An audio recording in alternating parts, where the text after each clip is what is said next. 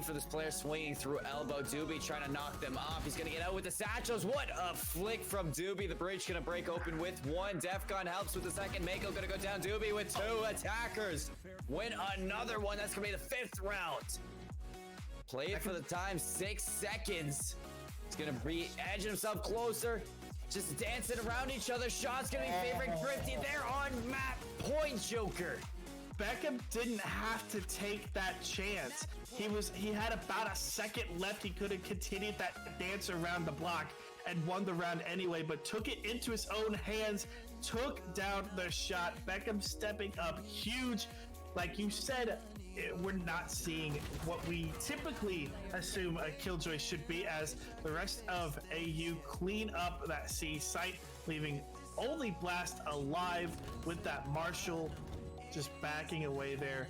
Could try to see if they could find a kill out of this. They do find Killa, which helps out a little bit, but still getting taken down. That's round number 8 for AU. Full control of this match right now, but we'll see. Blast get himself healed up, is invisible.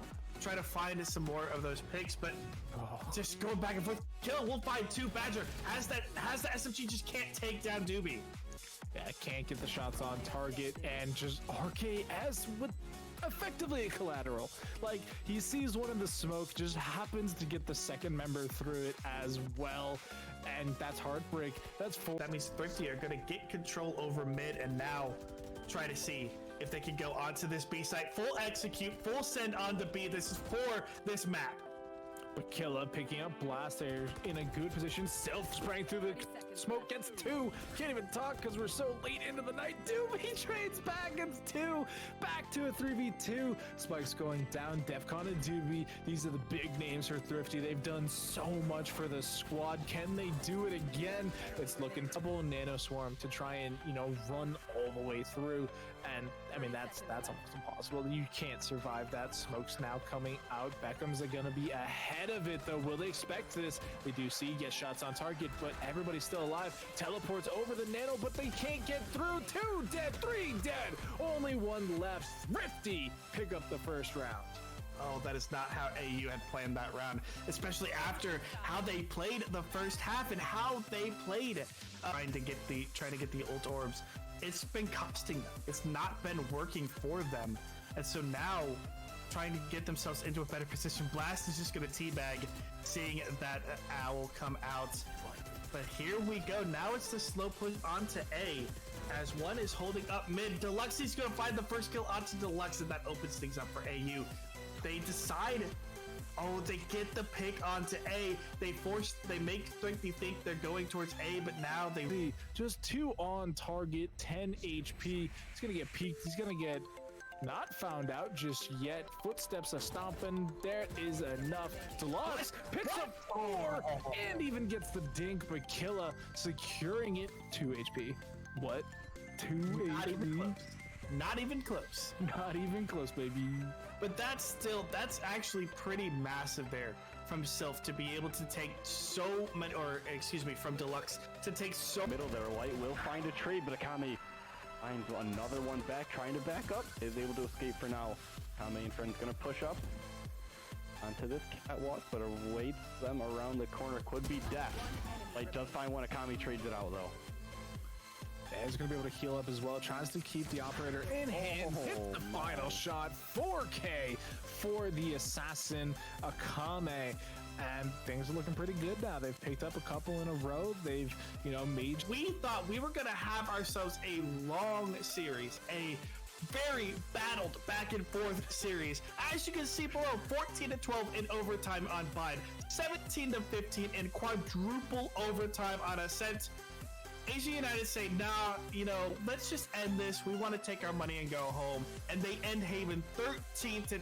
Congratulations to Asia United for winning this week's pit. He doesn't have position on the spike. He can't get himself in onto the site quick enough. It's going to defuse.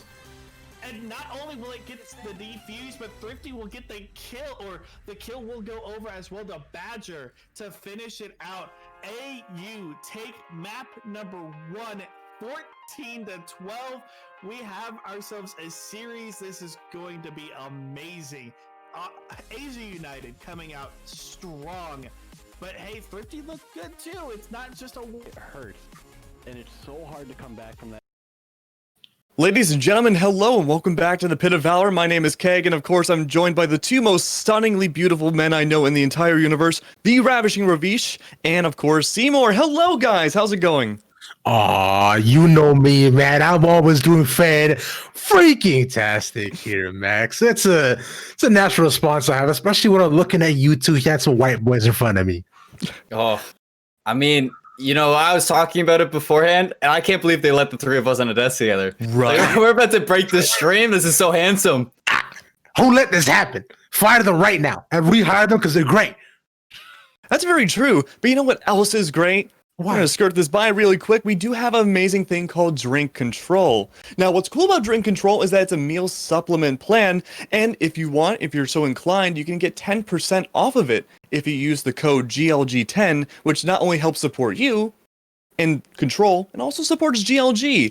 But the cool thing is, with every purchase you make, you will enter a giveaway for a free large bag, and the drawing will be near the end of January. And of course, on top of that too, if enough codes are used for the GLG code in Drink Control, the thing is that they'll like us more, which means they're more inclined to give us better offers and give you guys better discount codes in the future. So it's a win-win-win for everybody. So if you guys want to get that meal supplement plan, use GLG10 and get that 10% off. And of course, you get to see our faces much more often. And of course, we also like you more too, but that's just me saying.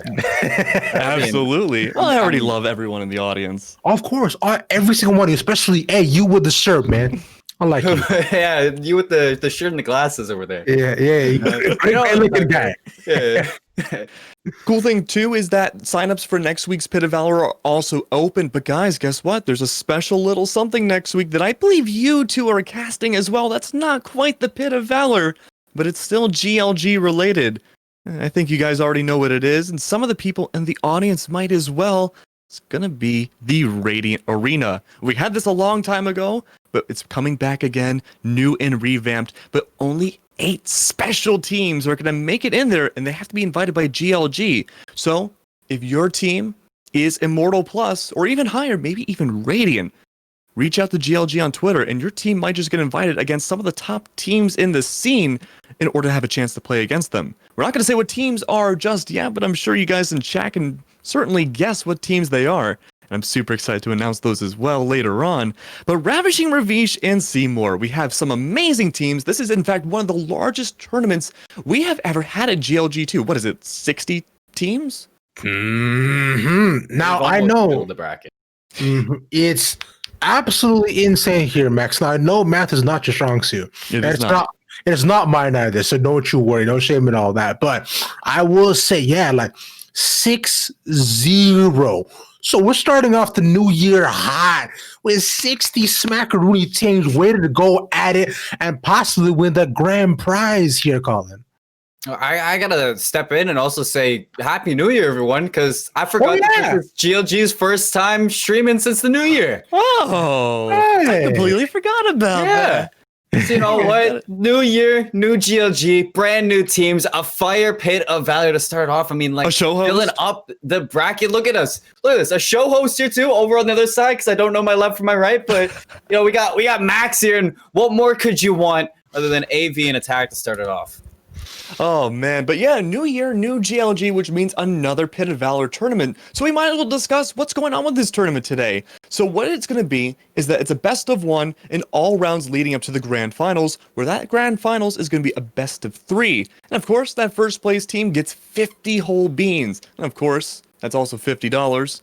But with that being said, though, there are links to the tournament in the chat, descriptions, everywhere you look, Battlefy links for if you're not playing in this tournament, you can always sign up for a future one as well because they're being held weekly, just for you guys. But $50, that's pretty good. But that's not the only thing either. De Noir is back as well, and they participated in our CFF charity event where we raised over $1,000 for cystic fibrosis. Isn't that crazy? That's awesome. You know what, Max? It's so crazy. It's crazy here, brother. Raising money for charity, helping out people who absolutely need it, fading away into the darkness. What else is new? I think we need to raise some money to get Keg or to get Ravish back from the Shadow Realm. Every time, bro. I need to go ahead and get new cards, I would say, but my grandfather's deck has no pathetic cards, kind of. Ooh.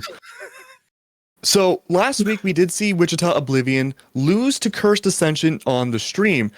And we don't want to see them lose again this week either. There's a bunch of storylines and a bunch of teams all flowing into this matchup here. And sure, there are best of ones. They're not quite the best of threes, so that means the stakes are going to be higher this week, guys. Because there are no map 2s. If you mess up the first half of a match and hope for not only the second half and maybe even maps 2 and 3, well, I'm sorry. You're kind of out of luck here. So Ravish and Colin, I'm going to start with you. What are the stakes at hand for these teams that might be benefiting or trying to hope for these second or third maps? I gotta say, a lot of teams that have been coming into the Pit of Valor lately, we've seen a slow start right off the bat. I mean, you have to hit that deathmatch right away. You have to get your guns hot, and you have to make sure that the communication is strong right away with your teams. Because if you slow down, there's no second chances. And I mean, a Pit of Valor, it might be $50 at the end of the day, but these are your chances to become known, your chances to be possibly invited into Radiant Arenas like we're having next week. And I mean, if you come out with a slow start with cold hands, you might be falling behind about your enemy. That's very true. And Ravish, what are some of the other teams we should be looking out for tonight? You know what, man? I want to go ahead and, of course, there are of course classic names here, Max. But for the top, you can of course talk about Attack Mode 2 coming into another fantastic team, right? You can as like along with other dudes, along with the other dudes from Attack Mode as well. Along also Zyme as well from All Victory. Teams we saw at.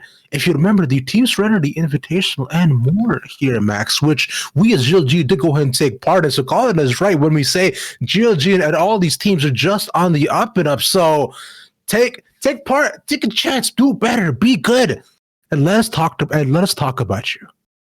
Click heads. Absolutely.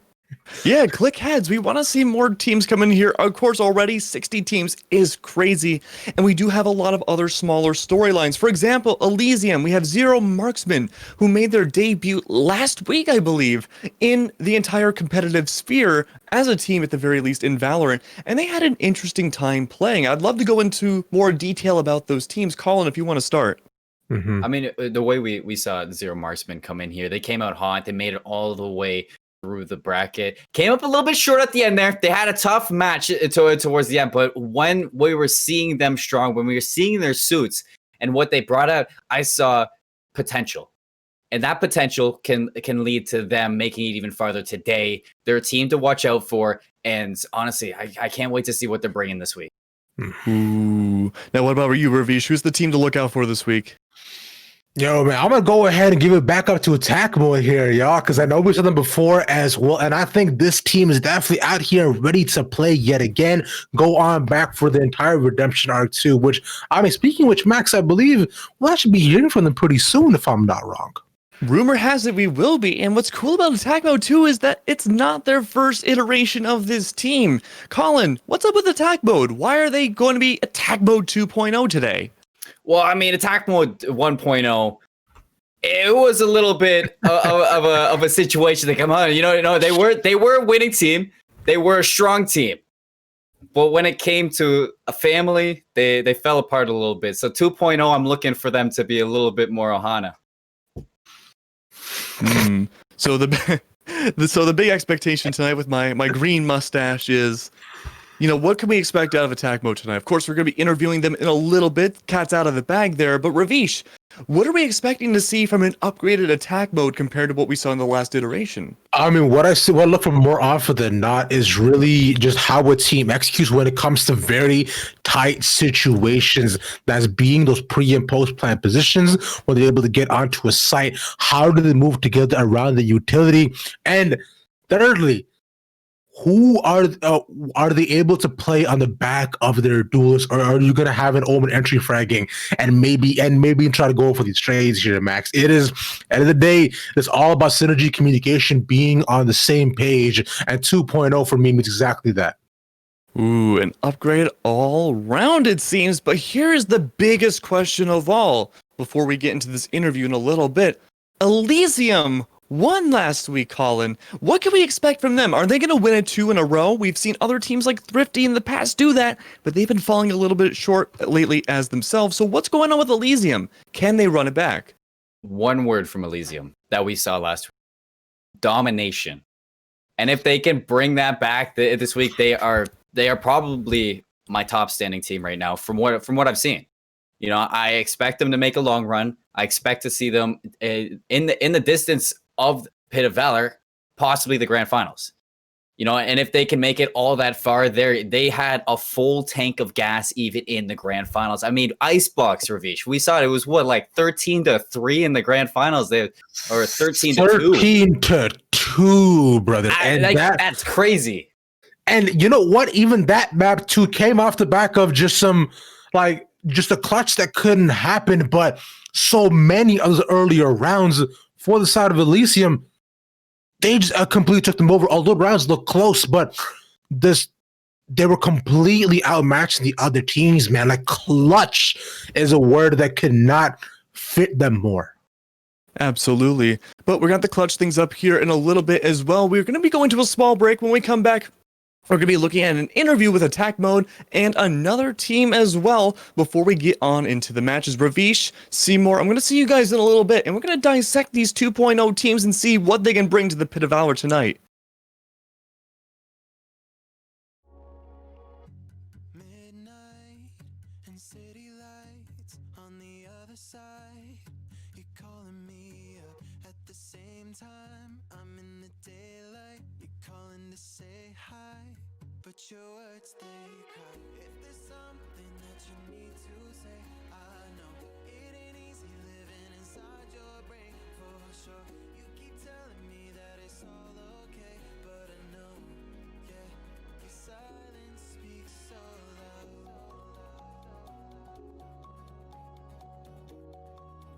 Your silence speaks. Hey, Rex, how's it going, man? It's going good. How about you? I'm doing pretty good myself. Welcome. You are the representative of Attack Mode here, and it's really cool to see your second iteration of your team coming on through. And we wanted to talk about that second iteration because it seemed like at first it wasn't really the placements of your team or how you guys played was really the reason why we had to be in this situation now where, you know, Attack Mode kind of fell apart, and now it's up to you, it seems, to help rebuild everything together. So I was hoping you could walk us through the small little in-between history of between the original Attack Mode and to where we are now. Yeah, sure. Oh my, that's a loaded question. Jesus. I wish I had gotten these beforehand. It's all good. Yeah, so the original roster fell apart because there was a huge lack of leadership. And that's nothing against any of the players or like any of the management. It was just not led properly. There were no goals set in place. So it was kind of like a winging it moment, you know? So that fell apart. And then the next month and a half, 2 months, 2 months or something, everybody on the team that is on the team currently was a free agent. And we were kind of all over the place. And about 2-3 weeks ago, I got hit up by the owner of the organization of Attack Mode, asking me to come back and to possibly help rebuild the team. So I took it upon myself to really get that team put together and find the best fit, in terms of players. And I kind of really looked all around. I gave chances to new players, people that I had didn't really know, haven't really heard of. And I settled on the roster we currently have, and I'm pretty confident about it. There's one player that's returning. His name is Rack, and the 3 others are new, that being Yenner, Giga, and Frag.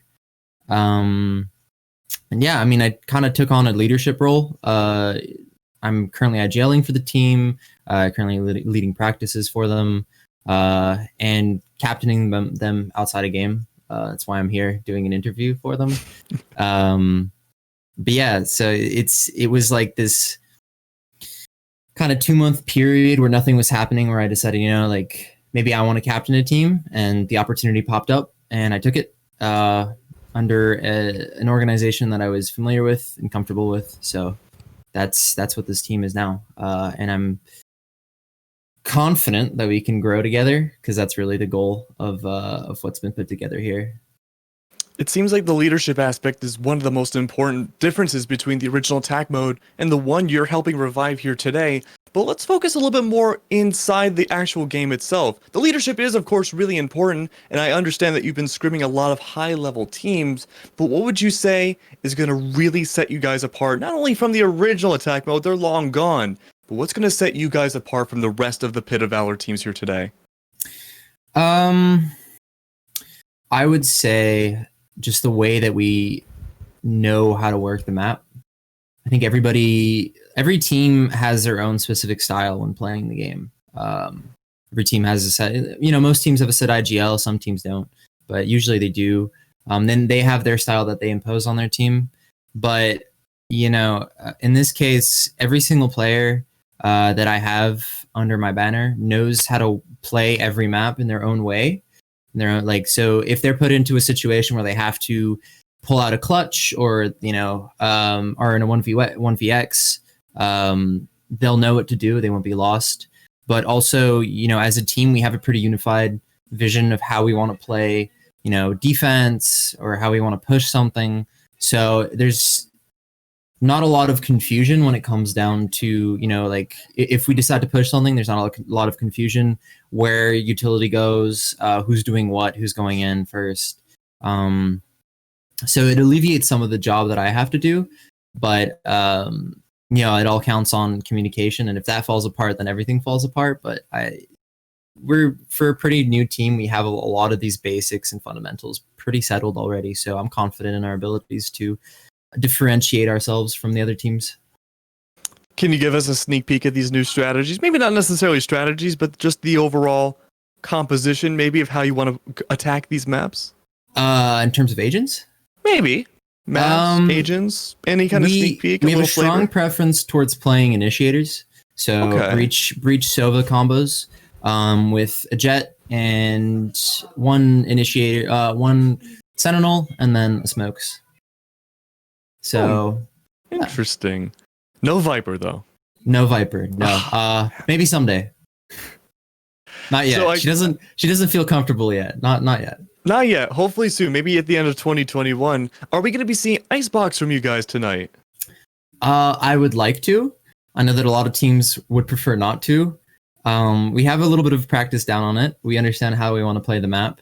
And we've already played a couple of decent teams on it and we got our ish kicked in.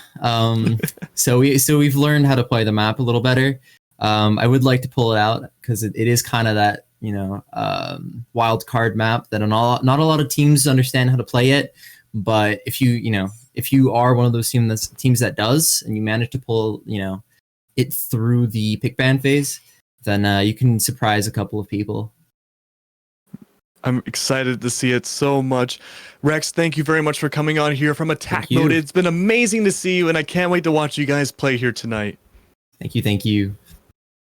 All right, let's bring back in the casters. I think we're going to be going to a short break while we get everything set back up, but I cannot wait to either see the casters or our second interview going on relatively soon. And we're going to see these two duke it out as well. See who's going to come out on top in this best of one, and maybe we'll even see some Icebox, but until then, we'll be back in a few minutes.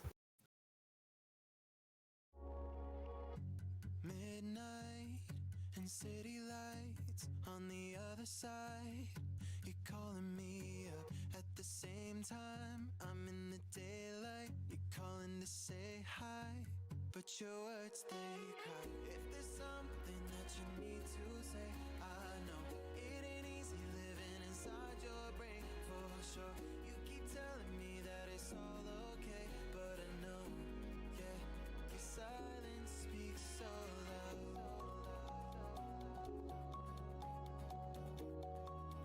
Your silence speaks so loud.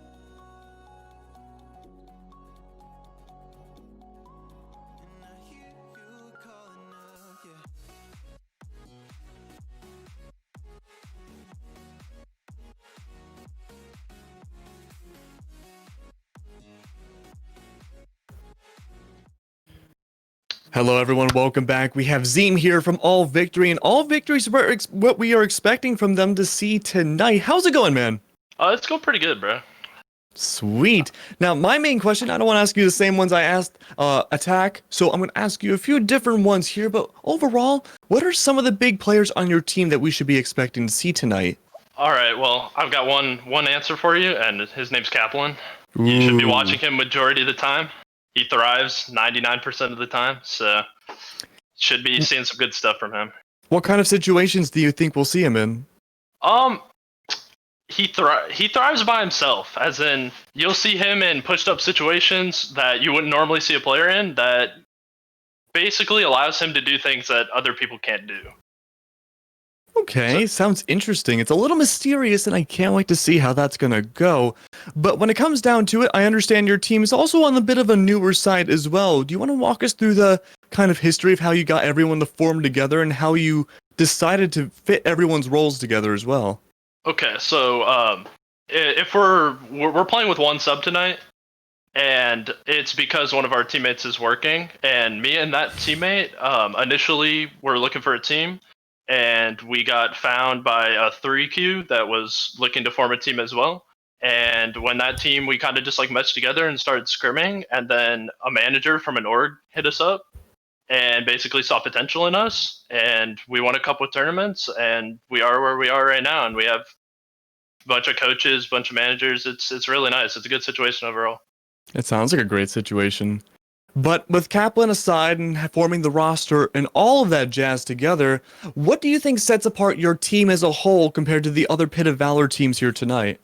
What I think sets us apart is we're a very reactive team. We work well under pressure. So I think I trust our IGL, but overall as a team, we react more than we do listen to him, if that makes sense. Okay, fair enough. I'm really interested to see how that chemistry is going to go. And in the scrims that you guys have had as well, do you find that to be a good dynamic to have? It's nice because it doesn't rely only on him, as in he's very new to it. So like he's very new to IGLing. He came from Overwatch and other games like that where it wasn't used as much as like more of a CS background like the rest of us have. So the reactive calling is better because certain people know different things across the map round by round. Interesting. But speaking about those maps, though, I asked before if we're going to see Icebox. Are we going to see Icebox from you guys as well? You will see Icebox from us. Yes! Sweet! As long as it doesn't get insta-banned or anything like that, you will see Icebox from us. I mean, if you saw the interview before with Rex, he's been saying that they've been practicing on Icebox. Yeah, you will definitely see us on Icebox tonight. Ooh, you heard it here first. I'm looking forward for that. Icebox matchup. I'm really excited to see this one now. I'm super excited. Do you have any final thoughts, anything to say to your friends, your family? The audience is completely yours right now. I've got nothing, man. I'm just ready to play. Sounds about right. We don't want to keep you waiting. Then thank you very much, Zeem. You have been amazing. And we're going to be heading back to the casters in a small second. And we got to get these matches underway. We got to see how Icebox is going to go between these two.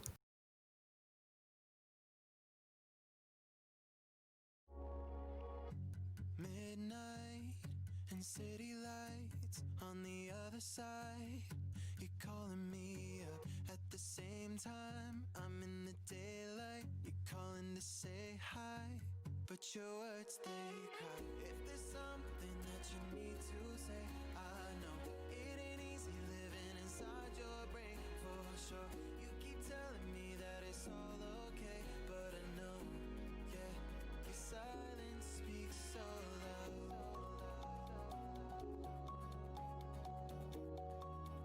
Your silence speaks so loud.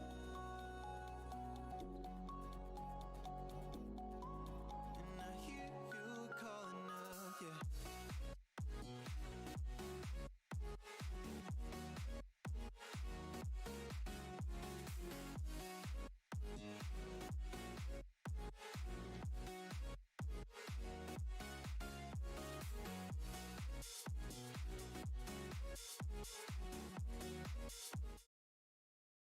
Icebox, Icebox, and Icebox, guys. We might be able to see that in map number 1, Ravish and Colin. It's not a map we get to see too often, let alone in the Pit of Valor. I'm really excited to see how that's going to go down. What are your opening thoughts, Ravish? Man, Max, you and I have talked extensively about the potential of how great a map Icebox is. I think it either for teams that don't understand it and are not able to harness the beast that it presents, get absolutely run over. But for teams who are able to create those fast plays, work around their call outs and land them shots, as Colin says so eloquently, click them heads, it is a dream come true because not only can you rotate it back and forth, A and B site are mad nice as I fade away yet again. Oh no. It's just fun to watch. That's right, Colin. But what do you expect to see from Icebox as well? What are some of the negative aspects of it as well? Look, when you look at a map like Icebox, I think the most negative part about it is that I don't find negatives when I play. Like, Really? and that's when you're looking at that. I think teams are a little bit afraid of hopping into there because I think they're just not prepared for it. So the fact that it's new may be a little bit of a negative, and the fact that teams might not be as practiced for it, even though it's been out for I think enough time that they should be practiced for it. They might have looked over it. I'm looking at Icebox of a more of a deathmatch style map. It's like it's not gonna be like you're gonna have those set plays, but when you get onto the site, you're looking at trades, and the trades are gonna come out from the utility used. You look at communication. I think that it is probably one of the most fun maps to watch and play. And I'm not just saying that because I like new maps, but I think that is a fact. All right, guys, we're just about ready to get everything going for the first map. And if it is Icebox, or even if it's not, what are some of the big things we should be looking out here tonight between these two teams? Well, mainly like we talked about before, right, is the main factor which we just mentioned is about how they play around their IGL, which I understand is not a factor for one of them. So that's going to be fascinating for me to see how they create their plays and whether they play the very solo queue style of composition. I know they go ahead and talk about, the coaches and how they're all working together so very cohesively in their own org. But past all that, now it's how do they work together as a team here, Max? Like we said before, what are they capable of is really what I want to see. Yeah, I mean, the case of having a very interesting IGL position will be super cool to see in game. Colin, what are your thoughts on that? I think that if you're gonna go to Icebox, it has potential to work. I think it's crazy. I think it's absolutely crazy to pronounce an IGL and then to state that you're gonna play more reactive than proactive, which I think if you're playing defensive on Icebox, playing reactive is not the method to go for unless you're playing for retakes. You have to be very proactive on this map. You have to be very aware of where the enemy is going to be pushing into or where they're holding if you are on attack. And I think that if you're looking at certain compositions that you're going to run where you're in that reactive state of mind, I think if you're going for that deathmatch brawl on points, it could come out in the trades. But when you're looking at it from a game of Valorant, you go for those 13 rounds. It can go for a very long time. I think I'm going to bank on having an IGL over the reactive game style. Well, luckily, we don't have to wait much longer to see how this is all going to go. Ravish and Seymour, I hope you guys are ready. We're about to get started for map number 1, might be Icebox, and we will see how things go down in the Pit of Valor going up very soon. Guys, it was fantastic to be here, and I'll see you guys after map number 1.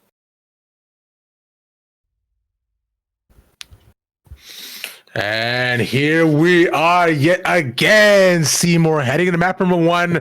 We talked about it a ton. I don't see no ice, but I do see some ascension as we're heading on into Ascent for game number 1 between Attack Mode versus AV. Colin, how you feeling about it? Look, I don't see any ice on the map, but I hope there's ice in the veins of the players at hand. I want to see what they're going to bring out here because we talk about it all the time, Ravish. Ascent, defender-sided map, heavily defender-sided. I'm looking for a lot of utility, a lot of like a solo hold potential character like a Killjoy, which I don't see on the map, but Cypher, that could potentially work for the B site. So it might not be totally out of hand to play a solo hold on defense for B with that Cypher. I'm liking the double duelist on the Jet and the Reyna 2 for AV. I want to see if that comes out to an advantage on this defensive hold. Yeah, Reyna as well right now I think Reyna is the duelist to have on Ascent because of how you can literally block off entire sightlines with your layer, especially when she's able to enter. Reyna in general is a very strong character too, and like especially for getting mid control depending on how these teams play, easily and really well done. Though on the other side, I like the Breach a lot from attack mode. I think Breach is one of the characters we were talking about before, very underutilized, but it's so good on this, especially if you use Royal Thunder to enter in onto the site. You can pretty much get almost everybody and everything. Yeah, call that amazing. We see as we head into game and round number 1 between the two teams. Silver comes out. You see the setup for the side of attack mode, dude. They're setting up for a slow A push to with 2 people there, but they're giving up mid control with smokes down a market. I like what I'm seeing here. You look at the Jet approaching trees. It looks like they're going for a split push on site as well with the Jet entering. The Reyna's going to have something in mind. The stun as well, not going to land. They're going for the retake on defense, which is going to be good if they can manage their utility well. I'm looking at the Omen, especially, to break into it. AV already with that Omen, getting the first kill too. So advantage in hand. Now Kaplan, they were talking about him in the interview. That Reyna already finding the second. Now Fluffy's gonna be on site. The Jet, the rest of them at hand as well. Following in suit, only 1 pick right now for ATK. And the Sova, he's gonna fall for first round going to AV. I mean, retake they did here, Seymour. That was clean, cool, and crisp.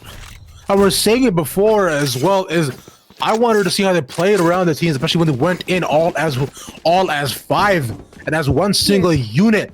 And they played it absolutely beautiful when they came in through trees and down through main as well, forcing down into hell. The trades going their way, really well done, and a strong showing by AV from the first round already. So we'll see if they keep this up. Good here. Well, seeing a force buy, it looks like, for round number 2. What are your thoughts on that one? Interesting take also well by attack mode to investing all in the sting as the light shield as well, but you know, bit lighter buys across the board for themselves as they're all pretty much all stacked on B. Flashes come out, the rotations come in from A with only 2 people there. Here, Seymour as Giga goes down. That pick from Wobby. That's going to be everything for the retake, too. You're already a player down. You don't even have a spike there. That's a second one. Rex going in blind.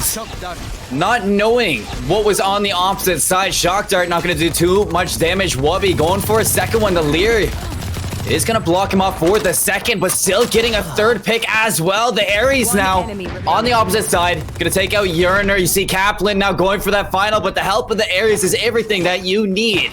They're going to get that defuse. They're going to get the second round, and it looks like the rifle round is going to be ATK looking for their first. This is why I was saying, Seymour, Reyna is fantastic on maps like a set here too, because using the Leer as the entry when they rotated over from the A side, able to go ahead and clear our rafters, force them back into the build house as well. And the Ares comes up big here. Zyme already getting 4 kills to his name. And on the other end, because attack mode actually invested in those things, the light shields too, did not have to go with pretty much for a save on their end, which is a little bit unfortunate, but they should be able to go ahead and get full buys within the next round. As you look for the setup as to how it's looking like it should. It's looking like you had to get a similar sort of A-style push that they had in the first round for the side of attack mode as they push in through rafters as a 3-stack. And with Cypher playing with Lurk at B site. Fluffy got a little bit spooked there. Dropped all the way down to 19 health. Giga with the Stinger. A dangerous gun going up against the Spectre. And the Stinger prevails for the first one as well.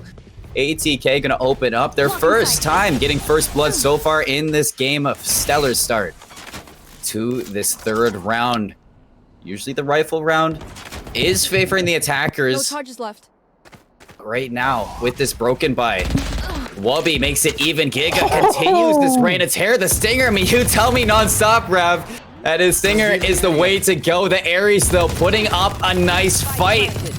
Heaven control for the attacker. Spike is down, a 3-on-3 retake.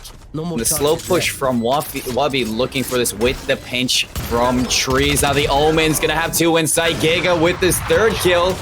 AV Zyme not gonna find anything with the Ares, and it's all down to the one defender. Now he's on site, lets his position get node. Frag actually getting his head ripped off. He's gonna have his location caught out, and on either side is death. Which one's gonna get it? It's gonna be Yearner.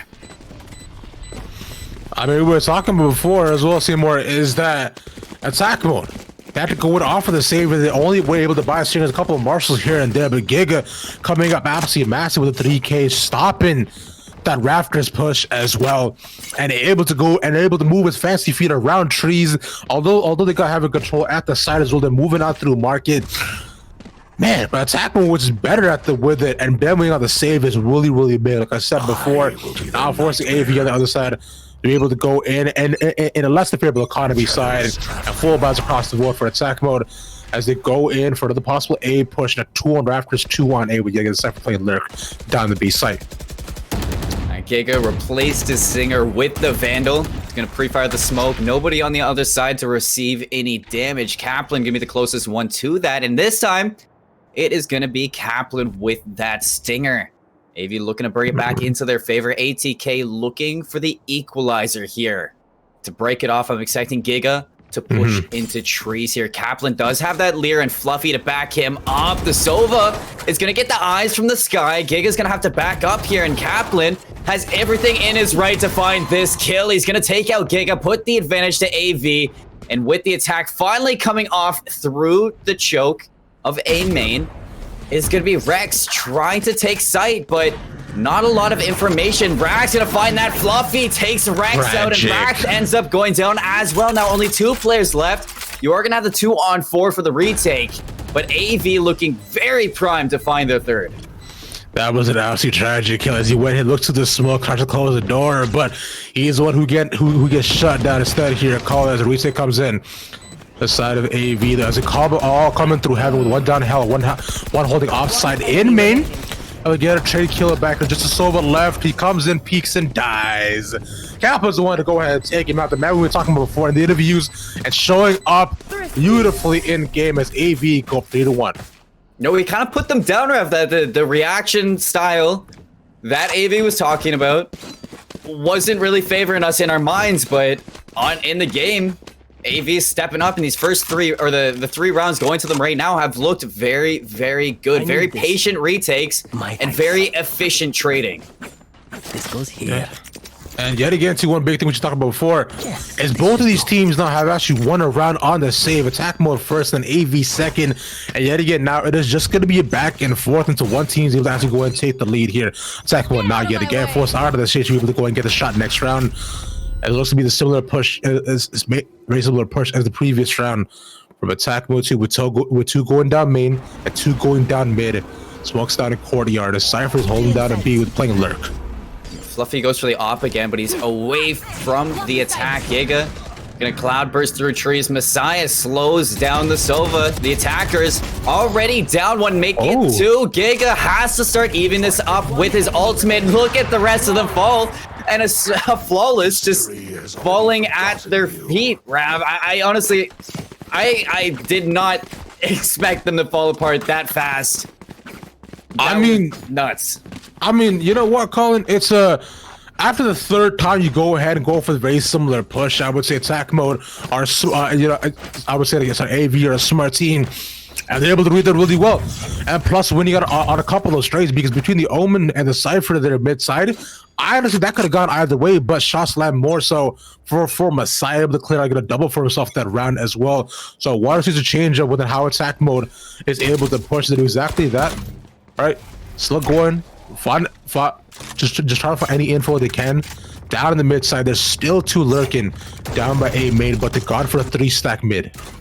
You actually have the Rolling Thunder too, because you got the ultimate orb on A, so ATK, they could potentially burn that ultimate to take control of the site and have an even 5-on-5 for the retake. Curious to see what they go for, because Giga and Rax take control of market. So it looks like they're going to split right over to B, except look at where the spike is. Rav is all the way at A. They're looking to just move them around and disrupt this defense. Spread them thin as they rotate back over to the A site. Frag takes out Wubby. Kaplan looking to equalize, but he's looking for the second one. The first onto Frag, taking out that Omen. Spike's gonna go down. Empress alongside the Hunter's Fury is there. Kaplan makes it an even 3-on-3. I don't think they're gonna put any more ults into this fight. They're banking on this Empress, Zyme, and Kaplan double kill between each other. Rex puts up a fight, but the shorty says differently. Man, okay. Oh, wow. So attack mode used so much there to be able to actually entry in onto the A second. All the information, the neural theft find the positioning, the Rolling Thunder get it onto A, kill the Cypher, get the plant down. But then let's go ahead, even look at the replay here, Colin, as well, as they coming through Haven. Kaplan uses both leers, finds a couple finds one at the beginning, the other at the site, and the auto spraying down from the top just absolutely wrecks them, and they retake the site as 3. The shorty shot in the air wasn't even fair, man. This is wow. Oh my god, an AV yet again. Look, they're trying to go in a similar defensive position as attack mode. Set up yet again a bit outside the A site. 2 down mid. You see Giga peeks right before Fluffy's positioning is known. The Hunter's Fury, look at the top kill feed, does take out Frank. Kaplan gonna get a 3rd. Everybody from ATK falling apart right now, and really it's at the hands of what we've been saying. Kaplan just here taking the duels, winning the fights. You see a lot of these gunfights that are being taken from ATK are favoring the defenders. They are not following up with the utility. Want to see them change that. I want to see them be more patient and retake a little bit more smart in what they're doing, because they're setting up for good attacks, Ravish, but they're just being a little bit too aggressive and just going a little bit too quick.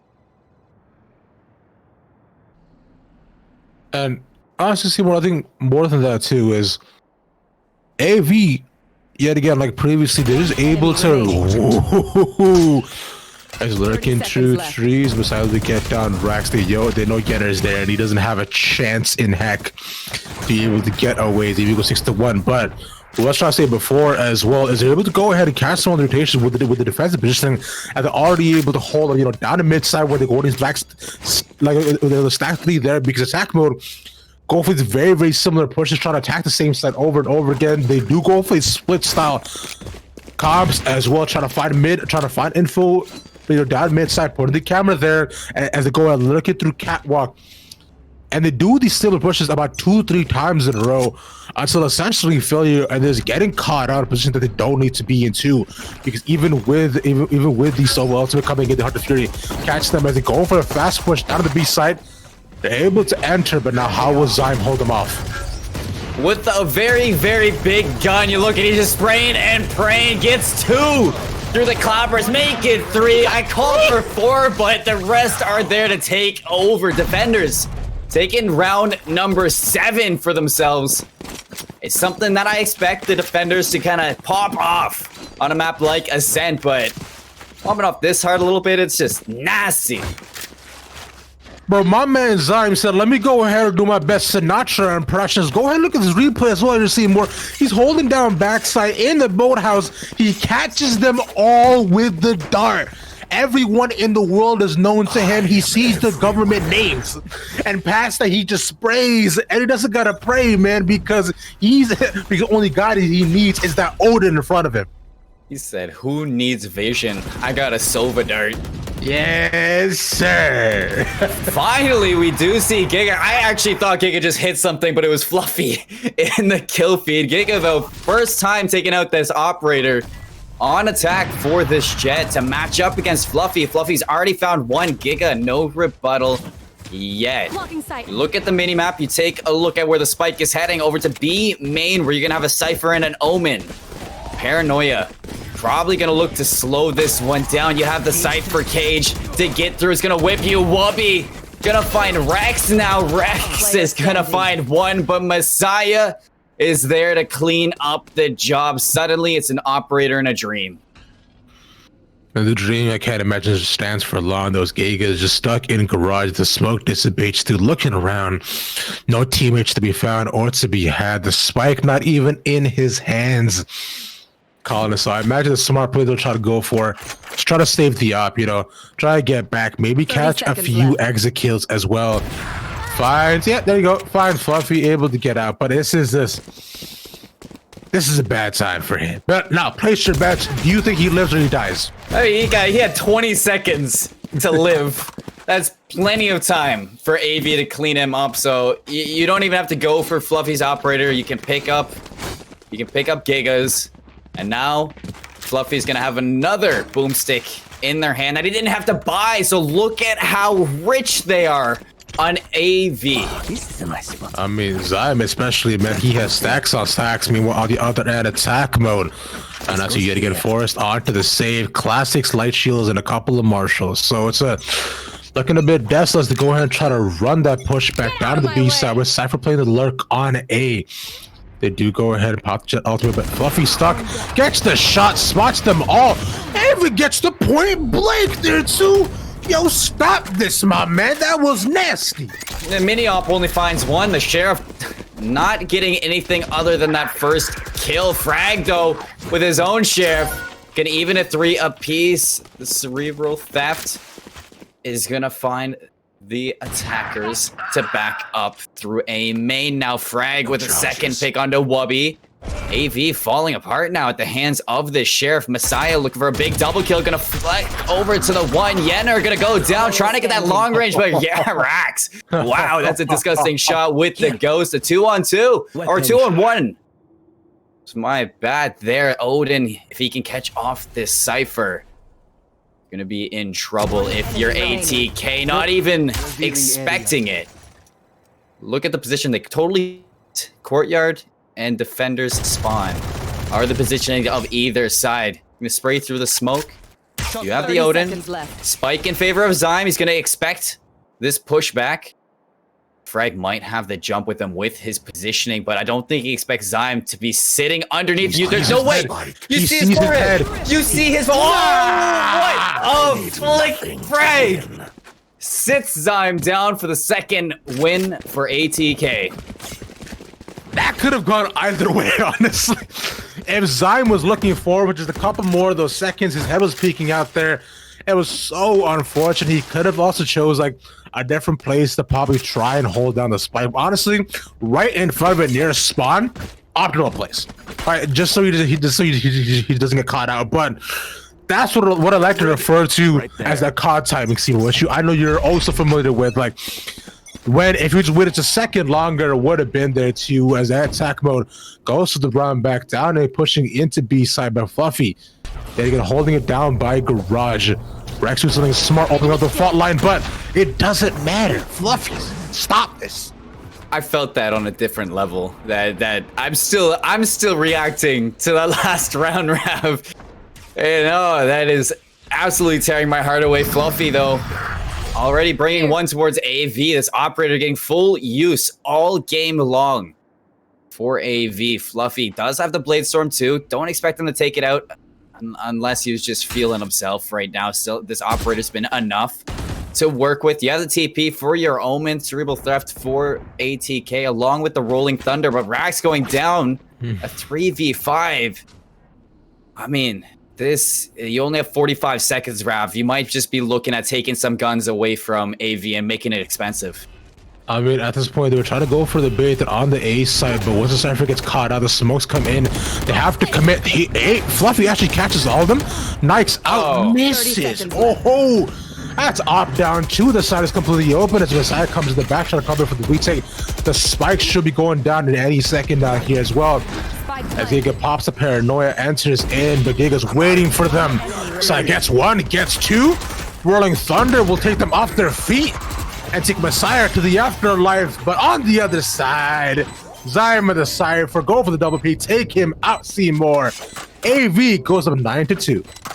For a 3v5 that spread from ATK, was it too bad? You're looking for those picks to cross through choke. Maybe you have to force some uncomfortable gunfights, but Messiah's TP into shelter there was chef's kiss. They did not expect that. He got the double kill. He left Rex all alone with his lonesome Rolling Thunder. But I mean, the knockup, you just have to wait for it to subside, and then your retake is just back a foot. And that 2v1 is just going to be a simple trade towards AV 9-2. I want to see this quick A push come in from ATK. Be very proactive here onto the site. The Paranoia looking to slow them down. The Tremor along with the Hunter's Fury. Look, this is what we mean right here. AV. Where they said they were being reactionary. I'm seeing a lot of proactive plays. And beautifully so, the Paranoid right at the beginning, slowing them down. The Hunter's Fury as well, is taking them all out. Here's Seymour now capping up top side with Zyme. Fragging by, I guess. Wow, okay, round's done. Oh, cool, man. You want to get a coffee? I mean, I think I need a coffee right now. That wouldn't be too bad. Maybe a tea. You know, I could go for a nice little tea right now, but I think ATK 2.0 has some things to work out for Ascent. Yeah, the pushes right now for themselves have definitely just have not been super strong too, with the way they try to push it with the Paranoid right at the beginning. The fault line too, I respect with the way they're using it, but with how they're trying to enter onto the site, just is not working for them now. Maybe ATK are a much more defensive sided team, and we'll see that as of right now. Because on the other end, AV going for a very similar setup as well for the A side push, likely to put a smokes down on Cat, and also down in main as well as they push in through mid with two there. But Giga, I spot this. So make that 3. Sorry. A bit of a chop in the play right there, but no worries because we're right back in the action. Kaplan gonna get Paranoid. Still gonna take control of trees. The door's gonna go down, no longer standing. A full flash and he's on site, just pressing W. Rax, Giga, 3 apiece. Frag looking for 4, but Messiah shuts that one down. Rex with some Hail Mary pistol shots. Gonna get a nice double kill. Defenders are gonna take this one. ATK on the side swap. Take round number 1, make it 10-3. Bro, I mean, that was a very, very different ATK from what I've seen so far, man, because I've been liking how they were able to go ahead and set up with the attacks, with the attacks coming in, because it was a very similar setup to the way the AV had it as well. Here, calling to with the coming in down through mid, but they play it patient. You let them push it onto the side and coming from the back. And those classic right clicks, man. Nasty, Colin. Nasty as you could ask for right now. And that's what I was hoping to see on the side swap, Rav. You know, a nice little comeback from ATK would put them right back into the distance. I mean, you find pistol round, you take round number 2, suddenly it's 10-6, and you only have 4 more rounds to catch up to. So totally doable for the comeback here. And Frag might be looking to shut this one down early inside trees. Messiah gonna be working with Kaplan. Rex gonna be there. Beautiful Paranoia. Rex gonna hit the swing. Spectre gonna find first blood as well. The second swing from Kaplan, not gonna do anything. Frag gonna keep it a 5v3. Zyme on the B side, taking control of market. The Aries though, Yenner gonna take out the first Fluffy. Now he's on board with this attack. You have site control for these attacks, or for the attackers right now, but for how long? Giga's gonna be there with the ghost. Frank shuts down the rest. An easy defuse, and ATK. This is what I want to see here. Like you mentioned me here, man. Like I mean, I said it before. ATK are very clearly just a defensive sided team, and the defensive side of the map are coming up big, right? Maybe this was the kind of disadvantage they needed to go ahead and wake themselves up and bring up more of these plays, because we said looking at Foxy flaws, and this is where the breach play I'm seeing really, really shines. 3 flashes are not enough. Give him 4. Make sure when he comes onto the screen, the rest of you stay blind here, man. I want to play with the white screen for the next 30 minutes here. Next 30 minutes would be an absolute crazy deal. Right now, what I want to see ATK pull this back. I want to see an overtime. You know, game number 1. Why not? Why not throw us into this full comeback, Rev? How do you feel about that one? I mean, that would be the way to tell, wouldn't it? Right, as they go and try to get after mid control. I almost want still holding down in the market as they go for a very split position here, Colin. So right now, Spike is over down by B as they move in through spawn. Trying to look in through garage as of right now, but having to do much as mid. It's going to give it up, Giga holding it down with that op. You know, Fluffy, when he was on defense, was holding very tight inside B main, getting a lot of openings to slow down the attackers. You see Giga now, he's holding down market and mid. You see his full push, full dedication to the B site now, as the race is on for the attackers to take control of B. Kaplan with one, Fluffy with a second. Plant's gonna go down a 5-on-3 for the retake, favoring the attackers right now. ATK. This is gonna be a tough nut to break. You have Giga with the operator, Rex with the Spectre, and a flank alongside with your Cypher in market. Wubby holding B main. It's gonna be the first initial defense. Gonna take out Rax, gonna take out Rex, and suddenly Giga is left alone. Give Wubby the 3-piece. It's gonna be round 11 for AV. All right, AV coming back in a strong way as well. As soon as they got rifles in their hands, because pistols is not their forte. So immediately at the beginning as well, when went for a little bit a split push here, Colin, right? They decide, okay, they don't want to commit to one side as of yet. A Spice staying down B, they all go and regroup. Sova Drone does spot them out at the beginning. But still, to go ahead and push it with those two Leers and with Wubby sitting at the back, keeping the spike in his back pocket and getting that 3K to clearing everything else out as they go for a split A push. But Fluffy right at the beginning clears out Frag, spots them out as Leer. Gotta get more control. Oh, Fluffy must have spent hours on end shooting some bots with the operator, because game number 1, he is as warm as you could ask for. Zyme gonna be pushing up Catwalk. Therese is going to be occupied by Rex, who's not going to win the gunfight. Instead, it's going to be Zyme bringing in ATK to only 2 players left. One of them is going to be rotating through defenders, going to be spotted out, and Rax leaves the lonesome Sova to get that 1v5 clutch. Spice going to be planted, but the hunt is on for round number 12. Zyme going to go for the shoulder peek, going to put some free firing into it. Yenner's going to not make it flawless, instead take 2 lives before going down. Anyways, though, it's going to be round number 12. Match point for AV. ATK heavily on the back foot. It's a tough position for them, especially right now, where they have to go in and come with a 4th spot as well. But what I'm liking a lot more, I'm looking at Giga right now, man. Although he can't get the op, but he has the Judge. So I want to see some Judge gaming here, babies. looking to go ahead and pop off right with the setup coming in from the side of AV here. Seymour definitely a bit farther back, going for a slightly split A push. So it's not committed to it. So there's a spike at the back. Now somebody's looking for information as they opted to get mid control. Kaplan. Get out of my They'll way. spot one out towards market.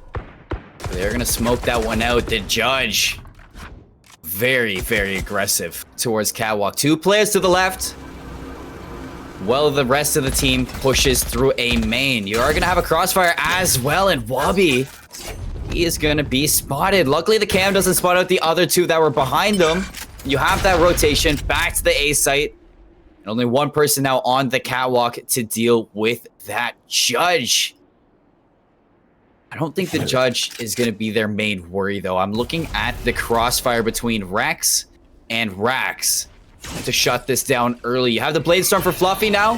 Sova Dart on site is going to split the attention. The Leer is going to be absolutely perfect. Rax is going to take advantage of it. You're looking for the 3rd. Rex is going to help him. Messiah does bring 1 kill back towards them, but Frag shuts down the rest with Zyme going down, leaving Messiah all alone. 100 health, all the armor that he needs. But he needs a couple kills to go with it. Finds the first one, a 3v1. Sova looking to set up that shock dart. You have the smoke and a block off the right side. Taking advantage to the left. Picks up the spike, going for the TP. Oh, this is 200 IQ. This is he gets the spike down. He has a paranoia to work with. And almost full armor, just about half armor left. So this could be the play that you're looking for to take it all. The clutch to win it, but he runs out of ammo. Yenner takes the kill. A valiant effort from the Omen. Man, that was sick. The way that was so clean, able to go ahead, sneak on in, He had the TP out there as well in the final seconds of the round. He just smokes out the spike right where it drops. But let's also not discount how Rax holding down that crucial choke point down in B with the Spectre clearing out 3 people, completely dissuading the entire push. But on the side of AV, attack mode are not out of it yet. Here, Colin, though, and decide to change it up. They're looking to try to attack down a B side for AV to see if switching sites will be the key to the success. Yet again, AV at match points, but 4 buys across the board. Oh, what a paranoia gig. Not gonna have any chance. Instead, gonna find death in the back. Fluffy does find one, but Yenner evens it for a piece. Hunter's Fury going to be sending Fluffy into a nice little jig on the site. 4v4 looks like for the retake. Spike being planted by Messiah. Let's take a look at their ultimates. You do have the Hunter's Fury for AV, as well as Cerebral Theft if you can find that kill. Rax going to take a Zyme, so no more Hunter's Fury. And a 3-on-4 for this retake. Now ATK starting to shred through this post-plant setup. Frag looking, expecting Wubby to be inside of B main. They're going to go for the clear, but Wubby's going to take down Rax. Gonna make it an even 3-on-3 with the Rolling Thunder. Gonna break apart this site. Rex does take out Wubby, but he's all alone. Fluffy with the op. Messiah doesn't even give him the chance to use it. 13th round for AV, and they take this match. And round number 1 goes to AV. And what a strong showing that was here as well, Seymour, right from the beginning, where they took our, like 8-9 rounds to themselves off the jump as well from just strong positioning, really clear defensive play, and off of some amazing clutches coming for the Reyna here. As we have a main man, Keglenek back at it. Keg, what did you think of that match, man? I thought that was a really cool match to see. I loved what both teams brought to the table, but Ravish, tell us more about what AV did in that very beginning. How did they get so many rounds in a row? So right at the top of the dome too, right? We're looking at the retakes coming in for themselves. They were executed really, really well with the way they choose to attack, especially off of the B site. And one of the main things was the attack mode. Within the plays they were making, they were very readable.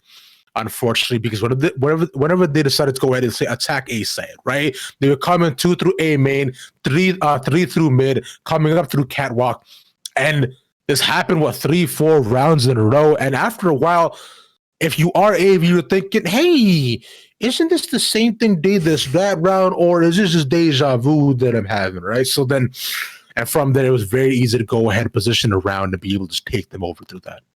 So then what was the big turning point? You mentioned it a little bit, Ravish, but I want to hear from Colin. What was the big turnaround that we started to see from ATK towards the very end of the matchup that kind of fizzled out too, but what really had them start getting those rounds back?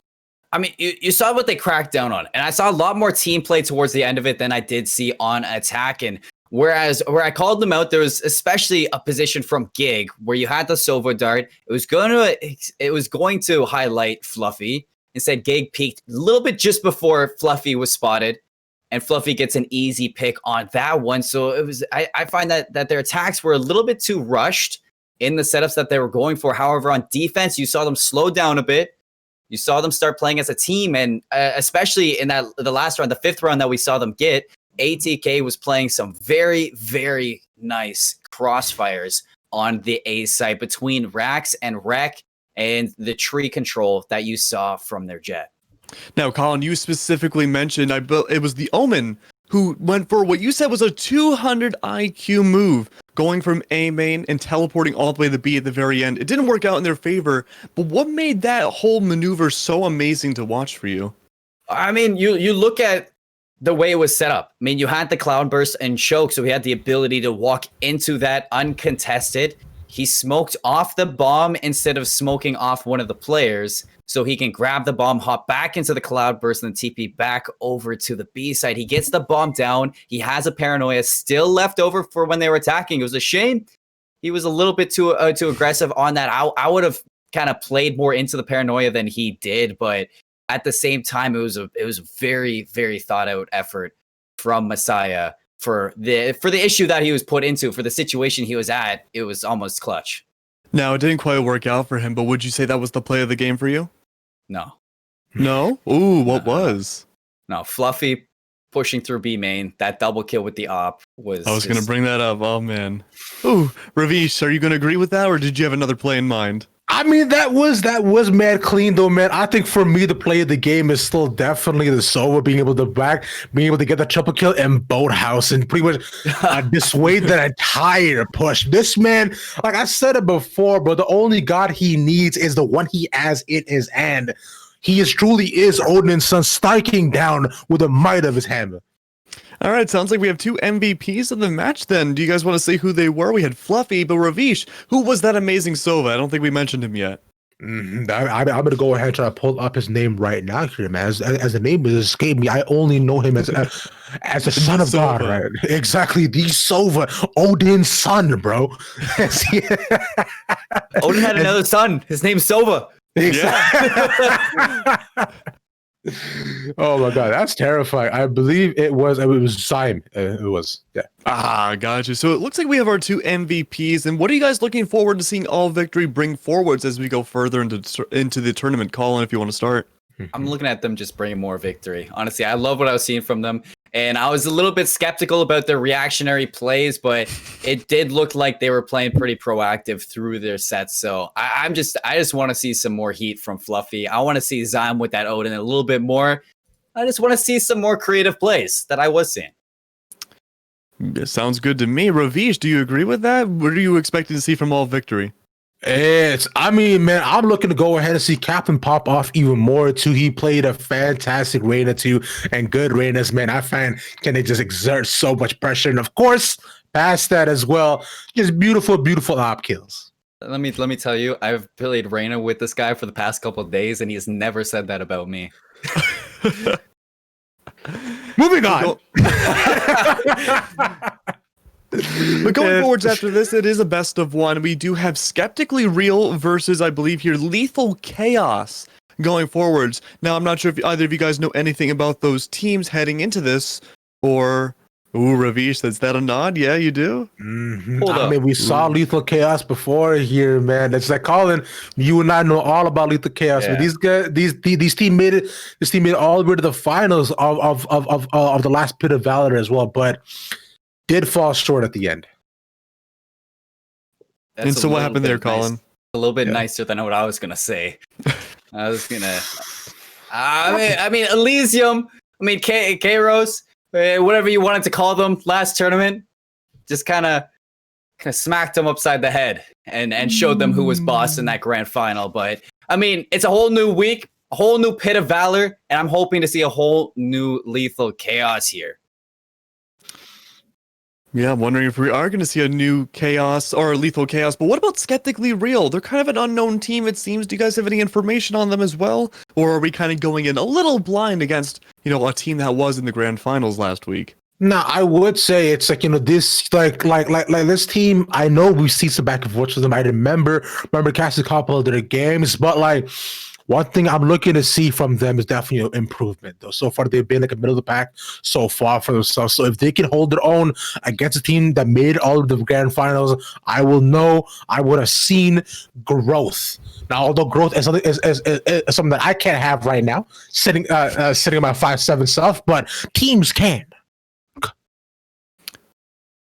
Is that what you're expecting to see as well, Colin? All I can ask for is improvement. I'm a little bit in the dark with this team, but I'm agreeing with Rav that if they can bring the improvement, I think that Lethal Chaos, I don't want to say that they were a little bit lucky getting to the grand finals, but I'm going to have to see a little bit more from them if they want to do the exact same this week. Ooh, do you think we're going to see a Lethal Chaos Elysium rematch? Ooh. Yeah. Ooh, I'd have to figure the bracket. I would definitely hope so here, Max. That would be optimal. That's right. But we are going to be going to a small break while we get everything set up for the next matchup. I hope you guys enjoyed everything so far, and we'll see you guys in a little bit after the break. Expected, but they do end up pushing as a double unit to take him down. And now it's a 3v2, 3v1 as Blast takes down Badger. Doobie will find Sylph, and once again, Thrifty put themselves onto map point. Yeah, really solid retake there. If RKS had been able to buy a little bit more time, maybe that round goes a little bit differently, but still 6 seconds basically on that defuse still. So plenty of time. Would have needed to probably... Mexico finds that kill on the blast. What a swing from Mako. Shaw's has his back too. You hear the TP, so those players on B, they got off the site to help them out, but now they have to play for the retake. Clamran not ready for this player swinging through elbow. Doobie trying to knock them off. He's gonna get out with the satchels. What a flick from Doobie. The bridge gonna break open with one. Defcon helps with the second. Mako gonna go down. Doobie with 2 attackers. Win another one. That's gonna be the 5th round. Play it for the time. 6 seconds. He's gonna be edging himself closer. Just dancing around each other. Shot's gonna be favoring Thrifty. They're on map point, Joker. Beckham didn't have to take that chance. He had about a second left. He could have continued that dance around the block and won the round anyway, but took it into his own hands, took down the shot. Beckham stepping up huge. Like you said, we're not seeing what we typically assume a Killjoy should be, as the rest of AU clean up that C site, leaving only Blast alive with that Marshall just backing away there. Could try to see if they could find a kill out of this. They do find Killa, which helps out a little bit, but still getting taken down. That's round number 8 for AU. Full control of this match right now, but we'll see. Blast get himself healed up, is invisible. Try to find some more of those picks, but just going back and forth. Kill will find 2. Badger has the SMG, just can't take down Doobie. Yeah, can't get the shots on target, and just RKS with effectively a collateral. Like, he sees one in the smoke, just happens to get the second member through it as well, and that's heartbreak. That's full. That means Thrifty are going to get control over mid, and now try to see if they can go onto this B site. Full execute, full send on the B. This is for this map. But Killa picking up Blast there in a good position. Self-spraying through the smoke, gets 2. Can't even talk because we're so late into the night. Doobie trades back, gets 2. Back to a 3v2. Spike's going down. Defcon and Doobie. These are the big names for Thrifty. They've done so much for the squad. Can they do it again? It's looking double Nano Swarm to try and, run all the way through. And I mean, that's almost impossible. You can't survive that. Smoke's now coming out. Beckham's gonna be ahead of it though. Will they expect this? They do see get shots on target, but everybody's still alive. Teleports over the Nano, but they can't get through. 2 dead, 3 dead. Only 1 left. Thrifty pick up the first round. Oh, that is not how AU had planned that round, especially after how they played the first half and how they played trying to get the ult orbs. It's been costing them. It's not been working for them. And so now, trying to get themselves into a better position, Blast is just going to teabag, seeing that Owl come out. But here we go. Now it's the slow push onto A, as one is holding up mid. Deluxe is going to find the first kill onto Deluxe, and that opens things up for AU. They decide... Oh, they get the pick onto A. They make Thrifty think they're going towards A, but now they just 2 on target, 10 HP. He's gonna get peeked. He's gonna get not found out just yet. Footsteps are stomping. There is enough. Deluxe picks up 4 and even gets the dink, but Killa securing it. 2 HP. What? 2 HP? Not even close. Not even close, baby. But that's actually pretty massive there from Sylph to be able to take so many, from Deluxe to take so... Middle there, White will find a trade, but Akame finds another one back, trying to back up, is able to escape for now. Akame and friends gonna push up onto this catwalk, but awaits them around the corner. Could be death. Light does find one. Akame trades it out though. Yeah, he's going to be able to heal up as well. Tries to keep the operator in hand. Hits the final shot. 4K for the assassin, Akame.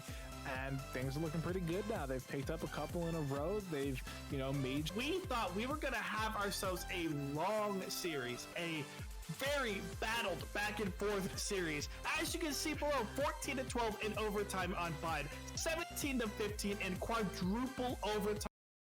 Ladies and gentlemen, welcome back. Same Pit of Valor. Two different casters here now for game number 2. We have Hawk's Nest versus the Doctor himself. Hello, guys. How's it going? How was the first game for you guys? Did you just say versus? I'm not actually going to be fighting Hawk's Nest today. Oh, you're not? He's too cute for that. I definitely I have to don't check my want to notes mess again. up that pretty face. But yeah, first match, lightning. You love to see it. You love to see the two teams starting off the tournament in that type of fashion.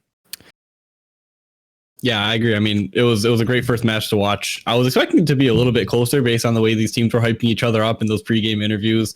But it is what it is. It comes down to still a great match.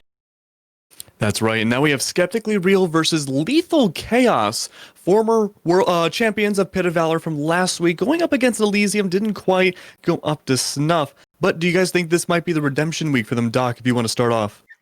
Yeah, I mean, new week, new team. You can definitely come in with a better mental this time. You're playing against teams you've already had the privilege of watching, so you can make up a better game plan for it. It is still best of one, though, so you do still only have that one shot, that one opportunity to really show the teams what you got. But, I mean, like I said, completely different week. You've had this time to prepare, reevaluate, make some adjustments to your own game plan. Like, if this is the time to do it, you want to do it now in the early stage of the tournament so you don't have to do it later on next week. Yeah, I agree with that 100%. They had the opportunity last week. They made it all the way to the grand final, so they're a team that knows what they're doing to get to that point. It was, a similar size bracket. We had 3 more teams this week, so they've been through the gauntlet already. I think they're going to be able to do it again. I'm a little concerned that they went down 0-2 in the finals last week. I would have, if they were like 1-2 with a closer game, I would feel a little bit more confident in their ability to push through it this time. But like Doctor said, they had a week to prepare. They've been practicing a lot more, hopefully, and I feel good about it.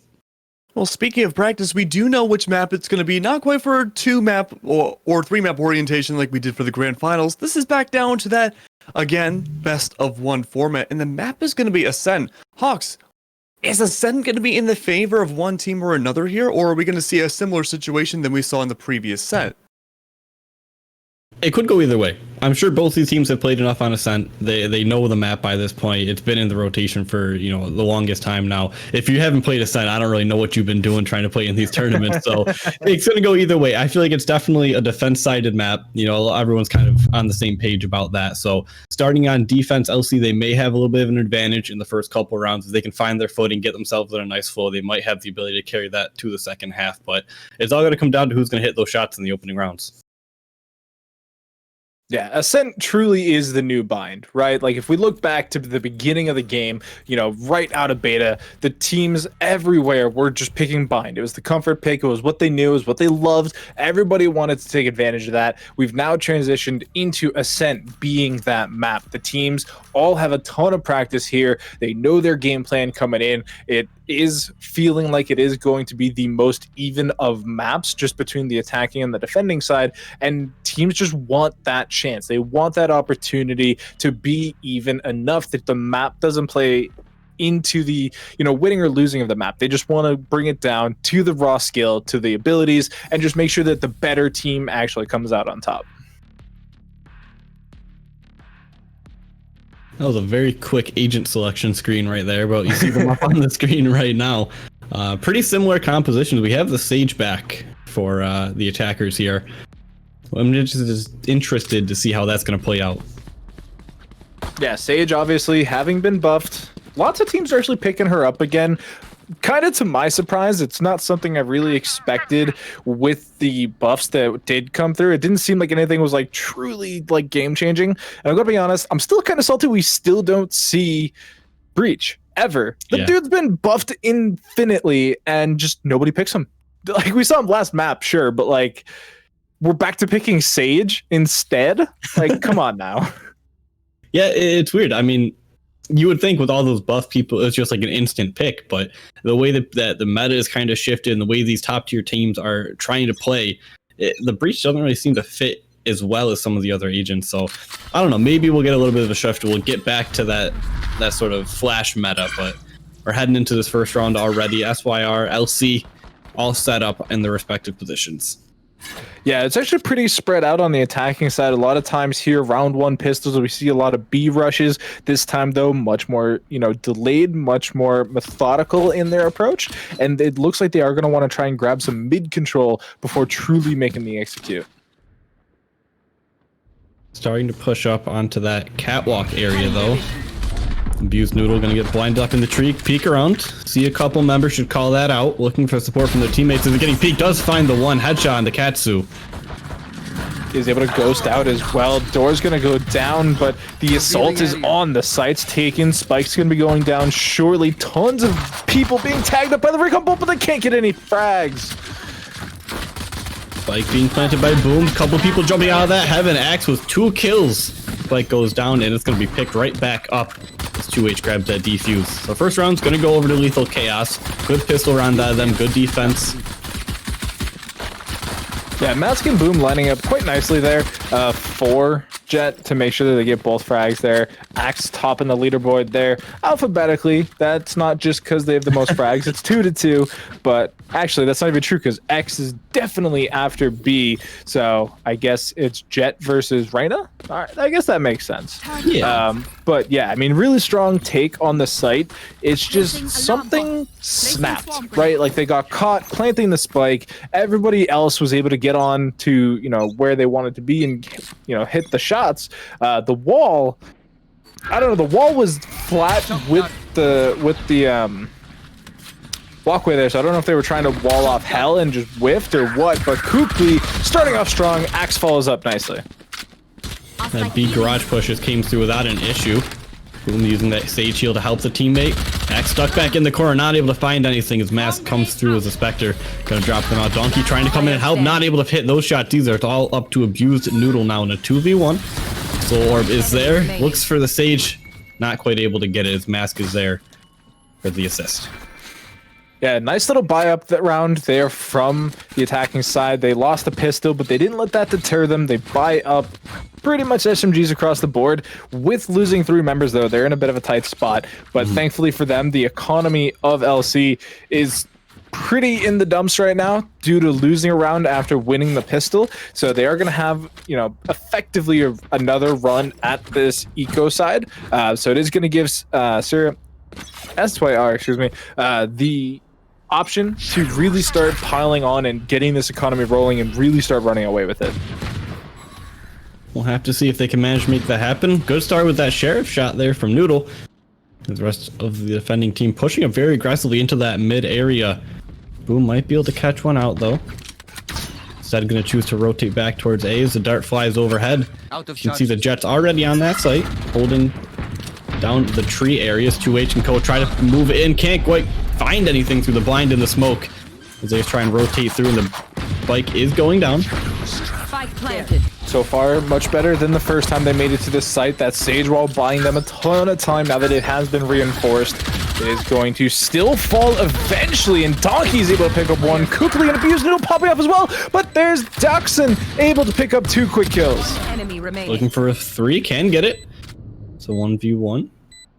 Lingering around the Rosie. Don't see him on this bike. Comes around the corner and Noodle. A little bit quicker on that trigger. It's a 3-piece for both of them as they MVPs for the round, but LC gonna take that one home. Stinger versus Spectre. Would seem that the Stinger just has a bit of an advantage there. That faster fire rate can really cause some problems in these pretty tight situations. So as we do see this retake once again, everything seemed to be going quite nicely. That's actually from the pistol round, but still went nicely there for the defenders there. They end up winning both of the A site rounds so far, and now they're pretty stacked up. They got 4 rifles, including the operator, and they're gonna be in a really strong position here. Abused Noodle sticking with that Stinger. It did them pretty good last round, so you don't want to just throw that away for nothing. Yeah, if you're able to hit the shot, a little bit of an unfortunate die there, but does still see all the people coming through. Recon Bolt will get destroyed. They push forward through this garage. Axe and teammates on the rotation over to that B site, but they're already there. 2H does pick up 1 kill from the back, trying to be challenged by the Sheriff. Not gonna be able to find that kill. Dexon now looking for the follow-up. 2H able to get 2, 3. before being taken down. Now it's a 3v2. Enemy remaining. Running shot in from Noodle. Oh, that's definitely painful to see. Donkey on the backside, is he going to be able to pick up the last frag of the round too? So those rifles really doing their job. Huge shout out to 2H. They're locking down the back of that site, picking up that 3K in the face of all those sheriffs even. You know, any stray shot there really could have spelled doom, but they held their nerve, they held the left mouse button, and they got the frags.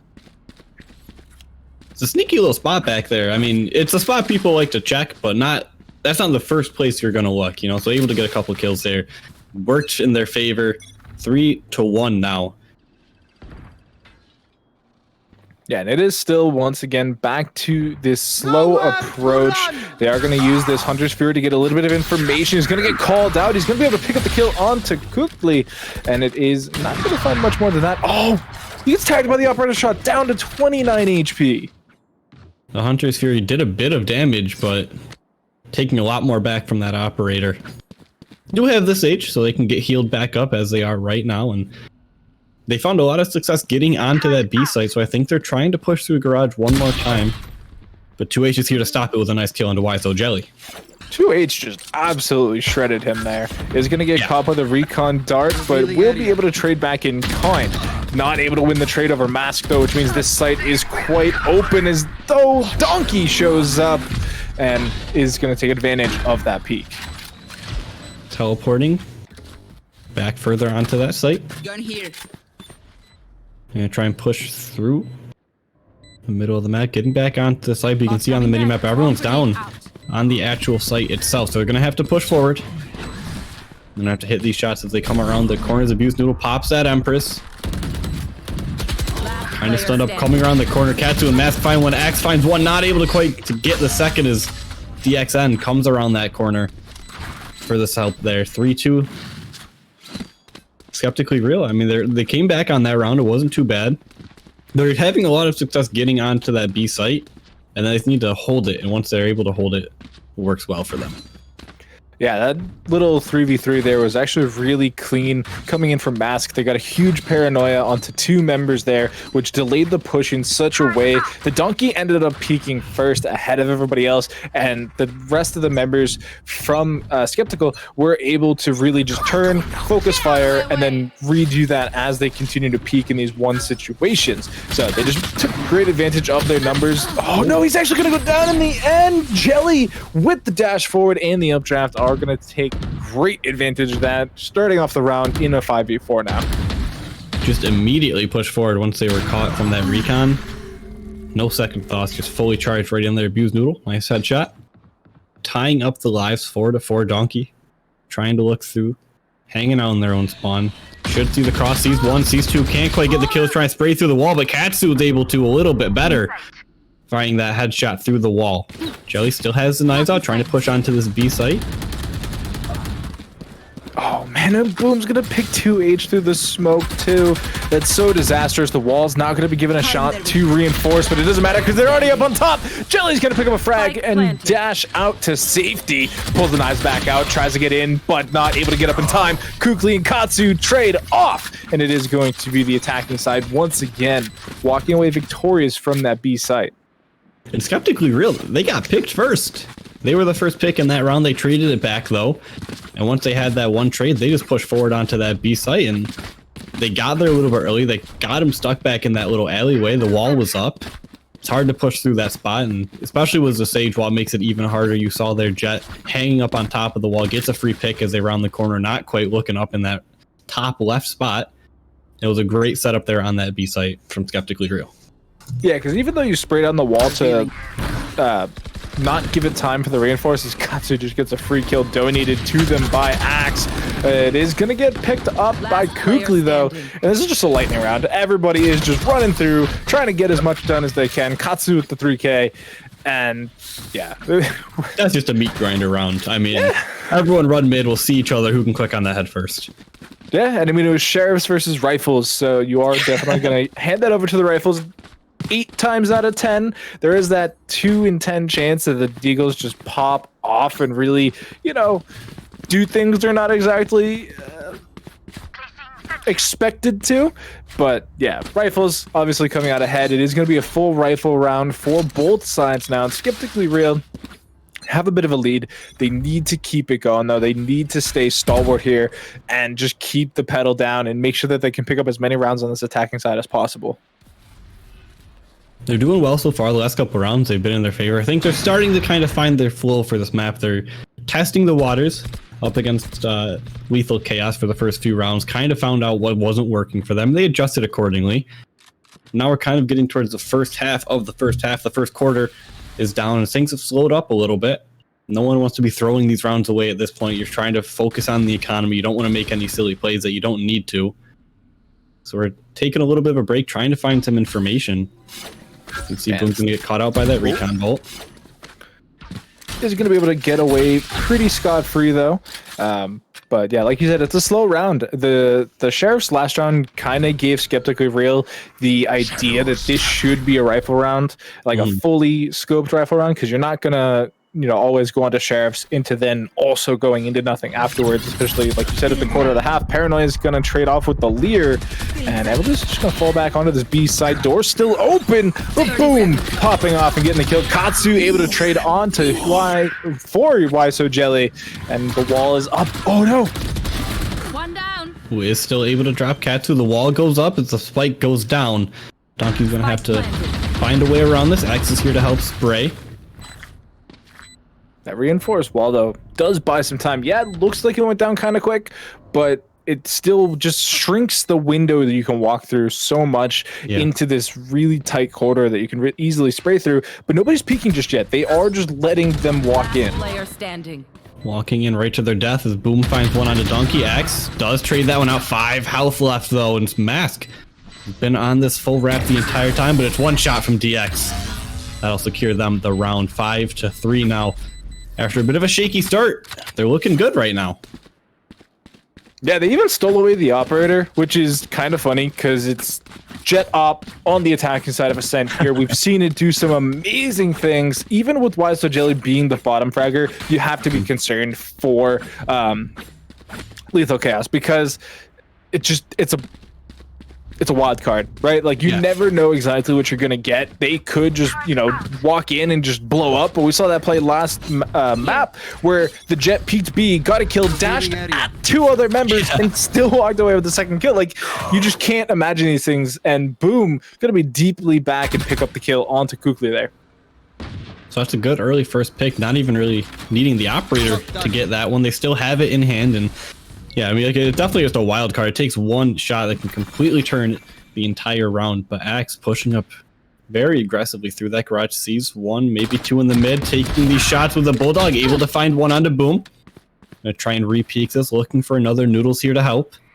Yeah, there was that, post talking about how the Stinger is rated as the long-range weapon. That's pretty much the only usage of it long range is that EDS 3 burst, as we do see this site try to get taken down. Oh my! For 3K! Just ending the round. Done, dusted, chalk it, come back next time. Wait, that was just three bullets, and that was 3 kills. Technically it was 4 bullets, but we'll give it to him. I'm trying to hype him up more. It's for the clip. It's for the montage. It's for the culture. Just dash at him. Come on, Katsu. You got 5 HP. You can give him the 4K, and it's instead probably going to be Axe that takes this, but wouldn't it be nice if it is going to be the 4K? They do still have 10 seconds left, and they aren't going to get caught. Peek around the corner. You can do it. I believe in you. There you go. Not able to get it. Katsu. It's going to grab one. I mean, there's no way this round goes to them at this point. I don't think. The plant goes down, and Noodle misses all the shots, but still finds the kill at the end. Yeah, now they just got to find the Phantoms in the pile of bodies. All right, and it looks like we are going to be able to get a shot to see that 3K once again, because it was nutty. That was, oh man, that was insane. Katsu not dying here is actually pretty insane too, because even though they throw the smoke up, they're still getting sprayed through. And so, yeah, here it is, Donkey. 1, 2, 3. It's just insane. I wish I could do that when I play Valorant, but I don't think I ever could. I would do that and I would scream and just uninstall the game because there's no way I could ever do better than that. But And you'd be sitting there like, man, I really wish I could post that to Twitter for clout, and then you'd realize you didn't have any recording programs running whatsoever, and you're just like, nobody's gonna believe me. Who is gonna believe that I actually did this? And since we don't have demos, can't go back and rewatch it. But one day, maybe Riot Please will get the demos. I can feel it coming. Another slow round here, though. Cover going out. Kind of playing slow through the mid quickly. Here to hold it down, gonna take out that dart. Katu did manage to push up a little bit, going around the corner through the smoke. Able to drop him. That's gonna open up the middle of this map entirely. They're gonna rush straight towards this site. Axe's operator might be an issue, though. It is going to get smoked off as Katsu falls to the noodle, trying to get back into the site, but Mask and boom on the leaderboard. One for taking life, one for giving life, and the site seems to have been taken fully over by Skeptically Real. Spike is down, but their numbers are dwindling. Katsu trying to hide in this corner. The Killjoy ultimate has dropped. And everyone's going to hide out in the back of the site. Katsu able to peek for one, trying to get around. Is going to be out of the ultimate. One enemy remaining. Nobody detained. Katsu still popping off. Able to get another one. Is healing up quite nicely. It's just down to Donkey with this Phantom. Is going to come out over Katsu, but there's still 3 members to go through. And Jelly is not going to let them go untarnished. Almost had that second one there, but not quite able to get it. Absolutely holding it down there at the very end. They got 4 in a row. Took 1 L, but they're back on the side of the W's. Cynically Real, they're doing well so far. LC, they had a rough start. They're starting to kind of feel themselves, though. I can see it in the way they're playing. They're going to save up the economy this round. Next round should have those big rifles. It does mean that they're probably going to be behind at the half, though, unless they get a Thrifty here. Not the best start if you're wanting to pull off a Thrifty. It is coming back a little bit, though. Axe still has 67 HP, is going to be able to get out of danger with the dash there as well. And so now back to relative calm. We can see a little bit of a crossfire coming out into this mid as with the Owl checking all the corners, but this could be a huge flank in just a couple seconds. Hunter's Fury. Oh, one more. Katsu, though, makes up for it. You basically got to kill with Hunter's Fury then, no big deal. Died. At the end of the day, it's a net win. Kukli, though, is on this big flank again. Gonna pick up the Phantom. Spike planted. Slow walking around this corner. If no one peeks behind them, he could have 2 free kills here as he puts it up, but they're on that site. Spike's down. Just needs the rest of the team to stay alive. He gets peeked by Dixon, though, and that should probably seal the round, even with Axe picking up a kill here. There's just still too many angles to check in time. Axe. Wildcard activated. Last player Finds the standing. 3. Katsu gets the kill down below, will heal up, but Axe now knows where they are coming through the... Ooh, the jump shot with a classic. The jumping right-click Last round strikes in the half. once again. 7-4 is what we're going to be here heading into the last round of the half. It is going to be 5 rifles versus 5 rifles. Everybody's kitted. 3 ultimates to 2. This is it. Is it an 8-4? Is it a 7-5? That's what's up to Lethal Chaos right now. They can either hold it or come back in the pistol. Yeah, both these teams, I mean, Lethal Chaos has the advantage with the number of ultimates, so that could be useful. The Omen ultimate doesn't really do damage, but it is great for repositioning, rotating, and such. So if they can make that work, that'll be great. But that's a little bit harder to do when Mask just picks off Axe like that right at the start of the round. Which was one of the ultimates they had available. Yep. So just completely remove that from the game, or from the round, excuse me. They'll maybe probably get one back, but it is going to be Skeptically Real popping their own set of knives. Katsu slowing here. Is able to turn it in time. Gets caught with their eyeball out, though, as Noodle trades back nicely, and it brings it to this 4v3. Again, Ultimate's not really going the way of Lethal Chaos, even though they do still have the Hunter's Fury.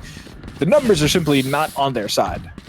Yeah, it's a rough spot They push onto that beast. So you see the wall is already up. The Hunter's Fury comes through. Should stop the plant for now, but you're going to need to find a kill with that. You're not quite able to. It's still going to be a difficult retake here, especially as Mask's able to get healed up with that Sage.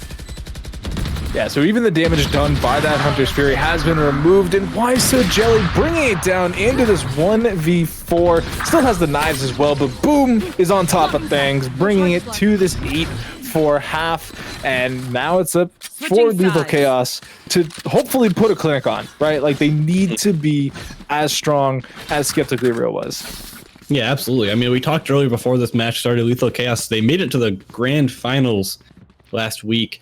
They weren't able to take it all the way home, but they made it to the grand final. So this is a team that knows what they're doing. They're capable of beating these teams, but right now I think Skeptically Real just has the upper hand on them. They have their number. So I hope Lethal Chaos is able to find their footing now that the sides have switched. They can kind of get a little bit of a mental reset. They're down 4 rounds, but it's not the end of the world. That's a very manageable deficit to come back from. So I think it's all just a little bit of a mental reset. You got to come into this next round strong with your pistols, hit those shots, and give yourself a little bit of some props at the end of it.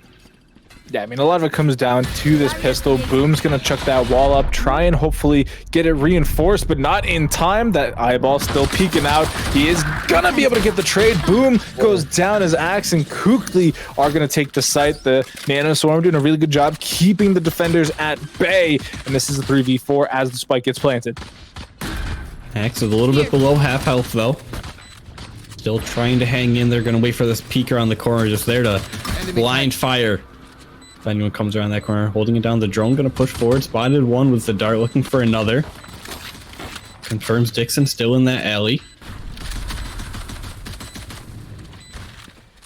Recon bolt knock. Ghost pre-fires, just the little silenced pistol shots as everyone just peeks these corners and just tries to get the pre-fire, but Jelly pushes forward right into Kukli's bullet. Oh! Finds Mask as well. That's a 3-piece for them, trying to find the last one through the smoke.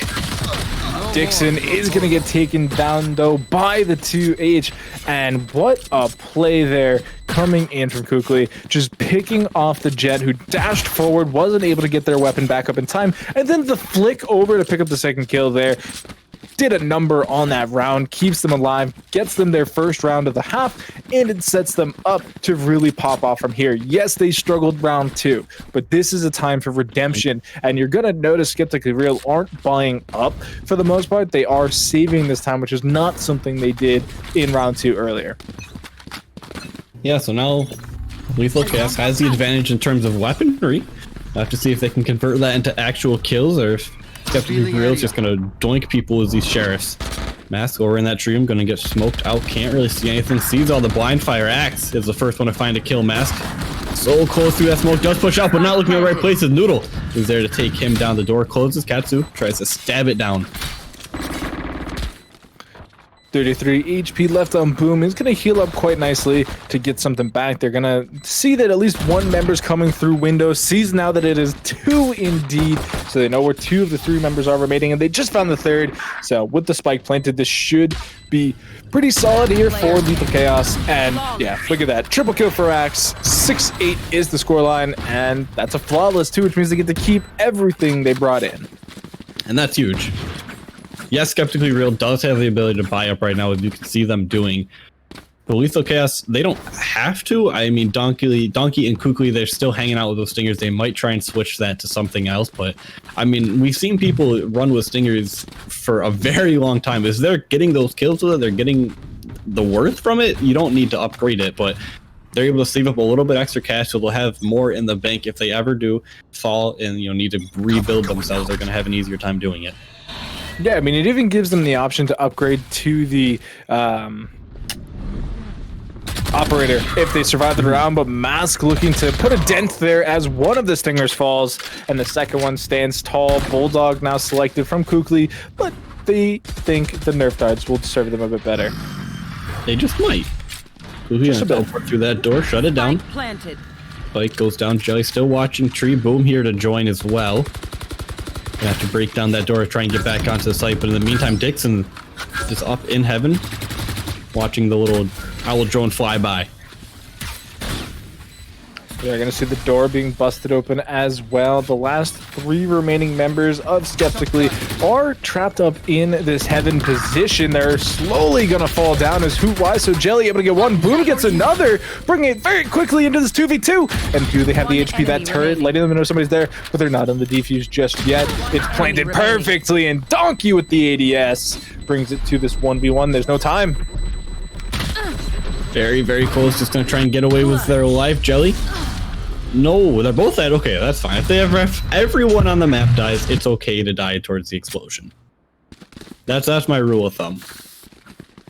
Yeah, I mean, economically, it still favors Lethal Chaos because, yes, they had to have some items, and yes, they have to rebuy, but they had the economic advantage because they came into that round with 2 Stingers and a Bulldog. They're really not that concerned, and you can see here 4 Vandals and an Operator versus some Pistols and a Stinger. Like, they're not concerned about everybody going down to the spike there.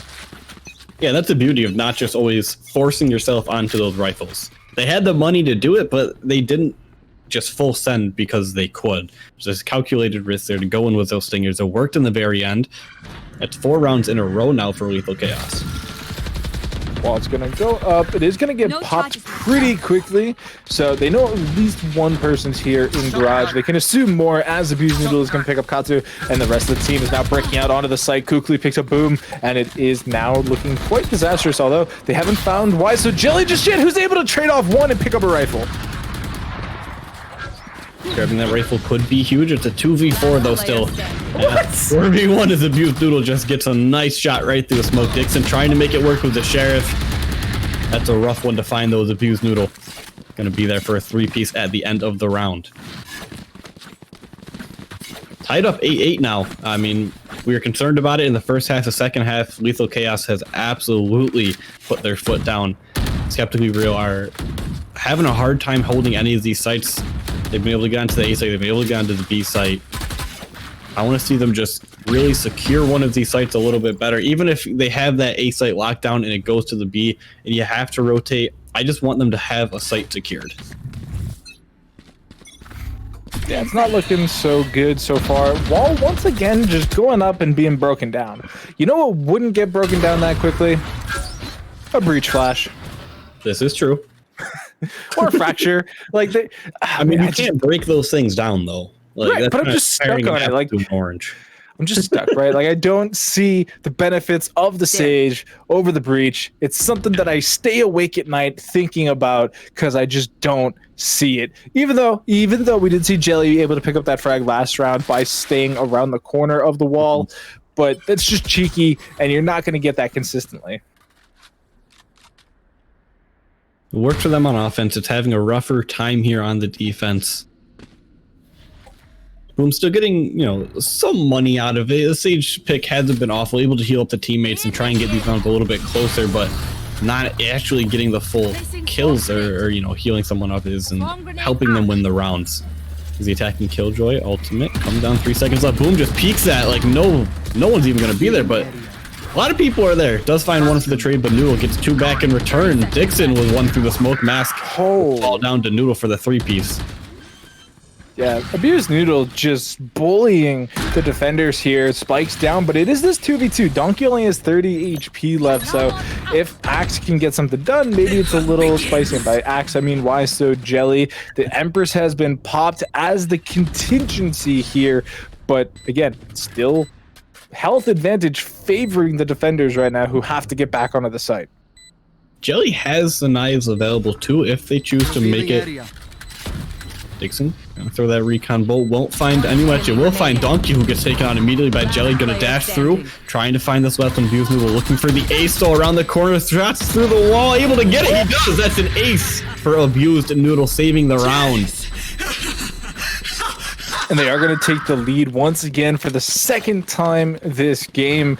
And you have to clap for Abuse Noodle, like picking up the ace there, bringing them over 20 kills, or sorry, 220 kills, and winning the round. Just everything culminating so perfectly there for Lethal Chaos. And this is a team that we were kind of a little concerned about heading into the half. They had only won 4 of the 12 rounds, and so far they've already won more than the first half. So they're on a good pace right now.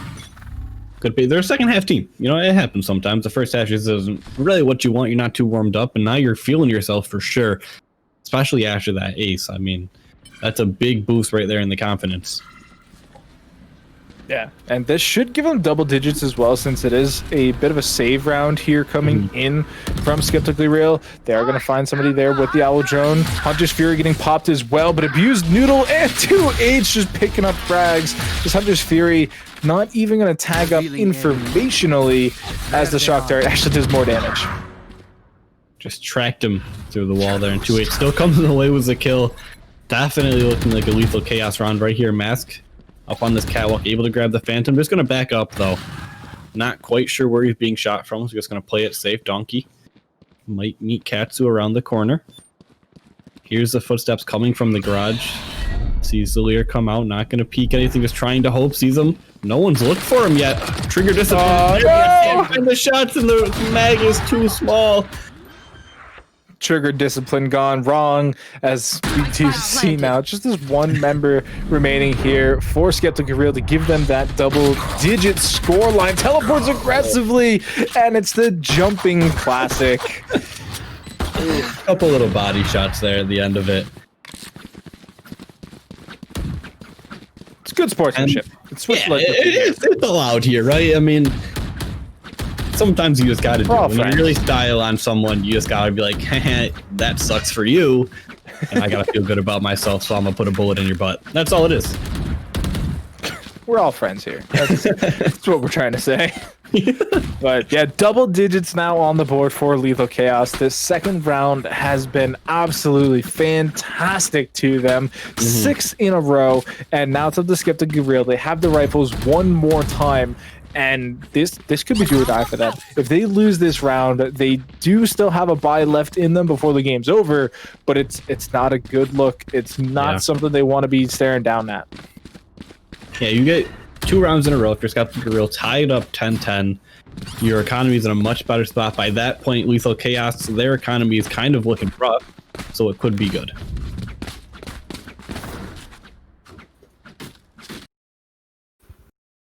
Hello. We're back. Yeah, gonna be a bit of a pause, unfortunately, which is why you are seeing us once again back on your screen. Hopefully it should be a nice quick pause though, and so we can get right back into that game, finish up the map, and find out a winner who will be moving on here tonight. Yeah, it's been a pretty close game. I mean, the second half we've been watching, it's definitely just been LC. They have just taken it home, and I guess we're already going back. The pause has been fixed, so we're getting to see LC if they can continue their reign of terror, keep the streak going, or if Skeptically Real are able to find a good defensive hold here and shut that down, try and get themselves up to that double digits. The wall's already dismantled over on that A site. Slow Orb gonna follow it up though. Here comes the scatter. He's gonna find a completely open B site. Didn't actually see anybody, but cancel the teleport anyway just to be safe, and we're starting to see some rotations come out. So Skeptically Real don't know where that teleport went either, since they didn't see the ghost, but they still had the rotation come in just to fortify that B site just a little bit more. Yeah, it's just playing it careful at this point. They know that they're in a rough situation. They really can't be throwing around super early. Why so Jelly with a great op shot, trying to get away. 2 health. The Odin through the wall. We'll pause the LC push for now. Katsu does find Axe on that rotation. So it's 3v5 now. Lethal Chaos trying to hold this one down, get themselves further towards that goal of the 13. Skeptic Real want to hold this one down though. Cover going up. Yeah, it turns out when you get the rifles in hand, you can put on a bit of a different show. It is this 2v4 now. They are going to try and find this window member, but it's not looking good so far. They are going to try and get the spike down, but they could get peeked on. There's only 10 seconds left on the clock. They need to start the plant now. They are going to hear it. The drone is down. They is going to break down the robot. Spike's planted, but the HP bars are non-existent. Just Donkey remains, and Bloom's going to put him down. No charges left. Nice couple kills right there. The diffuse should be going down. So they did it. They went around. Yeah, like you said, once you have those rifles in your hand, it's much easier to just find a lane, find an angle, and just hold it. With those subs, you really kind of have to play up close and personal, try and be aggressive on that defensive side. But Skeptical Real, they broke the streak. They are able to get that defensive round. They should be able to upgrade anything that they need to at this point. And the weaponry is kind of even over on these sides. We do see one operator, YSO Jelly, on the side of Skeptical Gear Real. Lethal Chaos not opting for it this round. Yeah, they don't really have the funding for it. Unfortunately, Abused Noodle probably could have gotten away with it. But I do think rifles, for the most part, is the way to go on the attacking side. You can get some fancy op shots. Oh, if he just left clicked. All you had to do was pull the trigger. That was yours. And now that you got revealed on the dart, you're feeling pretty bad about not pulling the trigger because you know that was your shot. That's okay. Mask gonna back up through tree, almost getting taken away though. Use Noodle does find Boom. The Killjoy ultimate's been down, looking to trap some people over on this A site, but there's holding off in heaven. Jelly finds that operator shot. He didn't get him the first time, he got him the second time though. That's what matters. Yeah, it's persistence. Sometimes you just gotta keep peeking that same corner time and time again. And so 4-on-4, HP towards the side of Lethal Chaos. Spikes planted, but now comes the re-peek. Now comes the retake. They're gonna try and get something done here. Spray it on through. Abused Noodle popping off first though. Fine Cat 2. Axe got killed. Donkey with the two-piece. Up onto the heaven, jumping up. Jelly able to get that one, but Donkey was the jumping classic. It's become a classic in itself. Attacking round win right there, 11-9, getting closer and closer to that match point. Yep. And once again, it's going to be a bit of a squeaky rifle round coming in from Skeptical Real. They have a little bit of money to work with, but not as much as they definitely would like. And if they lose here, it means they're on map point, and that's literally all it takes at that point. You have to win that round, bar none, if you want a shot at overtime. Because as soon as you lose one round at that point, it's just over. Map's done, you lose, you're done for tonight. Come back next week. Better luck next time. Jelly gonna get pushed hard by Abused Noodle, gonna be dropped. Boom, now on this rotation, the teleport comes through for the Omen, the Owl Drone. Gonna see a couple people reveal one with the dart, but they're stuck back in this corner. Katsu finding the kills, 2H trading one out. Mask trying to get their name up on the leaderboard as well. It's a 3v2, 2H gonna hold down that as Donkey gets the spike down. It's actually insane that Mask was able to get over there with the teleport and not have it get disabled and still get something out of it. Like, they still fragged. Boom's gonna revive YSO Jelly because they really need to get this round win, but they're just getting shredded. Empress is being popped too. They're all in, and they just go all out. Donkey with that operator, removing the big queen herself. One enemy remaining. Abused Noodle gonna find a third for themselves. It's a 1v3. Donkey's operator just makes it so difficult to get anywhere close to the site. Jelly, though, wants to make it happen. I don't think there's enough time. Everyone's rotating out, and Jelly tries to get the extra kill, but will get killed themselves, and it's not a good sign right now. If you're Skeptically Real, that 12 up on the top of your screen is a bad omen for them. And it's not looking good in the financial department either. Those credits quite low. We're seeing a judge come out, Spectres, half armor Spectres. Yeah. It's a bit of a rough buy. It's a bit of a rough shot. They do need to be creative with it, get in some sneaky positions, maybe go for that secret play again. It worked out earlier because it seems like nobody ever checks that for whatever reason. But I mean, if we get a fast execute here from LC, things could get pretty scary pretty quickly, and they're gonna get that ultimate down the attacking Killjoy, and it's gonna go off. Yeah, they force everyone off that B site. They're just gonna wait for the right moment to just flood onto it. You can see Donkey trying to hold down the outer with that operator. Everyone's gonna peek through that smoke, waiting for it to dissipate. Gotta check through the middle too. Kukli already on that plant. Alright, spikes down. Hunter's Fury from the attacking side is going to buy even more time and get some information. They know exactly where a couple people are. Mask and Dixon go down. Katsu's trying to come back, as is YSO Jelly, and it's going to be a 2v3 situation. Ultimate is popped. Kills just flying across the map right now. Jelly been revealed by that recon bolt. Knives out. Gonna try and flood onto the site. No Sage ultimate this time. Didn't work out last time. They don't have it available now. Jelly's gonna jump and dash, but just get taken out of the sky. A little skeet shooting for Abused Noodle. Boom finds one, but can't find any more. As 2H5 is there to clear them out. 13-9 is your overall score for this one. Incredible incredibly close game there. It did look like a bit of a runaway there in that second half, but sometimes you are just an attacking side team. Lethal Chaos definitely seems like that is their calling there. I mean, 6 in a row. I think it was actually more than 6 in a row. If we can get a look at that timeline, just real quick, I think it was actually closer to 7 or 8 I think it in may a have row. been.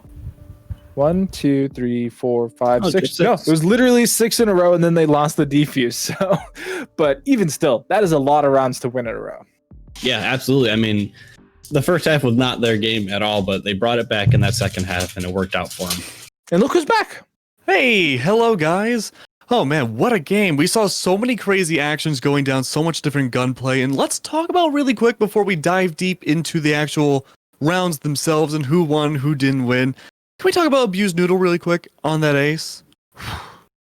Insane. I mean, Monstrous. absolutely insane. Yeah. It's not every day you get to see someone just flip around and get an ace like that. Like it was no big deal, and Abused Noodle pulled it off flawlessly. So props to them for that. Absolutely.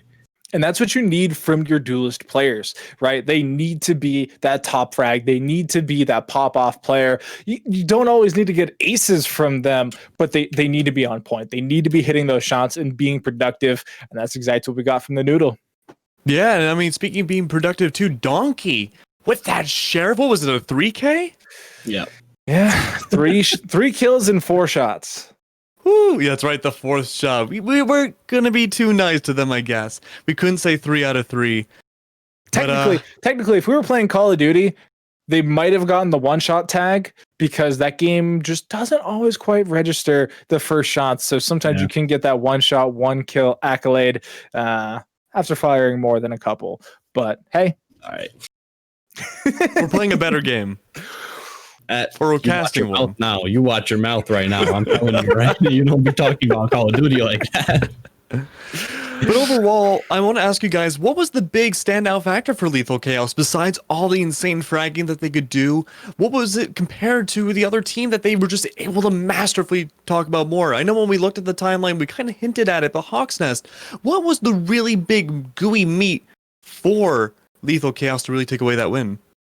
I mean, the first half we were talking about, it wasn't really their map. Like, they were not playing too well. They had their moments, absolutely, but once we hit that round switch, I think they were just much better after the rounds, after the side swapped. They just felt like they knew what they were doing. They seemed a lot more organized. They were ready when they got onto that site. And I mean, obviously, they're just hitting all their shots 6 rounds in a row. That doesn't happen by luck. That was all skill for them right there.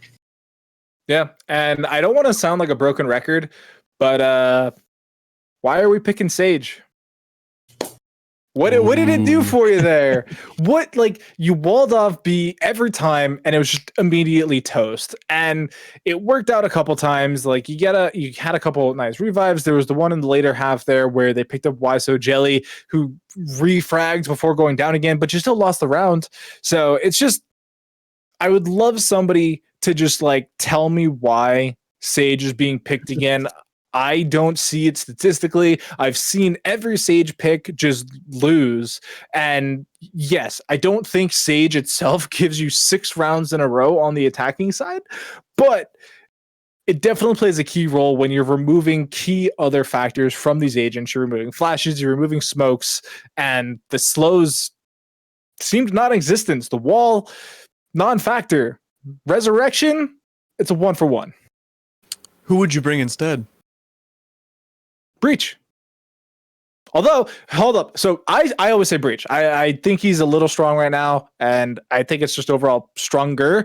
But if you still want that heal, if the heal is the key factor for why you're bringing Sage right now, which I know it's not, I know it's the wall, just pick Skye.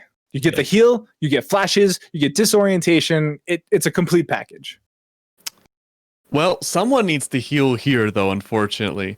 So it looks like one of our members in our chat did redeem 10,000 channel points. That means that one of you guys, depending on the different duos of casters that we have, has to eat a sock on stream. So why is it us? The 10K was during the first game. Oh, hold on. We're not done yet. So what I have here is a coin. I think it's just a regular quarter. And so what we're going to do is you guys are going to choose heads or tails. And depending on who wins the coin flip, the other duo will decide who eats that sock. All right, Doctor, listen to me. You know rhyming, right? Like how it's just, it is infallible. So it's a saying, Tails never fails, and so that my vote is for Tails. If you want to go against me, we can talk it out. We'll come to a decision here, but my vote's for Tails. You know what? We've been at this for a long time, Jason. Since July, you haven't failed me that much just up to this point. So I'm going to put my faith in you. Let's rock it with the Tails. All right, Tails it is. Let's see how it goes. I'm going to put my microphone down and do the coin flip. I'm really bad at these, so let's hope. Just throw it at a wall if all else fails. That's what I was going to say. Please say it's Tails. Please say it's Tails. Tails never fails, baby. It's going to be Tails on top here. So now the $1 million question is, who between Ravish and Seymour are going to be eating a sock on stream? Doctor, I'll let you pick. I called the Tails, but I'll let you be the one that decides this.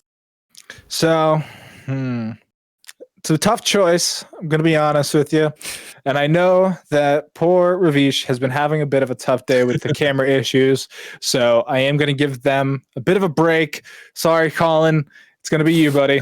Ooh, Seymour going to be eating a sock on stream now. Unfortunate, but almost as unfortunate as some of the games we have seen so far. It's a best of one, so some teams unfortunately had to leave the Pit of Valor early on. But the winners so far have been amazing. And guess what, guys? It's not over yet. We still have a bunch of other matches to go for. And it seems like we're going to be going to a break. When we're going back, we're going to see Ravish and Seymour again, and possibly one addition of a sock as well. We'll have to wait and see what happens when we come back, guys. We'll see you in a little bit. Expected, but they do end up pushing as a double unit to take him down. And now it's a 3v2, 3v1 as Blast takes down Badger. Doobie will find Sylph, and once again, Thrifty put themselves onto map point. Yeah, really solid retake there. If RKS had been able to buy a little bit more time, maybe that round goes a little bit differently, but still 6 seconds basically on that defuse still, so plenty of time. Would have needed to Mexico finds that kill on the Blast.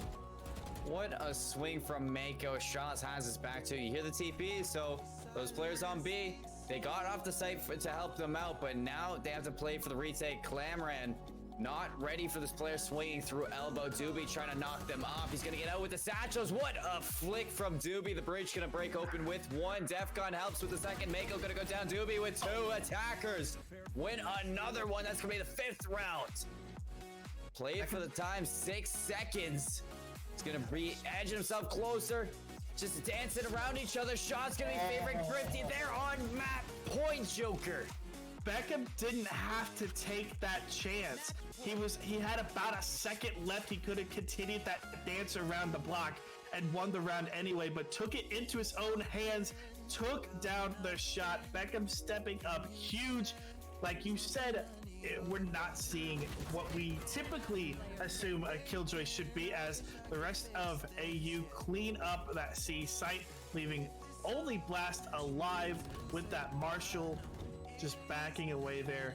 Could try to see if they could find a kill out of this. They do find Killa, which helps out a little bit, but still getting taken down. That's round number 8 for AU. Full control of this match right now, but we'll see. Blast get himself healed up, is invisible. Try to find some more of those picks, but just going back and forth. Kill, we'll find 2. Badger has the SMG, just can't take down Doobie. Yeah, can't get the shots on target, and just RKS with effectively a collateral. Like, he sees one in the smoke, just happens to get the second member through it as well, and that's heartbreak. That's 4. That means Thrifty are going to get control over mid, and now try to see if they can go onto this B site. Full execute, full send on the B. This is for this map. But Killa picking up Blast there in a good position. Self sprang through the smoke, gets 2. Can't even talk because we're so late into the night. Doobie trades back, gets 2. Back to a 3v2. Spikes going down. Defcon and Doobie. These are the big names for Thrifty. They've done so much for the squad. Can they do it again? It's looking double Nano Swarm to try and, run all the way through.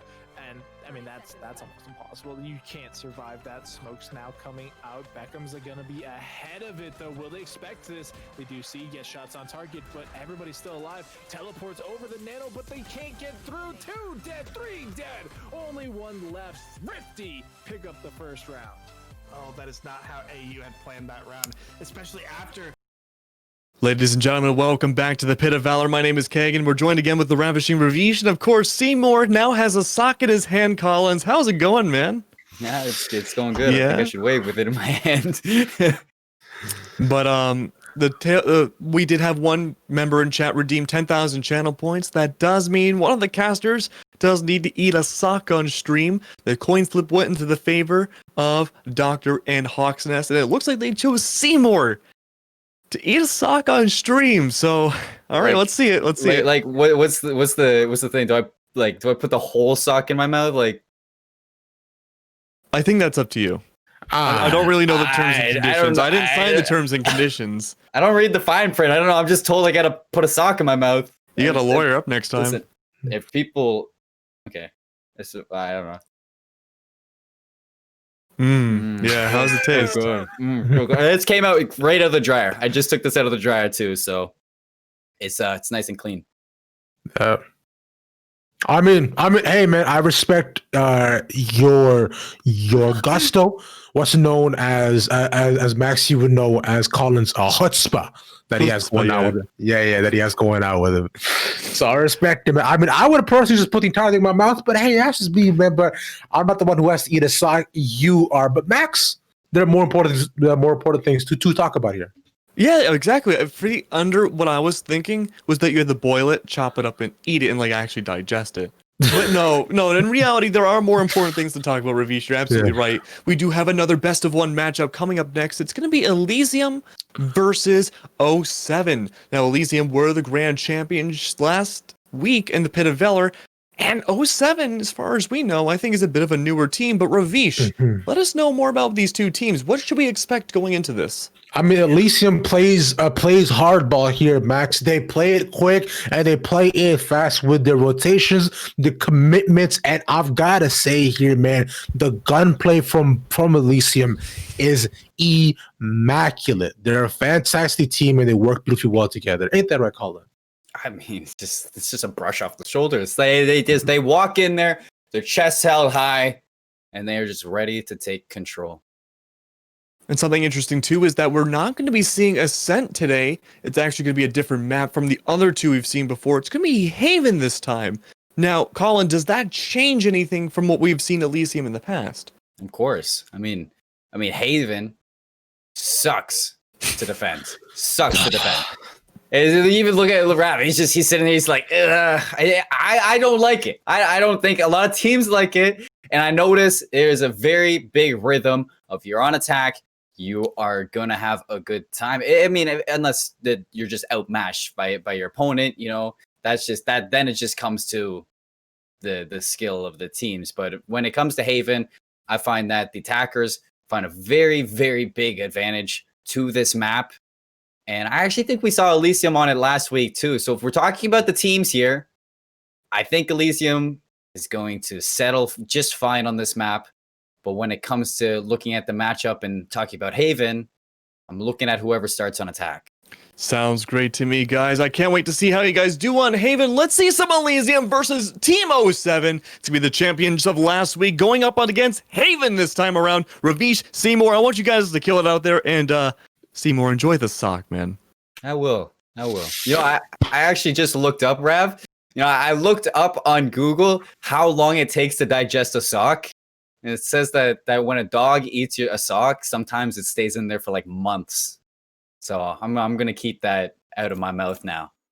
I mean, as you should here, Colin, but we'll see if perhaps that sock taste in your mouth can be washed out as you load into game number 3 for Haven between Elysium and 07. Here, Colin, I got to say here, man, I'm excited to see Elysium go ahead and run this back. And already, we see the Reyna coming up from Cade. We've seen this before. As well from, I think Reyna is actually a very underrated pick coming in from Haven. She offers so much control. And we see on both sides, it is actually almost identical compositions, except the change with the Cypher and the Killjoy.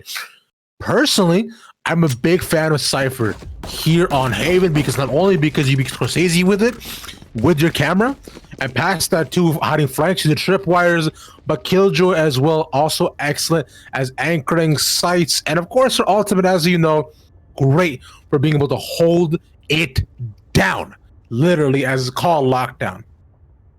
I have to say, I have a theory that whenever Cypher throws a camera, it summons Yeti to observe the match. every single time. And that just might be my theory, but that's a game theory. Bro, right yeah. But that's the theory. That's just a game theory. A little bit sad I don't get to see a Viper on Haven. Always a wonder to see that come into play. Kai's gonna spot out the attack, moving towards the C site. So you see the defenders scuttle together and get ready for the retake. They're gonna give up C in total. Look at the Killjoy. Until the spike is here, but yeah, I mean, all sights right now are going to be on K-Rose, right? Of going for that garage push, that late lurk is going to be right behind two. Bandito and Haroon already on site, finding 3 together. K-Rose a little bit scuffed with his shots, and Haroon's going to shut him completely down. Dubsta does get to a turn, but Haroon with the 3K to win out the pistol. And that was a hard and fast pistol, exactly what we were expecting from Elysium too. But on the other hand, already coming into here, man, 07 on the defense. That was clean. That was actually really, really well done, because like it's a look at it like this here. Like they on side release him to go for the fast push onto C site. 07 finds out, gives upside and decides to go ahead for the retake. They all fall into garage, and when they come up then past the Omen smokes as well, they just win their trades. And even with that garage fight for the kill, just does not work out. As of right now, they're looking to come in mid with 2 stacked up in windows. They enter on the grass here, seeing more, and with the Sova as well, looking down C side to see if he catch any info as they moving on to the B site. You see that? Haroon didn't even care that there was a wall there. He wanted that kill. Bandito with the Bucky gang on the wall. Kenny, who's on the jet this time around, just going to be playing it slow. Does throw a Cloudburst, give their positioning away, but you take a look at the minimap, you take a look at what we see is the rotation to A. The Cypher is going to be here. Scorsese and all, looking to direct himself a nice little Oscar-winning moment here. And if he can take this out, if he can shut down this attack, I will definitely vote for that one. Haroon gonna make it the people's choice. Find the first blood. Spike goes down. The retake's gonna be a 5-on-4 with the Silva locating that Omen as well. So Campion, with his position being known, has to make the magic happen. Bandito with the Bucky kill onto this player, going for more, but Cairo says no. The Sheriff gonna find the victim of that jet. And the little bit cheeky touch on that spike is going to be let it known where they are. Kairos does push through, but the Spectre shuts him down. Dubsta trying to do it all, but they are falling one by one. 07 with their second rounds, and a dominant one indeed. Yeah, he really as well. One big thing was that he also went and opted for the full buy as well, buying that Phantom and the retake. Yet again, coming inside of 07, these 2 pistol rounds, you could say, have been immaculate from as they coming onto the A side. Because immediately a spike goes down for the side of Elysium as it rotates over. They choose to hold 2-on-2 off, and with a Bucky kill at the beginning from short, opening all that up here, man. And he ruined it through the smoke, opening with blind fight with a Phantom, having the gun advantage, and to clear out so much. But now we'll see Elysium. They both have guns as well. So seeing it turn this back as of right now, they're set up right around what looks to be a bit of a slow A push to the syrup around there. But so far, it's a bit split up as it's trying to find info. I do believe that Elysium did do enough damage in the first 2 rounds that if they win this rifle round, they're going to probably come out with an even 2-2 after it. So you got to look at this round to be a great turn on the tables of Elysium. Now you look at the spike and 3 players there to push on this A site. The Hunter's Fury taking some victims, but not finding any in hand. Bandito is going to be on that rotation alongside K on the B side. So it's going to be the first line of help for A. Spike's going to go down with no contestation. The smoke is going to be there. A nice arrow. The shock dart lands on the jet. Look how low Kenny is. This retake's a 5-on-5, but that Jet being low might be the name for the retake here. The sonar is gonna pick up the Jet. Kenny's gonna be located. The Ares through the wall too. Karn on site. They're just walking in and starting the carnage. Campion tries to keep them on their toes. You see them sticking the defuse as well. They're located, but it's only at halfway. Haroon causing some havoc. A 2v1. Have to find the last player on site. It's going to be Dubstep playing in the corner, playing short, finds the kill. I don't think there's enough time, Rav. I think this is going to be an Elysium win here. He's going to stick it. He's going to hope for it, but it's still a clutch for Elysium. Elysium actually able to go and get the first round on the board here, man, but it was literally a matter of seconds. And the final kill by Cops to coming out to take out Hirune, right? Although it was stuck at half, he knew he needed to stick in, killing him, wasting just enough time for them to be able to go ahead and take that back. Now, still, the confident side of it, at least not like in two battles, almost all of them pretty much died, and still able to go ahead and go for these full buys and possibly try to break it back. But Bandito, taking an option for the garage control, has the ultimate and the Bucky as he picks in through garage. Absolutely huge paranoia. Gets three almost. Gets shut down by Cade. He just looks like Spider-Man there, just flipping his webs. Finding two, but still going down in the end of it. Elysium down by 1. Looking to bring it back here, Rav. A 4-on-3. Where's the spike at? It looks like it's favoring Cubby over at C. I think the Sova also located this player too. So if Dubsta can get this easy pick, so he does in the back. Cade finding another one too on this Reyna. Suddenly, the turns have tabled, and it's a 3-on-2 here with Dubsta still wreaking havoc in the defender's spawn. All of a sudden, Haroon 1v3 from a 4v3. Cade doesn't hear it just yet, but Campion, they're going to assume it's going to be Garage. Haroon gets spotted out. Dubsta with the 3K, and the attackers are going to take their second, just as I predicted, a 2-2 tie. How the turntables indeed, brother Colin is able to go ahead and bring that back. Now Force 07 on the save as well on the other end. And Elysium, a strong showing too, and a lot of the, yet again, Cubster, massive flood taking out the Sova as well and getting 2 picks across the board from that, shutting down any of the potential plays that could have happened from that side.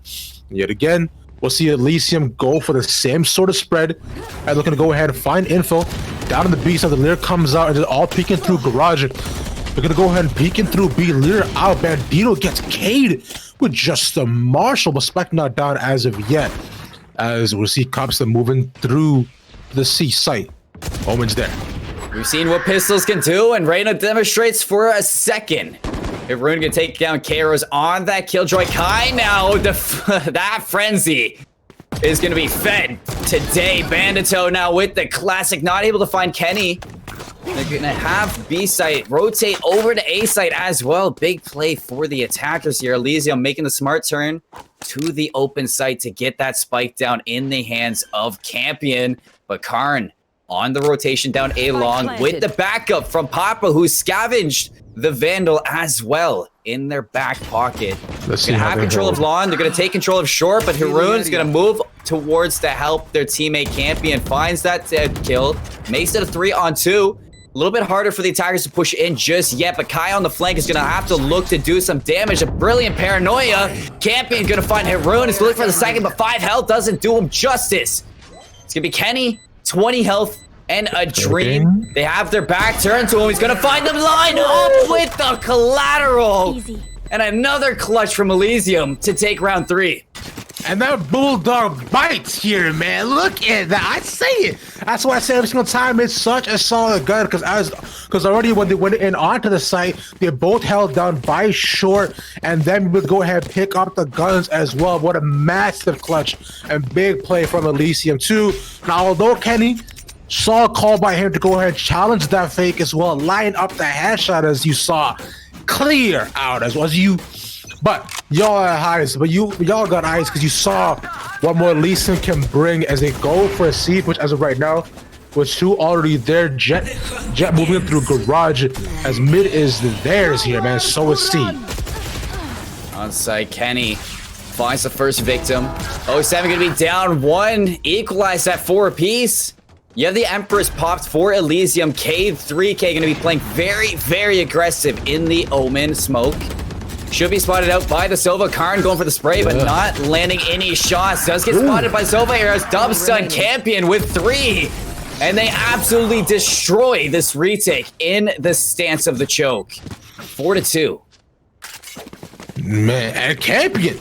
This is the guy that we saw pop off in a big way here in the previous round that we saw as well in the finals of the previous week compared to Valor here, man. Although it was on the brain as well.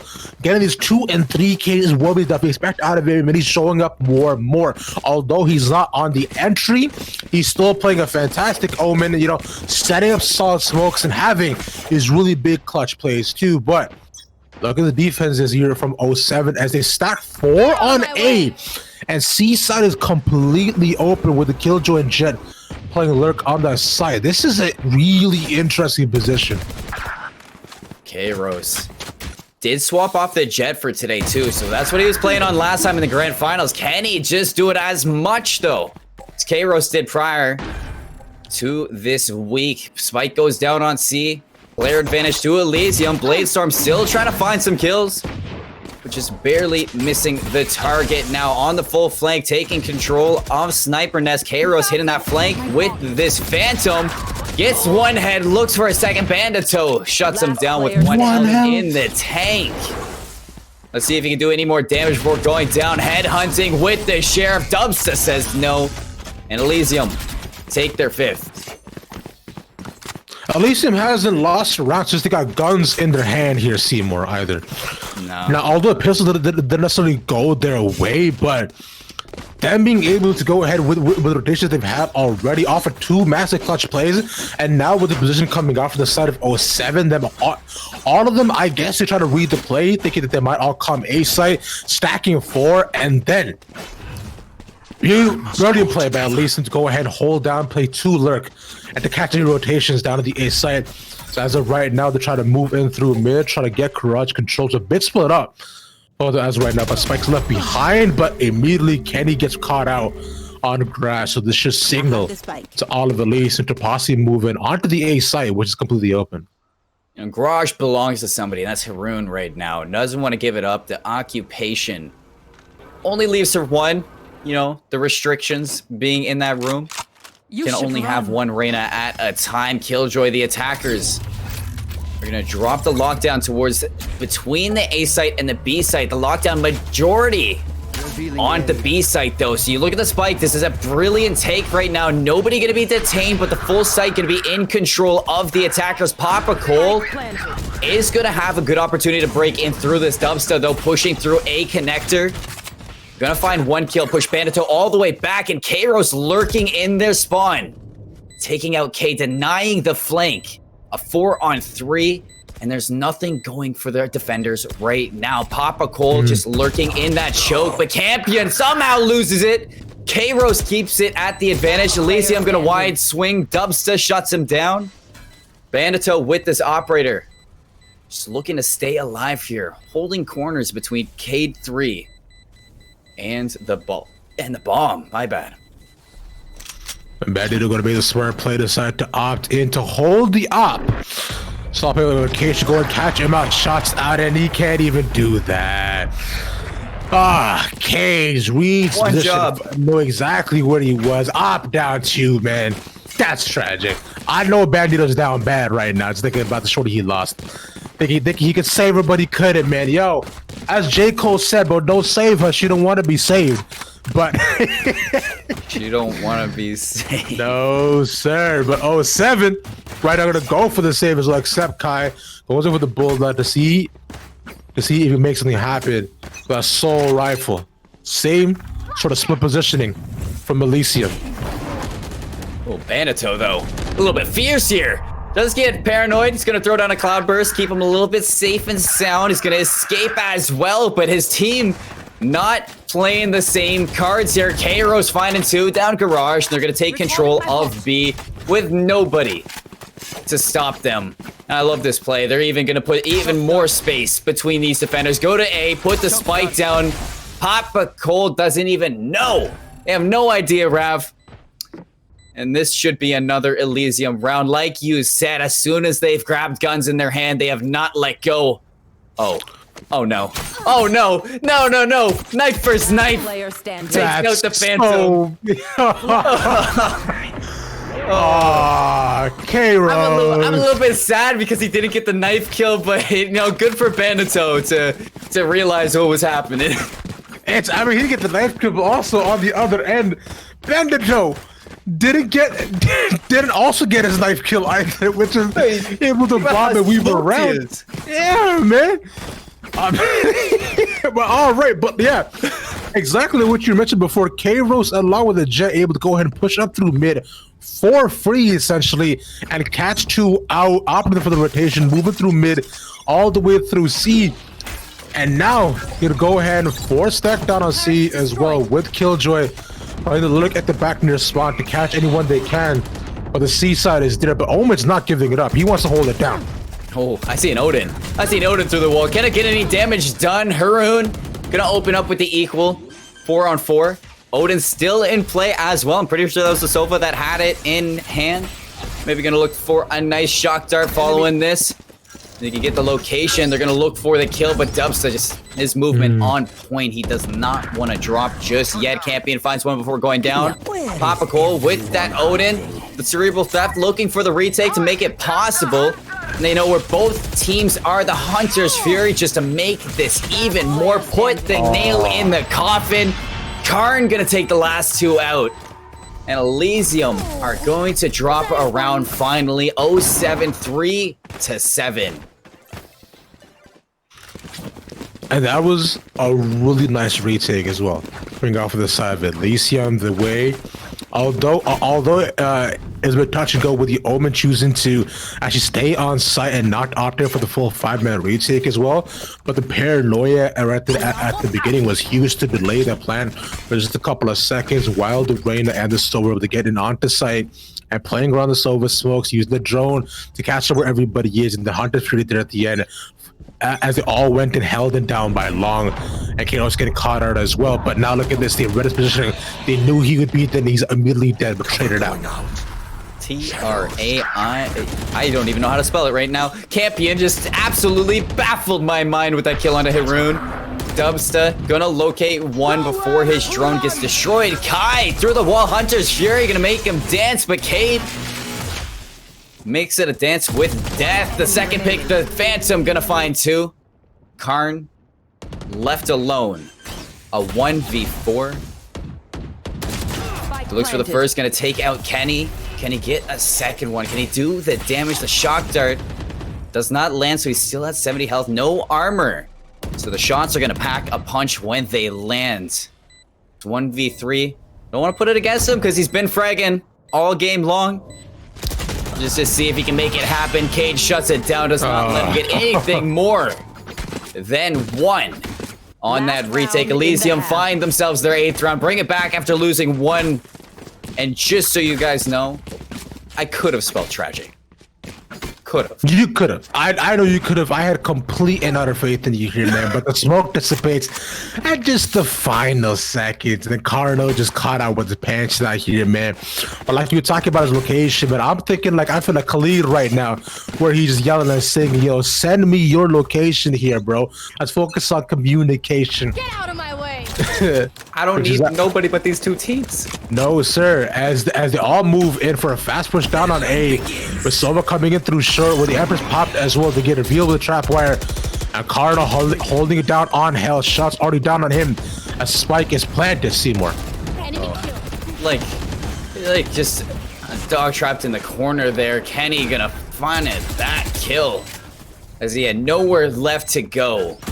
Then down through the wall, Bandito actually not doing any damage on that. Surprisingly, Cade in hell once again.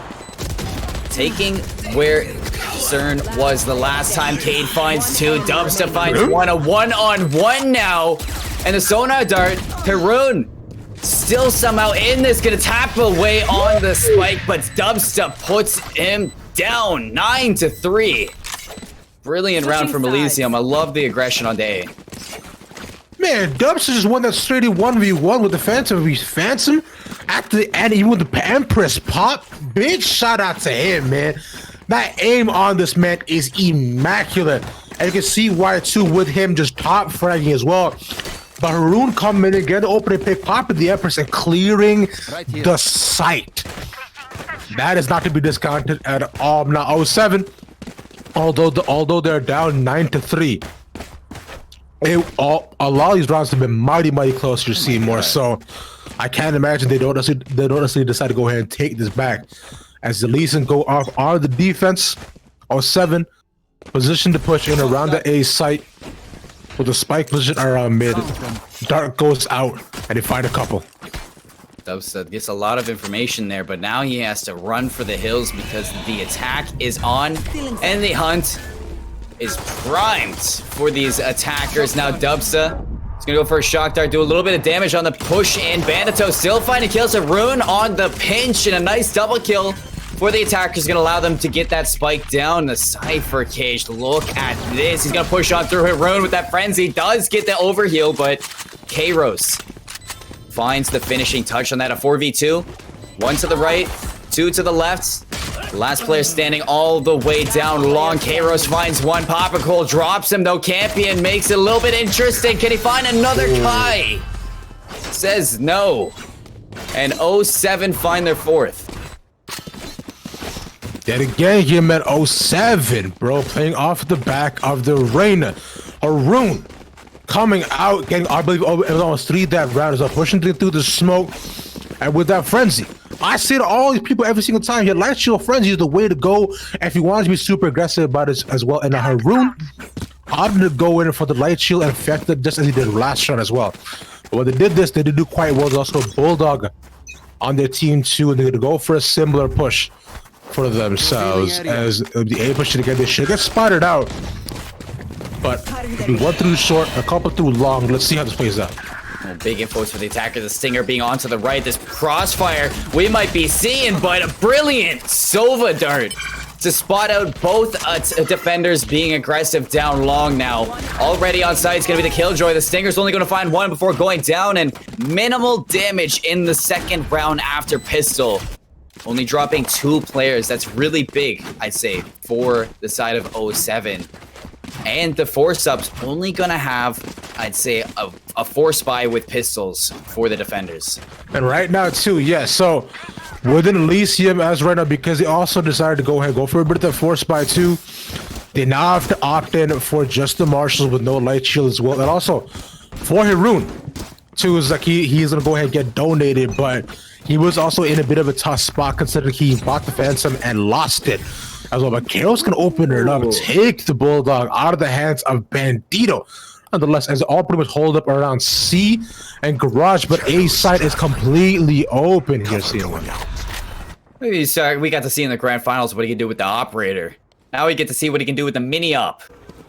He's just dancing around with that Sheriff. Finds the opening. You see the spike go. Gonna get a free plant over at A. Having all 5 players up for the defenders, though, this retake. Very, very doable. They're all gonna rotate around. It looks like the Jet is gonna be the one lurking for the flank. And all 4 players are gonna be on their attack. For this retake, all the way through choke now, you're gonna see a smoke from the Omen. On both sides, gonna keep the site a little bit blocked off for both teams. Okay, the retake is there. All 5 people are on there now. Haroon blocked off. Has to spray through and find something. Kai does get a kill. Cade gets one. Trades back and forth between both teams. Now you look at Haroon, a little bit scared on those shots. Papa Cole cannot make it happen just yet and should have enough time to get your next round here. It's going to be close, but they get the defuse. I thought they had it. I thought they had it, and I just felt it. Elysium, they find their double digits, 10-5. A brilliant retake. On the save as well, yet again, here is Seymour. Elysium come back with the marshals at hand. Chaos going to go and open it up to right at the beginning, spelling the possible victory too. And even though A side was open to play it like 5, enter in through short by a spawn link. We take it over, although Cypher waiting for the flank at the back, coming in through sewer. Sorry, coming in through sewers too. Wasn't able to take them out, got caught at the beginning. And once he got guns in hand, it was all over. Now Kenny too, peeking down in Garage's spot. His opposite opposing Jet should be able to see them for the possible peek. This op could be exactly what they need. Flicks and misses. Brought him down to 65 health though. Doesn't get the one shot. Damage was there. They are slowed all the way down for this attack. Rune though, the brilliant kill. Looking for two though. Cade gets one and finds the second. Poppicle sneaks in and out.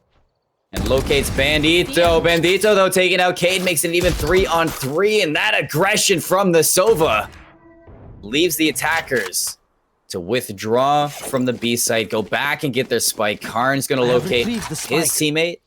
They're going to look to work off each other, play for some possible trays, but maybe a double peek to take the advantage on one in a 1v2. But Elysium with 3 players, you see they're spread out. They have most players dedicated to the A site, but the Jet, who's able to dance around, stay alive long enough, might be able to do the deed over on the C side. Kenny, though, with the operator's going to locate one, locate two. Dubstep help him, and a double kill to shut down the attack once again. Elysium starting to find their footing once again, Ravish. Yeah, he had to go on up 11-5 right now. Elysium looking dominant consistently. Here, Seymour too. Yet again, I've been talking about these Reynas and how much of a difference they've been making. And Cade, able to get that 3K living up to his name, peeking in and out, shutting down so much of what 07 wanted to bring. And now, 07 position, you get out of the C-side with Cypher playing the lurk, try to go for a possible fast push on their save. They need this round, Seymour. I have to say, Elysium just absolutely dominating right now. And not to mention that they've actually lost both pistol rounds too, Ravish.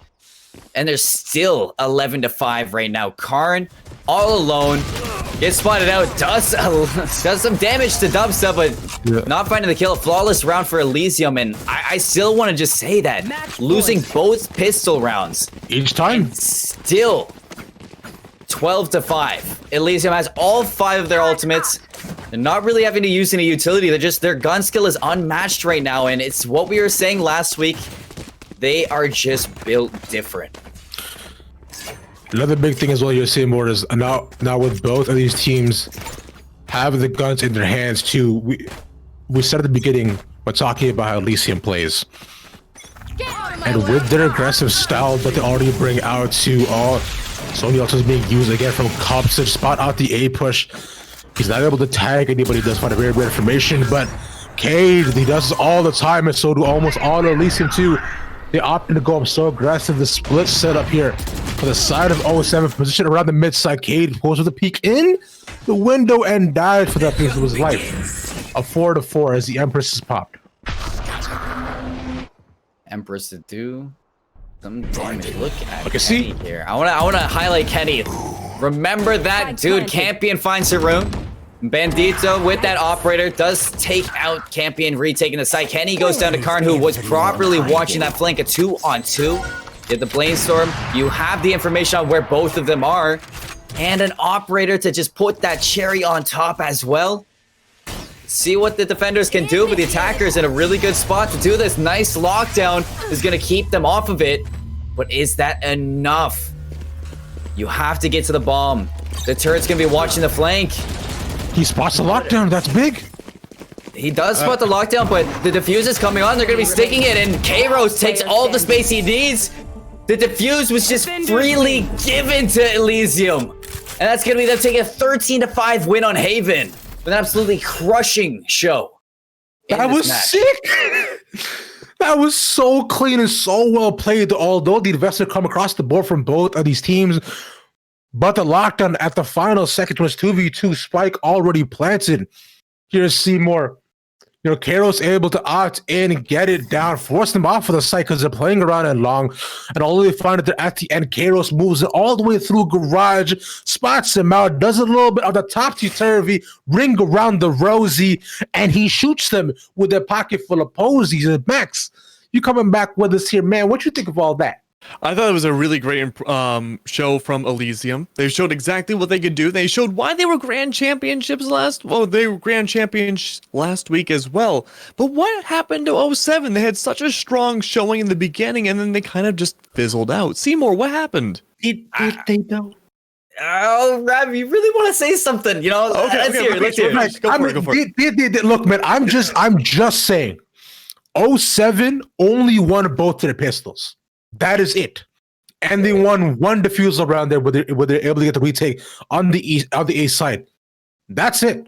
That's really the only showing they had. Because past that too, each and every single time, gentlemen, you all saw Elysium dominated. I mean, you look at O7. They won the pistol first, and they won the follow-up round. But I'm pretty sure both times they won the follow-up round. So that's 4 rounds pistols right there. It's 4 rounds right there that they found off of the start of each round. And then when it just came to the gun rounds, Elysium. It's just all Elysium right there. Their rotations were smart. They were doing a really good job at spreading thin the defense of O7 and making them question which site they're going to attack when they were on attack. So Elysium was very smart in their takes, and their post plants were perfect. They were playing round number 3 today to a T, and that's all I can say. But now that we've seen both of those teams play before, do you think Elysium, and I think it was Chaos from before, do you think that they will have a returning factor in the Grand Championships tonight? I mean, I hope so. I would love to see Lethal Chaos to go ahead and get the run back as well and try to prove themselves, because Colin, you and I were there. We cast that match. It was not a pretty sight, unfortunately. So, and I know I'm being nice. Let's go ahead and continue to be nice. We're good, guys. You know, because even though I'm wearing my Moon Raccoon shirt here, it's just like, of course, like I want to be nice to them. Just like Moon Raccoons, LC have seen better days, but as always, I have faith. Fair enough. But we've seen a lot of crazy matchups so far. And talk about that final round again, Ravish. I know you went in all about it, but I'd love to hear a little bit more about the lockdown and it being destroyed, all of just the final sequence of that game. So look, man, it's really simple too. Although right at the beginning they went in for the A hit too, a lot of authors being used, and when they saw the C side was completely utterly open, they're able to go in with the big screen trade back and forth.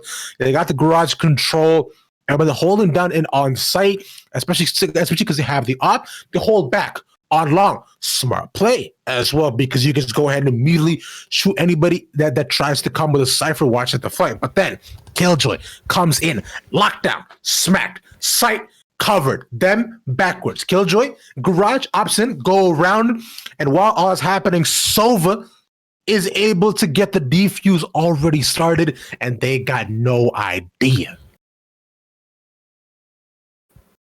Spicy. Excellent play work all around. But unfortunately, right now we're kind of waiting on another matchup to become free. We had so much fun seeing a whole bunch of different teams play tonight. And of course, plenty off stream as well that we won't be able to see.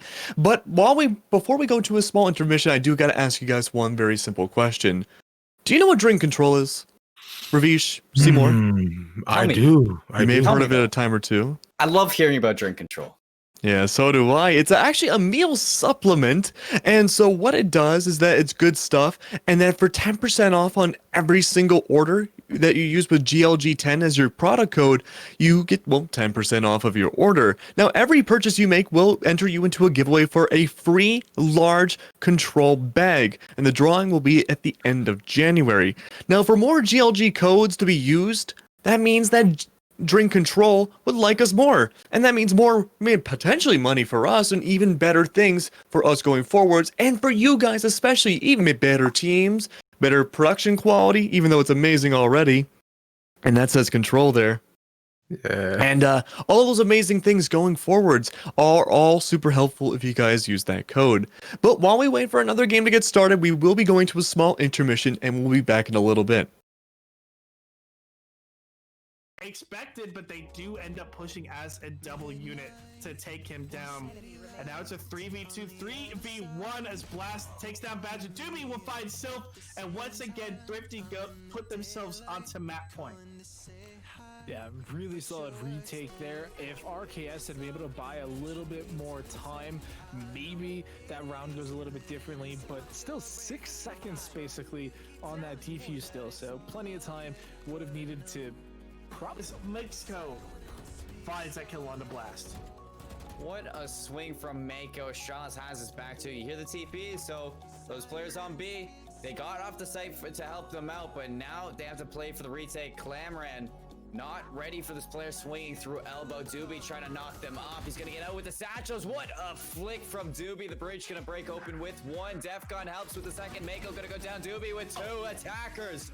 Win another one. That's going to be the 5th round. Play it for the time. 6 seconds. He's going to be edging himself closer. Just dancing around each other. Shot's going to be favoring Thrifty. They're on map point, Joker. Beckham didn't have to take that chance. He had about a second left. He could have continued that dance around the block and won the round anyway, but took it into his own hands, took down the shot. Beckham stepping up huge. Like you said, we're not seeing what we typically assume a Killjoy should be, as the rest of AU clean up that C site, leaving only Blast alive with that Marshall just backing away there. Could try to see if they could find a kill out of this. They do find Killa, which helps out a little bit, but still getting taken down. That's round number 8 for AU. Full control of this match right now, but we'll see. Blast get himself healed up, is invisible, try to find some more of those picks, but just going back and forth. Kill will find 2. Badger has the SMG, just can't take down Doobie. Yeah, can't get the shots on target, and just RKS with effectively a collateral. Like, he sees one in the smoke, just happens to get the second member through it as well, and that's heartbreak. That's full. That means Thrifty are going to get control over mid, and now try to see if they can go onto this B site. Full execute, full send on to B. This is for this map. But Killa picking up Blast there in a good position. Self spraying through the smoke, gets 2. Can't even talk because we're so late into the night. Doobie trades back, gets 2. Back to a 3v2. Spike's going down. Defcon and Doobie. These are the big names for Thrifty. They've done so much for the squad. Can they do it again? It's looking double Nano Swarm to try and, run all the way through. And I mean, that's almost impossible. You can't survive that. Smoke's now coming out. Beckham's gonna be ahead of it though. Will they expect this? They do see get shots on target, but everybody's still alive. Teleports over the Nano, but they can't get through. 2 dead, 3 dead. Only 1 left. Thrifty pick up the first round. Oh, that is not how AU had planned that round, especially after how they played the first half and how they played trying to get the ult orbs. It's been costing them. It's not been working for them. And so now, trying to get themselves into a better position. Blast is just going to teabag, seeing that Owl come out. But here we go. Now it's the slow push onto A, as one is holding up mid. Deluxe is going to find the first kill onto Deluxe, and that opens things up for AU. They decide... Oh, they get the pick onto A. They make Thrifty think they're going towards A, but now they just 2 on target, 10 HP. He's gonna get peeked. He's gonna get not found out just yet. Footsteps are stomping. There is enough. Deluxe picks up 4 and even gets the dink, but Killa securing it. 2 HP. What? 2 HP? Not even close. Not even close, baby. But that's actually pretty massive there from Sylph to be able to take so many, from Deluxe to take so middle there. White will find a trade, but Akame finds another one back, trying to back up, is able to escape for now. Akame and friends gonna push up onto this catwalk, but awaits them around the corner. Could be death. Light does find one. Akame trades it out though. Yeah, he's going to be able to heal up as well. Tries to keep the operator in hand. Hits the final shot. 4K for the assassin, Akame. And things are looking pretty good now. They've picked up a couple in a row. They've, made... We thought we were going to have ourselves a long series, a very battled back and forth series. As you can see below, 14-12 in overtime on Bide, 17-15 in quadruple overtime on Ascent. Asia United say, nah, you know, let's just end this. We want to take our money and go home. And they end Haven 13-2. Congratulations to Asia United for winning this week's pit. He doesn't have position on the spike. He can't get himself in onto the site quick enough. It's going to defuse. And not only will it get the defuse, but Thrifty will get the kill, or the kill will go over as well to Badger to finish it out. AU take map number 1, 14-12. We have ourselves a series. This is going to be amazing. Asia United coming out strong. But hey, Thrifty looked good too. It's not just a... It hurts. And it's so hard to come back from that, especially with the economy they're facing. They need a miracle play to happen. Yeah, they do need a lot to come through. This is a great start, though. Well, that could be it right there. Yeah, and look at that. Sylph able to take out Spook, but look at the damage. Oh, no. Oh, no. That's the reverse of what it could have been. Clay, the last one alive. They're onto the... Just when we thought that they were gonna be struggling, this round finds a kill through the smoke. Badger finds 2 through the smoke. Sylph will finish out the round. That smoke comes down and Badger just starts free firing. Yeah, flawless on top of it. Just everything breaking their way. Now have to force buy on second round of a half that they lost. Look at that. They have no money. Economy shambles. They're looking like Bitcoin after Christmas. It is just in tatters. I don't see a good way for them to pull this back if, you know, they can get an off-site. Back out for this one-shot. Vandal does get the reload off. It's a 2v3 situation, 3v1 situation, looking like AU's gonna be able to clutch up. The defuse still has to come through. They don't know exactly where Blast is gonna fire shots. Gets 2, gets 3, gets the clutch, bringing it to overtime.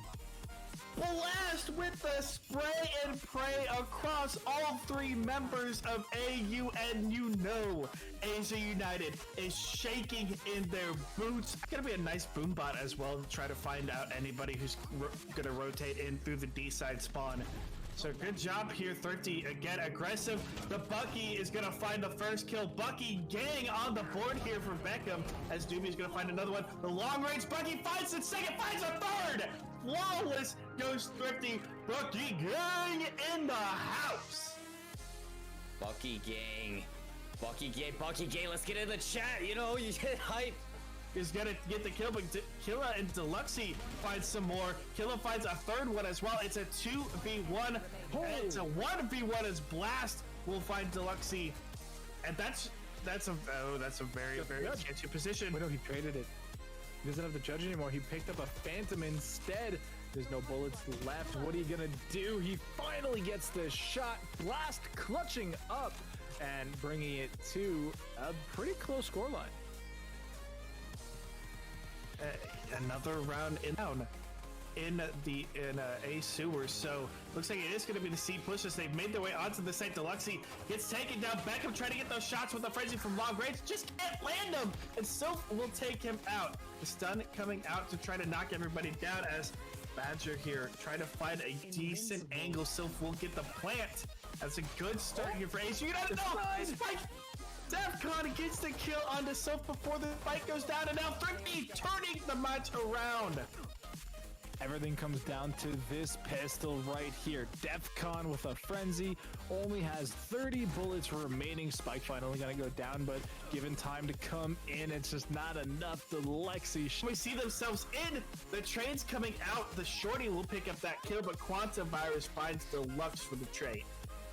Yeah, and there's still some sneaky spots coming in here. They're not going to quite check this secret position. Defcon's going to get the free kill onto the planter. Finds himself a second in showers as well. And things are looking really good for Thrifty this time. 2v3. Spike still in the hands of AU. So looking really good here so far, but it's a 2v3 now. 5-on-3 with really not a lot of damage traded back. Badger picking up the third kill of the round. They do find Deluxy, brings him down to 3 HP. Just going to be able to heal up here. They're still going to try and spray him through the wall. Does get a little bit of bait though and picks up the kill. Attacker win. AU first on the board. First on the board here in the second, in the overtime. They desperately need this defensive round to go their way. And it's going to be very scary because they did struggle. Either overcommit to get to the site or undercommit and have to start from scratch again, only this time now missing their jet. And they decide to go the overcommit route, continue getting caught in transition, and by the time they get to the site, it's 2v4 and health bar's not in their favor, as we see Deluxey just ripping onto the site. Yeah, that was a massive rush in coming in from AU. The run it back used well to find that information, get that kill. The smoke came out just in time so that they could. Yeah, and that's actually pretty big because AU, they really need to make sure, because of how their defense has been playing, if they can steal this offensive round now, they have a really good shot. But Deluxe with a beautiful angle, it's just gonna immediately shut me down. Deluxe hanging right there. RKS, at least we'll get the trade kill, but wow, that was absolutely disgusting. Just hanging out. Teleports as well. It's gonna be Zine with a triple kill. It's an even 2v2 now. Where are the last two alive? Well, they're gonna be peeking out slowly but surely. It might be too late for the defuse now. You have to go halfway. Kaplan's able to find one. That could be the final shot, but no, it's too late. PGT stay in the game, and Kaplan sacrifices themselves. Unfortunately, the Kaplan right there at the end. Honestly, if I was Kaplan, I'm thinking I have to protect this man with my life and with my body. Oh, Zine, no! He pushed up too much. That's gonna tell you exactly where the bomb's gonna go. And that's gonna be the plan. Sure, but you're in a 1v3 and you're already lit up. It seems like though most of the shots had missed. The paranoia goes down. You missed the op shot, and now you have to deal with 3 more. You get one through the smoke, a triple kill no less. Is he able to find it? No, through the smoke. He's able to find a second one. That's a quad kill. Now, if he can find this last one, he's gonna switch to the Phantom. No ops. 2 cops for that. Thank you. I absolutely love that, man. But yeah, that's definitely absolutely massive success rate for them, because with the seaside opening up, which is why I don't necessarily like having Sova playing as the anchor, because you can't do a ton of stuff to push, but a fluffy immediate shot and he's out of there. Which is why I don't necessarily like having Sova playing as the anchor, because you can't do a ton of stuff to push, but a fluffy immediate shot and he's out of there. Yeah, like a ghost just flittering away, never to be seen again. The Jet wants to contest this too. Fluffy gets 2. Champions after champions after champions, we've been seeing these one-map streaks here today. My name is Keg. Of course, we're joined again by Doctor and Hawk's Nest. We're seeing Thrifty now, who have been previous champions of the Pit of Valor in the past, now coming back yet again after an interesting result of last week. Now, Doc, what happened last week with Thrifty against Zero Marksman? Didn't quite break their way, unfortunately. Sometimes the cookie just kind of crumbles that way, gets overbaked, you got too much butter in it, it's a mess. And so now they're coming back, new recipe, new ingredients, they're trying to make something come out ahead. They've made it this far, they've won a couple games already here tonight. They're looking to keep that streak alive and move on in the tournament. We have an interesting team going up against them too. Now, Hawk, you're gonna have to help me out here. Is it ABBA Boys? I think it's AB Boys. AB Boys? If I had to guess, it's AB Boys plus BC. I don't know who the AB Boys are or who BC is, but they've come together for this tournament. You can call them ABC. It is the AB Boys before Christ. Okay. Any thoughts? They're really old. Yeah, they are. Surprised they know how to play Valorant. I'm surprised they can still pop it, lock it, drop it in their old age. What? But yeah, so what was the question about these guys? They're just helping to find the names. I just didn't know how to pronounce their names, to be honest with you. But interestingly, it looks like the map again will be a map we've seen quite a few times. You guys already casted it already. It's going to be Ascent coming here over and over and over again. How do you guys feel about Ascent coming back and returning for these teams again? Doc, if you want to start. Oh, sure. I'm messing with my microphone, so you picked me first. Of course. But no, I mean, it's not my favorite. I would have liked to have the Haven map that we saw last time, or even taking a trip down to the sandy shores of Bind. But it's what the teams are comfortable with. It's what they've planned the most around. And if you think about it that way, it means that this is going to be the best Valorant, right? Like if you take a team that's practiced Ascent a billion times, you put them on it, they're going to know what they're doing. They're going to have fun with it. Whereas if you take teams and put them on Icebox, a map they've played half a time while they were trying to earn the Snowbuddy icon in Snowball Fight, it's not quite going to be the best Valorant you've ever seen. Yeah, I mean, there's not a lot that we really know about AB Boys either, but we do know about Thrifty's performance last week as well. And see, it is not going to be Icebox. We are going to see more familiar maps as well. All things considered, Hawk, how do you think this matchup is going to go for them? I mean, like we said, we don't know too much about ABC, but we've seen Thrifty before time and time again. They're a great team. They have a lot of time into Valorant itself. They're constantly improving themselves, and I think it's going to go their way. I might be slightly biased because, I do know them a lot more, and we'll have to see as it goes. It's going to be the same thing as how we saw Ascent before. It can be a bit of a meat grinder if you want it to be, but it's going to come down to how these setups are going to go on defense, and obviously the team compositions as we get to this agent selection. It seems like pretty standard overall, I have to say. I wasn't sure if Keg was going to come back with something or if he has disappeared, but I guess he just vanished. Nah, we just kind of got ghosted as, the agent selections are locked in. And I will point this out because one of my favorite activities is beating the dead horse. There's no Sage.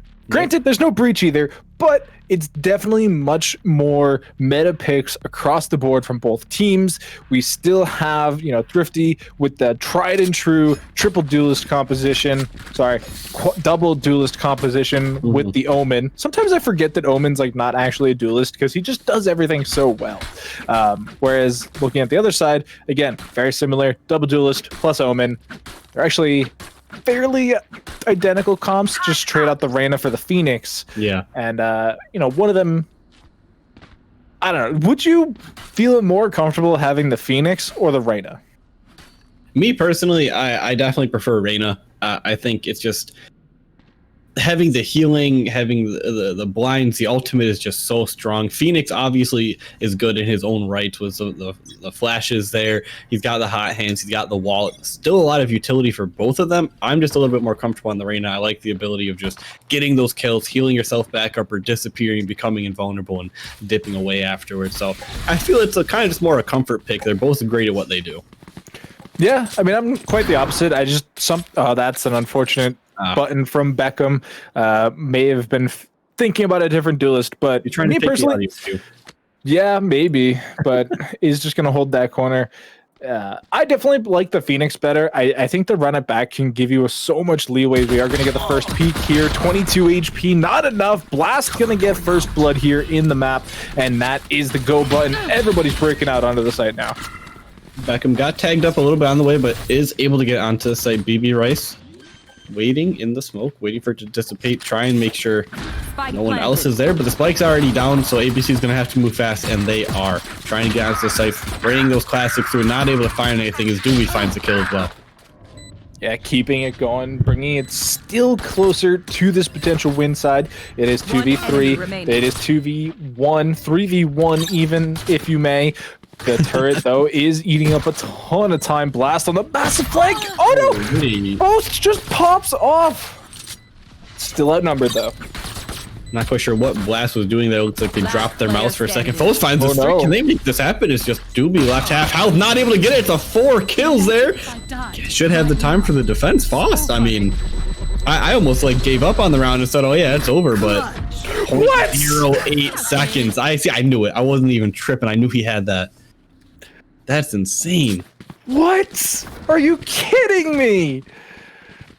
Faust gets the 4K, gets the fractional defuse, no fear in them. Bunny hopped the entire site, just right-clicking with the classics. Didn't even bother wasting any time picking up a ghost. Says, I can't jump peek with this. And just wins the round for his team. And that's a mental break for Thrifty. This is a tried and true team, but I don't care who you are. You look at that round and you're just head in your hands going, what went wrong? Yeah, how do we all die to that one? But they're on the site again. Lots of stingers going. Okay, bye-bye, BB right through the wall. Doobie loves those wall shots. Defcon also picking up one. Plan already underway. We'll get paused for a moment, and that's an interesting crosshair. Spike planted.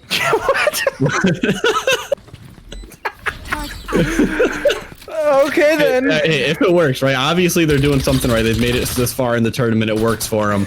I don't want to talk too much smack about it, but I can't see anything, but as long as they can, that's all that matters. Shock darts into the walkway here, and the headshots following it up shortly after. Defcon and Blast team up to end the round. That is attackers bringing one back. yeah, Thrifty weren't going to let that happen to them again 2 rounds in a row. They were holding that one down much better. I think, the pistol rounds we talk about, they can just kind of go either way. It's a little bit of, I don't want to say luck, but it's a very swingy round. The pistols are hit or miss. Yeah, and speaking of pistols, we're going to head back to that for the B-Boys, and they do have Shorty, which it's on the Killjoy, interesting enough. Typically, that's, reserved for the Jets and the Phoenixes and things like that, but if you can make it work, more power to you. Whatever works, indeed. I mean, it all comes down to comfort at a time, too. Yes, there's things like what's meta, what's not meta, but if the Jet player feels like they can't do well with a Shorty, you don't want to force it onto them, have them, just throw a round away. But Defcon, nice pick up there onto Faust. That is the top fragger for ABC gone early into the round, so that might play into the rest of it. Yeah, they're feeling a little squeamish about running out of this entryway, though. Beckham just trying to find out somebody. They're making a ton of noise with these footsteps, too, so they are eventually going to potentially get peaked here, even though the trigger discipline finally going to pay off for BB Rice, and they dash back through the door before it fully shuts. Beckham is able to take down DHM, but can they get more? The answer is no. Big Z comes out ahead. It's working out for ABC right now. The giant crosshair works with those long range shots, man. See, the bigger the crosshair is, you can fit their whole body into it, so you're going to hit them. I don't know if that's how the game mechanic works, but I mean, we can run with it. Smoke is going out to cover the broken turret. John Hamm trying to get that paranoia deep into the team. Smoking off that whole entranceway here is now the site retake is coming in. Blast with this Ares, though, gonna pop off. Picks up 2. Needs to get 1 more still, as it is BB Rice staying alive. Has the Sheriff. Can't quite flick it, though, as Blast with the classic pops off. Another attacking room for Thrifty onto that B site. They've pushed there every single round, and it worked 2 out of 3 times, so I think that's a good enough odds for them. Looks like they're going to try it one more time. Thrifty, I mean, we've seen them before. They're definitely a team that likes to just be up in your face, be very aggressive when they can. They know when to back it off and to slow things down if need be, if they don't have the arsenal to support that type of play. But their preference is just to run into you and gun you before you even know what hit you. Yeah, and when they can play to that level of, aggressiveness, they can be very quick and very effective. And it's when teams can slow that type of gameplay down that they really start falling a little flat. And so you can see the attempt here with the Odin trying to, buy them some time. There is going to get this lockdown in place, though, and they're trying to spray it down. Didn't quite get it up on that window, though, so it will stay alive for now. Is going to buy the time, but they're just now getting onto the site now that it is expired. And that Nanoswarm did a lot of damage to a couple members there, so they're already at a disadvantage. The spike goes down. Doobie's going to hang back with that Vandal. Defcon also watching that upper catwalk area. Smoked off, going to push on through now. Oh, that's a great defensive ultimate. Lockdown coming in. It is going to get popped, though. Hunter's Fury actually going to kill. Gets 2! But the lockdown also is destroyed, and Blast somehow still killing the last 2 remaining members. I mean, that was a great play there from ABC. Great defensive. In theory, that play would have been beautiful. But the Hunter's Fury and Thrifty shots just ring true, and it just shuts the whole play down.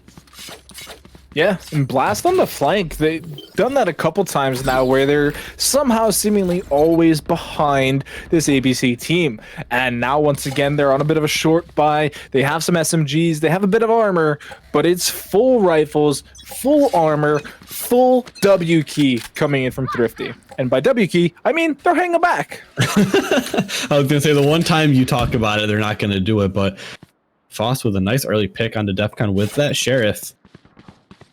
We'll push up. Getting aggressive. I'm going to jump over the wall. Too aggressive there, Beckham. jumps right over, or I'm sorry, Beckham gets the kill. He wasn't the one jumping over though, but that's a good trade right there. But look at your mini map. Look at ABC's Jet all the way up on that catwalk. BB Rice on a big potential flank here if they decide to keep going deeper. If they updraft now, they'll see 2 members, but they're going to hear the footsteps. They're going to be feeling pretty close. They can hear all of that, by the way. Yeah. Doobie walked right in front of him. He didn't look him. Doobie! You see them now. Okay, there you go. Gonna get the one. We'll updraft. Can't quite get the other one though. Goes paid off in the end. They get that. Yeah, they get one and get out. They do still have a couple knives left as well, so they're going to hand over the upgraded rifle, and it's going to work out beautifully for John. Wavy just one taps BB through the smoke. Rice is definitely not feeling so good after that one as Beckham staying alive, just barely going to drop down, and it's now in a bit of a tough spot here for the attacking Thrifty. John Hamm there to finish that off. We'll get that defuse. 2 to 3, not too bad. I mean, ABC had a great round right there. Wavy with that blind one tap through the smoke was crazy. A Thrifty win for them up against Thrifty, ironically. Yeah, you definitely would have liked to see Rice not die there, but really, what can you do, right? Like, you just get one tap through the smoke and you're lost, right? Like, you feel bad about it, but there was no way to prevent that at that stage. And it was nice that they had given over the rifle to John before that, so they didn't have to potentially lose control of that and then, you know, be in a bit of a tougher spot later in the round. And just the reason it's really, really bad is you only got to carry 2 rifles into this round. So you were short that 1 rifle, which means you had to buy an extra. Yeah, it's not what you want to do. Foss with another great shot through the smoke on the DEFCON. Doobie's Owl Drone gonna spot them out. Hit him with the dart, but not able to find the kill as Beckham also drives. Doobie will finally grab that one, but BB Rice is up and having to trade that one out. John Hamm coming in through the trees, finishing off Wavy as well, and Doobie's on the run. 7 health left. Not that John Hamm has too much more, is Rice once again gonna fall down to the rifle, and it is gonna be John Hamm picking up the round win there. This time they get 3 rifles compared to the 2. Tying it up to 3-3 and Thrifty. I mean, they were having a lot of success over on that B site. They wanted to try out the A site. It just wasn't working out for them 2 rounds in a row. So they're going to go back to that B site. They're probably going to hit it very, very hard, just fully flood through there. And if you're ABC, it seems like they're also kind of expecting this. They're sending 3 members over to that B site, trying to lock it down the best they can. Yeah, they have the weaponry to do so, and they do have, you know, at least the Hunter's Fury. So if they can get a little bit of vision here, which it should be, looks like they are. Beckham's going to pop the ultimate, but they get multiple members peeking into Garage all at the same time. So there is a lot of information here. If they do decide to use the Hunter's Fury, they'll get even more, but it turns out they don't even need it. Rice able to take off Blast. A lot of scratch on him too. Just a free kill right there, able to move off. The defenders partially rotating, trying to watch through the middle of the map. They're going to send that Owl Drone, see if they can see the rotations from Thrifty. But they're kind of split up on the map right now. Some over at A, mostly still towards that B site though. That Owl Drone timing out just before it actually saw anybody. John Hamm here in a good position is going to see that the recon bolt was shot out, knows that somebody is down at the bottom of this catwalk, and is holding their breath baitedly, waiting to get a kill. Oh no! Push up into the middle, not able to get him, and Doobie's going to trade him out. The man you knew he was there, and you leave him alone and you fall. Not the best player there, but tied up in the last 4-4. Now the aggression over towards this B site. Faust is here, the alarm bot. Pops up, Hunter's Fury gets popped. Wavy gonna drop Faust. 30 seconds left. Oh, Beckham gets caught by the very last dart there. So tags him down a little bit, 70 HP left, but the spike is still going to be planted. And now it is this retake situation here for ABC, and they're off to a poor start. Rice finding another kill right there, 3-3 in lives and rounds. DHM trying to hold up this cat. Will get stunned. I'll have to back up through the smoke. Almost drops. Wavy finds one. Breeze trades it out. DHM looking under hell. Beautiful headshot onto DEFCON right there. It's just Doobie. He's the only one left alive. The only hope for Thrifty. Shock Dart goes out, but it's not enough as DHM trades him out. Yeah, and I really like using the flame wall here to keep that HP high, even if the shock dart connects onto the spike there.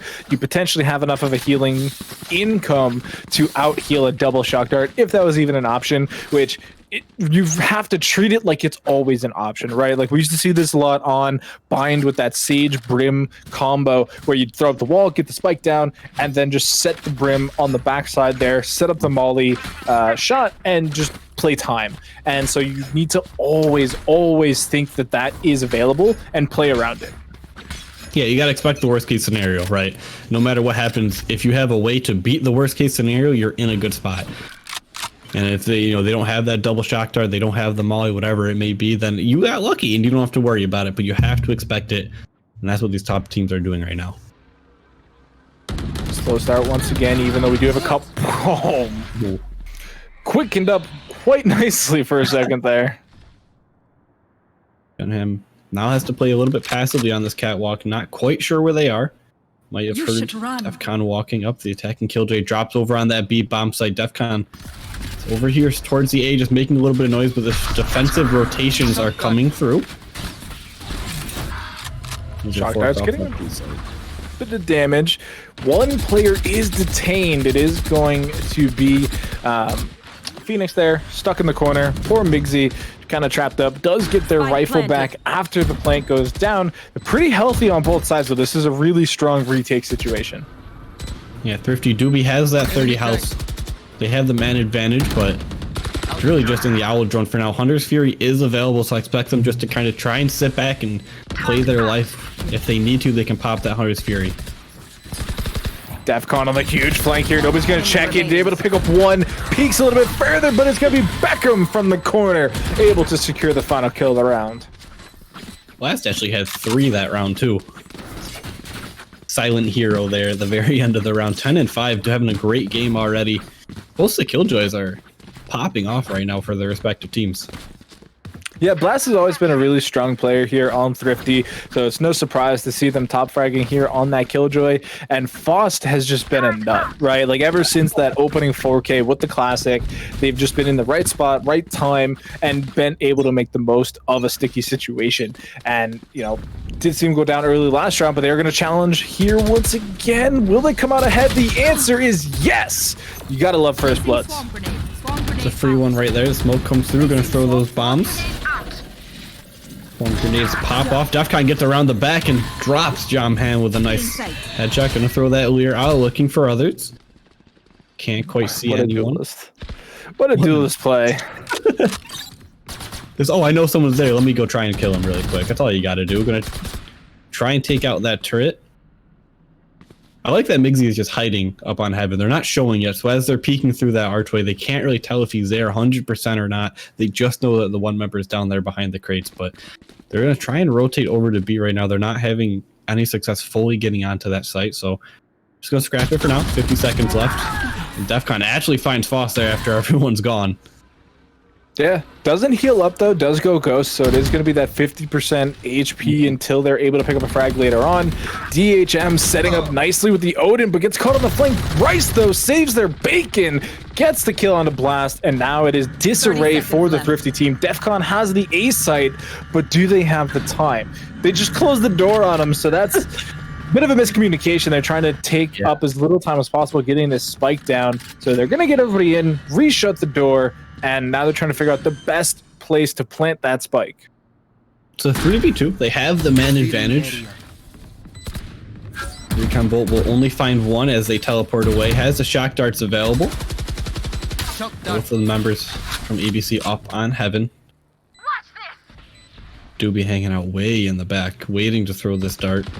One enemy remaining. DHM gonna get onto the site, gets both kills, and now they need to be concerned about this double shock dart. Perfectly set up.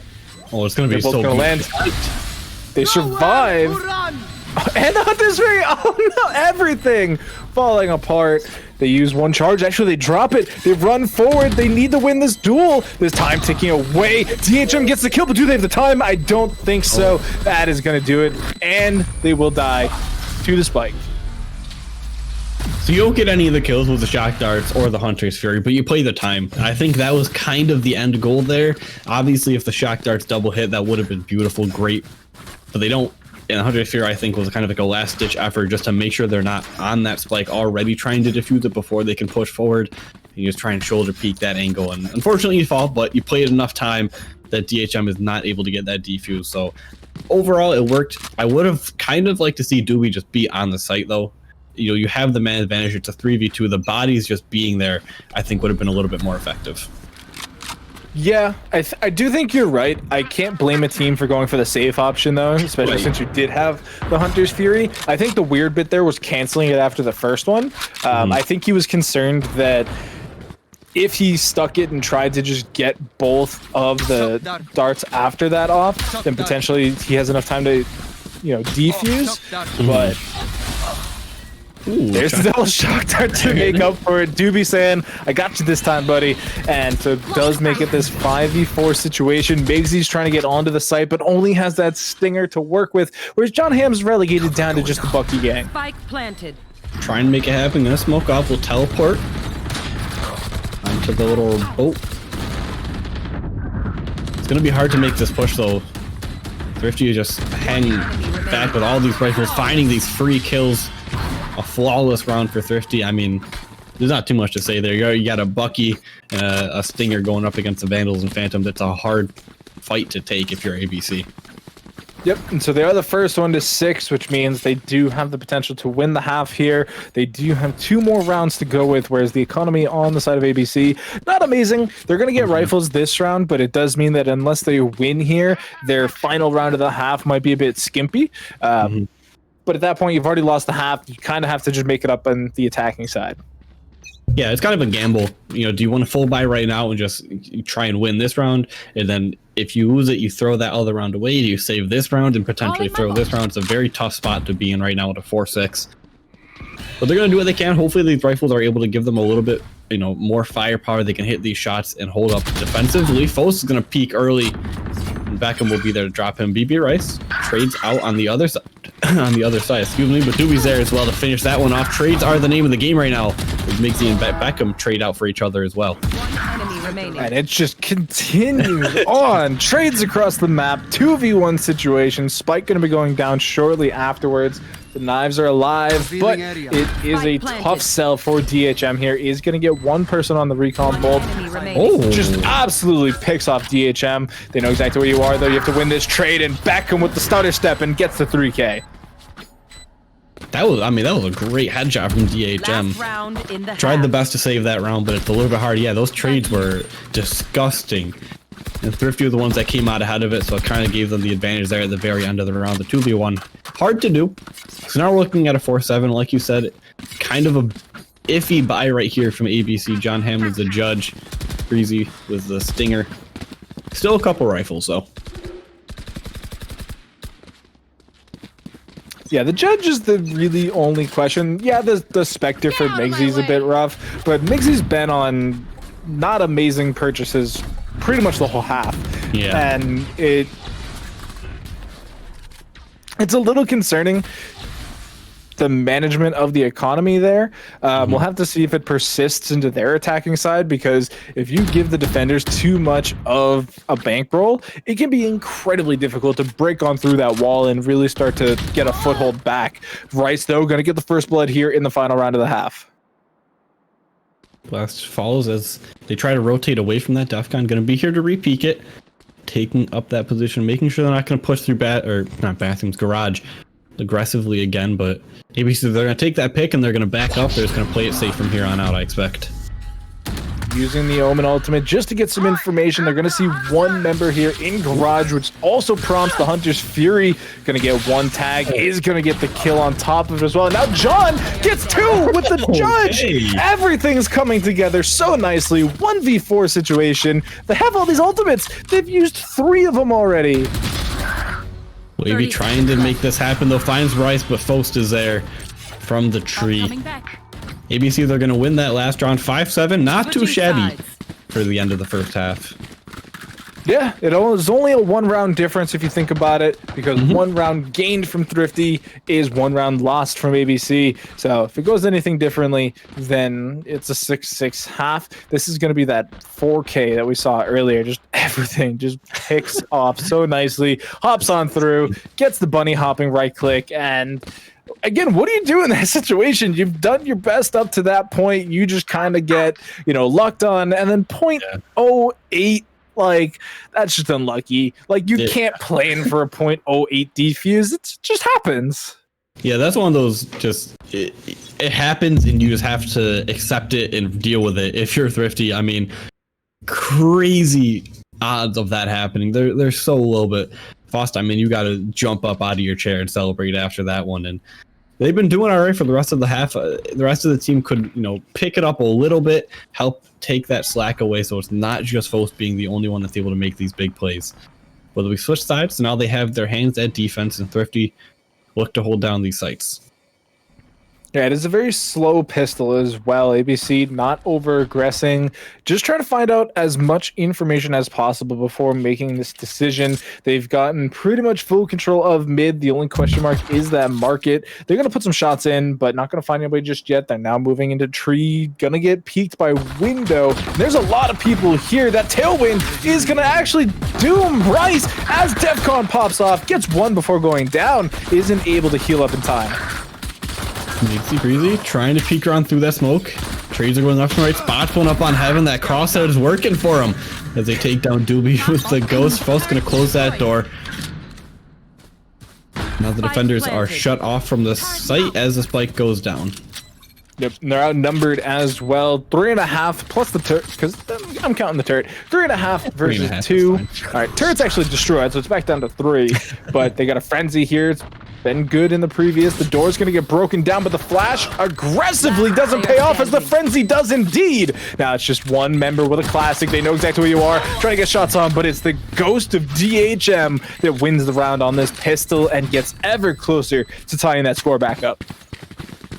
Very close there at the end of the round. It was a good play from Wavy to peek from Heaven as I believe the Blast was getting stunned in tree. He peeks from Heaven, traded that out, kept Blast alive, but then that allowed the other two members of ABC to swing around and take him out. And then it's a 1v2 Blast. They know where you are. It's kind of hard to make that happen, but I like the attempt from Thrifty, but ABC, they held that offense down very well after they got the plant. Yeah, and interesting purchasing decision here from the defenders. Beckham picking up the Bucket Gang on the second round, dropping them down to 1,000 credits because they didn't back it up with any armor either. So it's a bit risky in that sense. Lear's going to come out. They're going to get aggressive, but the tailwind out as Defcon pops in for the kill. Beckham still hanging with this Bucky. Will get spotted by the drone. Waiting for the peaks to come through. The shock dart does a bit of damage. Doobie's just hanging out, trying to get this crossfire. They're going to peek up. They're looking left. Both finds one. Doobie's just choking that, though, as they push through with the Stingers. Now it's Wavy's teleport come through and with the shorty, but that's not going to work either. ABC have dominated that A site. Doobie dinked every single member that peeked through that doorway and just couldn't get a frag. And you can see the HP bars, they're not super low since it was that right click dink, so it's just a minuscule amount of damage, but the animation though, it looks pretty. Unfortunately, it's really all it's good for, and it is going to be now tied. B-Boys starting off strong in the second half. Yeah, 7-7 overall. They had a bit of a rough time on that defense. Thrifty was kind of running right through it, but they're doing the same thing now to Thrifty, except on the A site.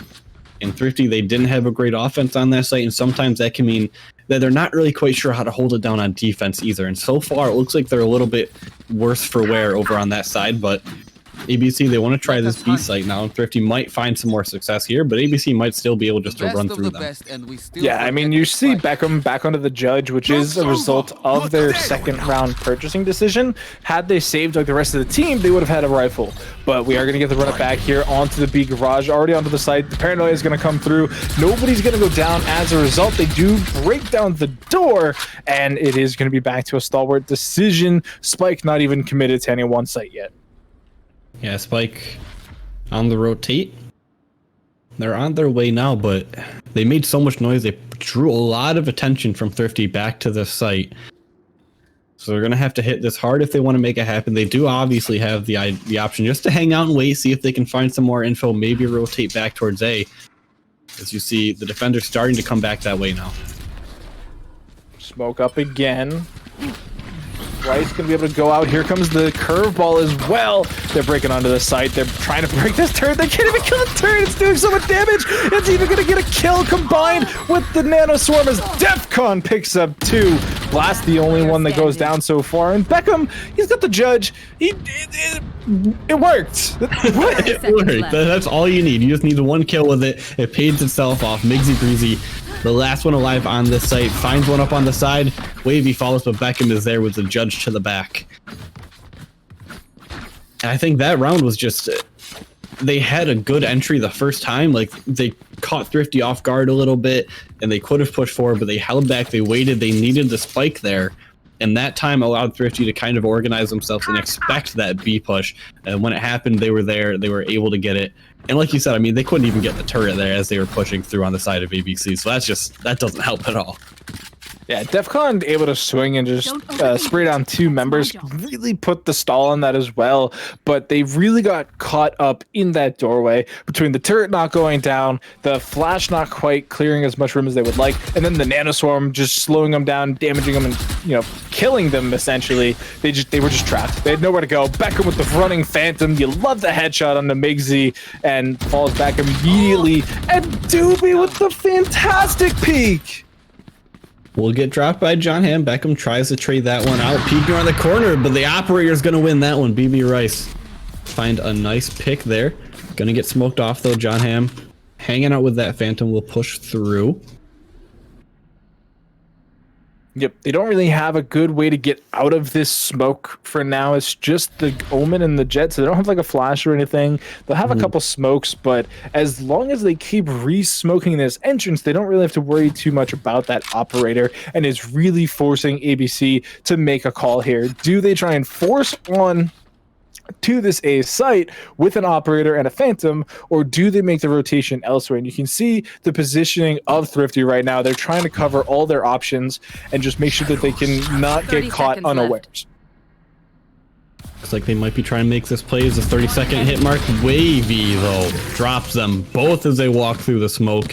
Didn't even break a sweat. Yeah, just unrelenting, made sure that they were watching the smoke there that whole time. As soon as the counter smoke started coming out, they knew that that was going to be the play. They held strong. They took out the operator first as well, which just coincidentally happened that way. Like, there's no way of knowing the operator was going to be on the left side, but killing that removes the one-shot potential, and it then leaves it just up to John Hamm to get a crazy flick. And with that not happening, the trades are an option, and Wavy doesn't even need it. He just takes both for himself. Get out of my way. So 7-9 overall. ABC had a nice, that was a close shot from Beckham. Going to dash away, but the knives in the back are there. BB Rice finds the one, but will get immediately traded out by Blast. So an even trade across the board, but they're onto that B site now. John Hamm tries to find the one hiding in the back, but Breezy's the one that grabs it. Doobie Shock Dart going over. Is going to delay the plant for now, as we do hear a ghost tag coming in. Here comes the attacking lockdown as well. They're going to know exactly where the spike is, but are they going to be given the shot to take it down? The answer is just not yet, and they're get caught running away by DHM. The attacker, Killjoy lockdown, is going to go off. Doesn't detain anybody. Now the Hunter's Fury operator combo is just decimating Thrifty. Wavy finds John Hamm. Only 2 more to go. That's not going to happen as the operator shuts that down, in a Thrifty, once again, up against Thrifty for ABC. And that's just disaster for Thrifty's economy. Like, they're going to have one last buy here. You can see 7K on DEFCON before buying anything. Gonna have to just absolutely shell out all the cash, though. They need to give it over to their friend to make sure they can get the best buy. Blast down to a Bucky for a second. They are going to say, wait. Don't worry. I got enough. I'll get you the rifle. And so they do upgrade them there. But I mean, look at that. 3 members at 0 credits and 1 at 600. That... If they lose this round too, they just simply don't have anything in the next. You're going to have to make it work, and that's not going to help. Wavy gets picked immediately off the rip of the round there. Doobie does trade one back on the DHM, so he's going to even it up in the lives. But yeah, I mean, Thrifty, they're going to have to play a very stalwart defense here. They're not going to be able to let anything happen. That economy is crucial at this point in the game. Yeah, I mean, even if they win the round with like a single member remaining, that's just not good enough because they lose 4 rifles and they may still yet not be able to buy. They need to win this round convincingly. And if the rest of this game has been any indicator, I don't think it's going to happen. I think this is just going to be a knuckle drag, brawl out round once again, because that seems to be what the teams are interested in. Looking at the ultimates, though, ABC, they have the Omen Teleport, they have the Run It Back, Thrifty has the Hunter's Fury, and the Empress. So 2 ultimates on either side, and it's going to come down to how they're used if the teams choose to use them in this round. I think if you're Thrifty, you really got to full send it with that one. Outside of ABC, you might have the opportunity to kind of lay it back and wait. 30 seconds. You do have that economy in your back pocket. So this round, I mean, obviously every round win is big, but it's not as crucial for them as it is Thrifty. Oh no, Blast gets baited by the sound cue of the Run It Back and just gets shot in the back by Faust. And so they are going to be able to clear the site. Triple kill already coming out from Faust. The spike's going to go down, and there's still 2 members of each side alive. Empress will be popped. BB Rice holding it down with this operator. Mike find that shot beautiful onto Defcon. Doobie trades one out onto John Ham looking for the second. BB Rice is going to grab it. That's a tied up scoreboard now. ABC 9-9. Let's take a look at the scoreboard. Yeah, just not good. Everybody on the side of Thrifty going to be working with just table scraps at this point. They better hope they're Iron Man so they can just build a win out of this round because they don't want to be the second to double digits. It just becomes that much harder to really force yourself into a victorious position. And I mean, this is such a close game. Thrifty, they had it in the first half, no problem. They're looking a little bit rough now in the second half, and the economy is so close. It's already 10. If ABC wins this, it's 10-9, right? They're not going to be able to buy next round. It's potentially going to look at 11-9. At that point, you have to buy, and you have to win so many rounds in a row. So Thrifty, they really can't drop the ball right now, but they're already getting picked, and ABC are on the advantage. Yeah, and they're still just playing very defensively. They're letting Thrifty come to them with the weaker weaponry. They're now playing as a collective unit. They're not making a ton of noise either, so Beckham's not quite going to know where anybody is just yet. And we'll have to see if they can get back to safety quick enough or if they're going to get caught in rotation here. But it seems like they have some idea of what's going on. Yeah, I mean, the tree is the one spot no one really can see right now. So I say we can't see them anywhere else on the map. They're most likely over in that tree. And they sure are. As Faust picks off Wavy there up in the window. They're going to push onto that site. The shorty, not going to happen. John Ham and Breezy find kill for themselves. And it's all just up to Defcon now with that stinger down in hell.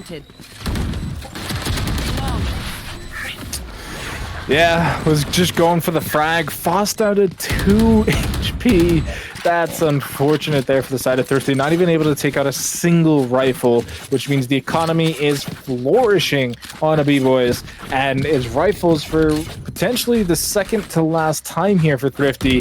And they need a win. They need something to go their way. They need some sort of luck on their side. They're going to need something for sure. I mean, ABC has been phenomenal on offense so far. Money stacked up, full rifles, full armor, everything they need. Thrifty, like you said, they are able to get this last buy in, but they're going to have to make this one count or it's going to be, I don't want to say impossible, but it's going to be really, really hard to come back from that and not get yourself out in this round. Yeah, because you have to think about the economy that the B-Boys have built up. Even if they lose a round after, say, this one, they still have at least 1 to 2 more buys due to the incoming economy. And at some point, Thrifty are going to run out of money. And there's only so much room to play with here. They're already getting picked at the opener. Look at the X. Look at how deep that is. It's all the way in attacker spawn. Why are you there as a defender? The big push through, I mean, I'm not quite sure. But yeah, it's not quite what they need right now. Is the 4v5 is now in play, pushing towards that B site. Doobie, if anyone's gonna make it happen, it might be Doobie right now. As the Hunter's Fury, trying just to take out that Killjoy ultimate, does get it. A little bit of damage there at the end, get a little bit of the reveal, and Defcon's able to pick that one up, so that is useful. But Rice's operator is just too strong right now. Yeah, Cloudburst's going to pick up in the market as well. Wavy's going to be able to sneak out just as Migsy comes in. So the big boy with his big crosshair not going to be able to find a kill, but the spike's still not on the site. There's only 10 seconds remaining. It needs to go down, and they just now gain control. They're going to be able to get the spike down, but it's a one-on-one situation. John Hamm can win this round for his team, and he has to fight through this defender lockdown to do it. This is rough. 5 seconds and ticking, sees it. But Blast is there with the shot. Should have more than enough time to grab that defuse, and man, that was down to the wire. But Thrifty will tie it up 10-10. You mentioned it before, winning with just one person isn't really enough because their economy is still so weak. But they're tied up 10-10, they clutch it up, so they still have a chance. Yeah, I mean, look at this. They're not even going to be able to get full rifles to back up this operator that they've, selected. They're going to have to go with like a couple half armors, but if that's the best you can do at this point, that really is the best you can do. You got to take every little advantage you can. We're going to see the Guardian pick up from Wavy as well, and this is a last-ditch effort. They are so precarious on the knife's edge right now. They need to get something going here, and it's interesting that Blast is actually the one holding on to that operator, not the more mobile player like the Jet, or even the Reyna with the duelist potential. Yeah. It's the Killjoy. I think Beckham really just wants to pop off right here with that Vandal in that corner, trying to get these entry kills and dash away to safety. A lot of shots down through the mid, and Faust once again winning that out over Wavy has been so influential in this map with these early picks here. Yeah, and that's just an not an overpowered weapon, but just he got overpowered. Only having that Bulldog in that 3-burst configuration, you have to be so on point with your shot there. And unfortunately, if you miss that first burst, it can be really hard to recover. And so, yes, you did half damage, but now you're down a man. You have one less angle you can cover, and Defcon is trying to just stalwart here, but that recon is going to buy a lot of time that he cannot peek. Here's a lot of footsteps in towards that market. We'll see the wall go up, trying to find that Phoenix, but can't quite happen. Migsy Breezy going to drop Defcon. The man advantage just growing as DHM also finds one Blast with that operator trying to hold down the alleyway. But I think saving might be the option, but it seems like they kind of want to go for it. I think you kind of have to save. You won last round, which means you're on a losing streak right now at this point. If you go down here and you wanted to keep at least one of these weapons, if not both, and now you're actually going to walk away with neither. And so we'll have to see what they bring into this next round. Nothing. Yeah, I mean, you're going to have to walk around the map and hope that somehow the game glitched. There's a Vandal lying somewhere from one of the previous rounds. I don't know, man. It's got a Bucky, a Judge. Double Buckies. Bucky gang, absolutely. I mean, hey, it's worked before, right? We've seen it here at GLG. The Bucky gang has prevailed every now and then, but up against 4 Vandals and an operator, the odds are pretty slim. And this basically means you don't get a final round. Right? Yeah. Like, unless you win here, you're just going to have no credits. So they're setting up in these really off angles here to potentially catch somebody, and they can then turn that into a rifle pickup, into something more worthwhile, as Wavy, down to 50 HP already, has to somehow find a way out of this corner. Will get revealed by the other recon bolt teleports away, and they just know he's trying to teleport to that other side. They saw the animation. He does get away with his life for now, but very, very low HP there. Both Omens actually have their teleports. Could be interesting to make a play with one of those, but ABC, they're just going to play this one slow and methodically. Yeah, they don't quite know what they're playing into weaponry-wise, so they don't want to get caught out by Bucky gang, essentially. They want to play it safe. Maybe punish some of the over-aggression that we've seen from Thrifty up to this point. Recon Bolt is going to catch Blast out and shoots with the classic, so they don't quite know that it's Bucky gang time, as they are going to get forced off by the hot hands and just the Vandal. What are you going to do? Not much you can do against that. Beckham's hiding over here with the Judge, but again, the Vandal, what are you going to do? 3v5 now, 2.5 really for Thrifty with that health bar. Yeah, 6 HP on to Defcon. I think it's still like 51 HP on to Wavy, now down to 0, and that's going to be yet another flawless round coming out from B-Boys. And so now map point for them. One last round coming in for Thrifty. They need to win 2 in a row to take us to overtime, and they're coming in with a single rifle. A Sheriff, a Stinger, Bucky, Judge. This is close to the worst possible scenario for Thrifty. I think just classics no armor is probably the worst possible, but this is close to it.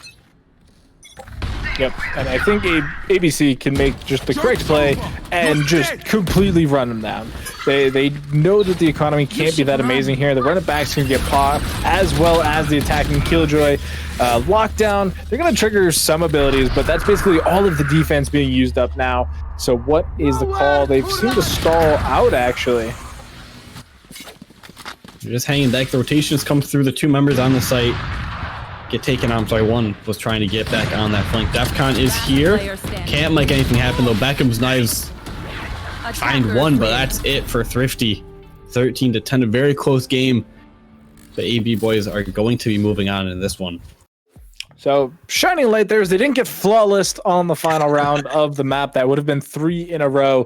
But yeah, I mean, extremely tight game, very tight margins for 90% of that game. You know, it did seem like B-Boys picked up quite a bit on that attacking side, but overall, it's just really strong here. We can see here the teams looking pretty solid across both sides, and 13-10, you really can't complain about that type of scoreline because any single round goes another way, and we either go to overtime or it's a Thrifty victory. Mm-hmm. I think going into it, no one really had many expectations of what they expect from the AB boys, and boy, did they show up. They really gave Thrifty, a former champion, a run for their money. Mm-hmm. And this is by far the closest scoreline we've seen so far today. And, you know, on Ascent, you're right, Doc. It is a huge back and forth.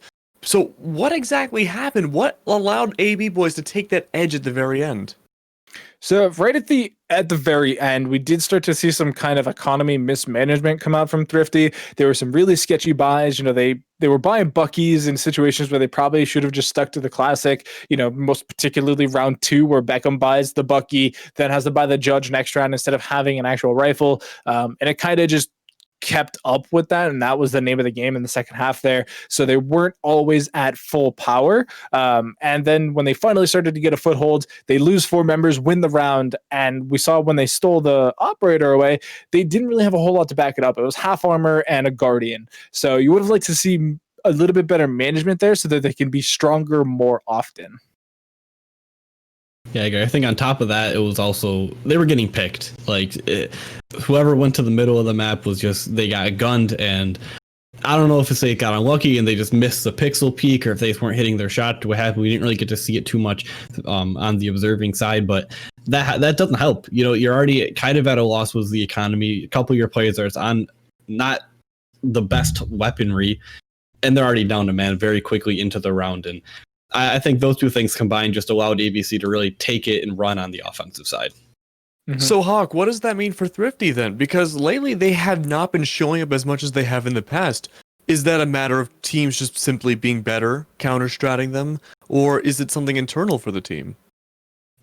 It could be either. You know, obviously, I don't know too much about the internal workings of Thrifty, but they've been great in the past. I know each of those players, they have a great potential. You know, I follow a few of them on Twitter. I see their plays all the time. So they're all great. You know, I mean, I think they may have just had an off day. It may just come down to that a couple of their players, they weren't feeling themselves. They weren't doing too great.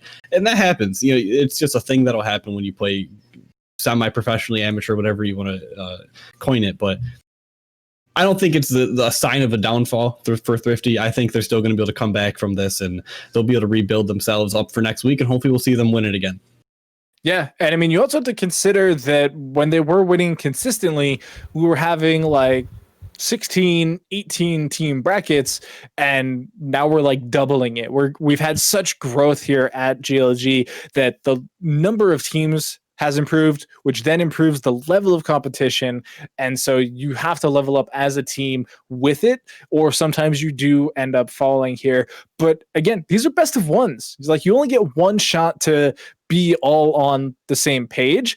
And so again, if one round doesn't go your way and it spirals your economy, you only get that one chance. You got to make it to the grand finals for that best of 3. And so this is an interesting situation where you do only get one chance. And speaking of which, we're coming really close to those grand finals now, Doc and Hawk. We're actually going to be up to the semis now. The semifinals, still a best of 1, but whoever makes it out of these semis will obviously go to the grand finals, a best of 3, to see who walks away with $50 here tonight. Now, we've seen a lot of teams so far, so I'm going to ask you guys one very simple question. Who do you think we're going to see at the grand finals? Hawk, actually, no, Doc, I'll start with you. That is a good question. Let me pull up the bracket here just to make sure that I have the most information available. So we have 7S Black versus All Victory. Nope, that's actually wrong. That is a quarterfinal matchup. We're going to have B-Boys versus the winner of that 7S All Victory matchup going up against our other half, which is Elysium versus Scrub Garden.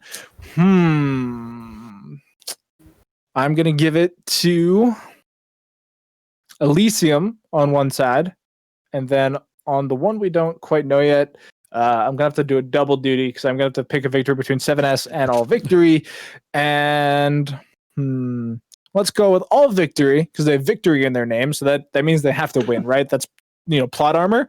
But then I'll say B-Boys will take it in the grand finals to face off against Elysium because I think that would be fun. Now, Hawk, do you agree with that? I agree, Elysium. Yeah, I think they have what it takes to make it to that grand finals. Although I do think All Victory will take it in their quarterfinal match right now. If they take it there, I feel like they have the advantage over the ABC team A-Boys, and that it'll be an Elysium All Victory grand final. Okay. So it seems like everyone's pretty much in the same boat about Elysium. And eventually we're going to have to ask our other set of casters as well what they think the grand finals is going to be. But I think in the meantime, people are just kind of waiting to see which new matchup is going to be free in order for us to be able to go on and commentate those. But so far, the tournament has gone fantastically, but I got to ask you guys a very simple question as well. Have you guys heard of drink control? No. I have. No, you haven't? Max, tell me more. Oh, absolutely, sir. So did you know about drink control is that it's a meal supplement and it's really good stuff. But if you want to get 10% off of each of your orders, all you have to do is go to the website, of course, buy whatever you want there, and use the discount code GLG10.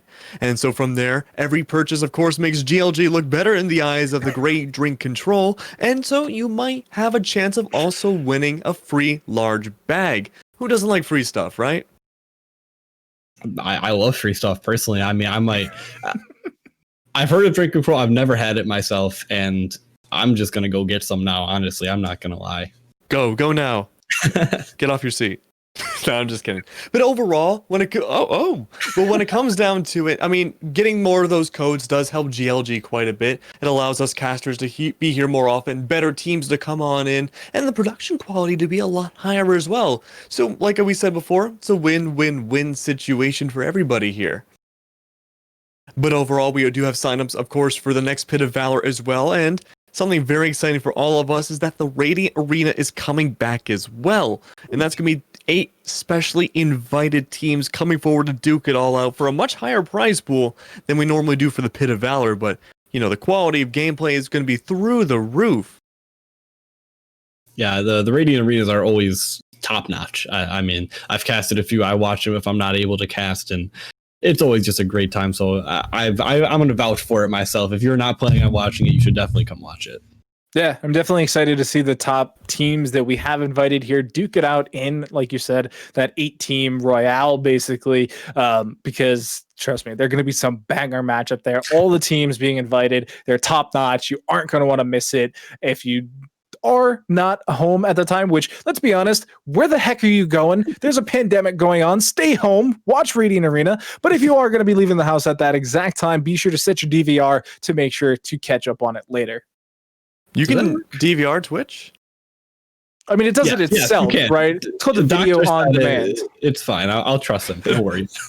But with that being said, we are going to be going to a very, very small break. When we come back and set everything up for the semifinals, another matchup coming on forwards, and I'll see you guys then.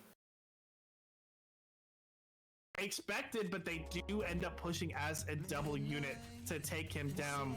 And now it's a 3v2, 3v1 as Blast takes down Badger. Doobie will find Sylph, and once again, Thrifty put themselves onto map point. Yeah, really solid retake there. If RKS had been able to buy a little bit more time, maybe that round goes a little bit differently, but still 6 seconds basically on that defuse still. So plenty of time would have needed to probably. Mexico finds that kill on the Blast. What a swing from Mako. Shaz has his back too. You hear the TP, so those players on B, they got off the site to help them out, but now they have to play for the retake. Clamran not ready for this player swinging through elbow. Doobie trying to knock them off. He's going to get out with the satchels. What a flick from Doobie. The bridge going to break open with one. Defcon helps with the second. Mako going to go down. Doobie with 2 attackers. Win another one. That's going to be the 5th round. Played for the time, 6 seconds. He's going to be edging himself closer. Just dancing around each other. Shot's going to be favoring Thrifty. They're on map point, Joker. Beckham didn't have to take that chance. He had about a second left. He could have continued that dance around the block and won the round anyway, but took it into his own hands, took down the shot. Beckham stepping up huge. Like you said, we're not seeing what we typically assume a Killjoy should be, as the rest of AU clean up that C site, leaving only Blast alive with that Marshall just backing away there. Could try to see if they could find a kill out of this. They do find Killa, which helps out a little bit, but still getting taken down. That's round number 8 for AU. Full control of this match right now, but we'll see. Blast get himself healed up, is invisible. Try to find some more of those picks, but just going back and forth. Killa will find 2. Badger has the SMG, just can't take down Doobie. Yeah, can't get the shots on target, and just RKS with effectively a collateral. Like, he sees one in the smoke, just happens to get the second member through it as well, and that's heartbreak. That's 4. That means Thrifty are going to get control over mid, and now try to see if they can go onto this B site. Full execute, full send on the B. This is for this map. But Killa picking up Blast there in a good position. Self spraying through the smoke, gets 2. Can't even talk because we're so late into the night. Doobie trades back, gets 2. Back to a 3v2. Spikes going down. Defcon and Doobie. These are the big names for Thrifty. They've done so much for the squad. Can they do it again? It's looking double Nano Swarm to try and, run all the way through. And I mean, that's almost impossible. You can't survive that. Smoke's now coming out. Beckham's gonna be ahead of it though. Will they expect this? They do see get shots on target, but everybody's still alive. Teleports over the Nano, but they can't get through. 2 dead, 3 dead. Only 1 left. Thrifty pick up the first round. Oh, that is not how AU had planned that round, especially after how they played the first half and how they played trying to get the ult orbs. It's been costing them. It's not been working for them. And so now, trying to get themselves into a better position, Blast is just going to teabag, seeing that Owl come out. But here we go. Now it's the slow push onto A, as one is holding up mid. Deluxe's going to find the first kill onto Deluxe, and that opens things up for AU. They decide... Oh, they get the pick onto A. They make Thrifty think they're going towards A, but now they just 2 on target, 10 HP. He's gonna get peeked. He's gonna get not found out just yet. Footsteps are stomping. There is enough. Deluxe picks up 4 and even gets the dink, but Killa securing it. 2 HP. What? 2 not HP? Even close.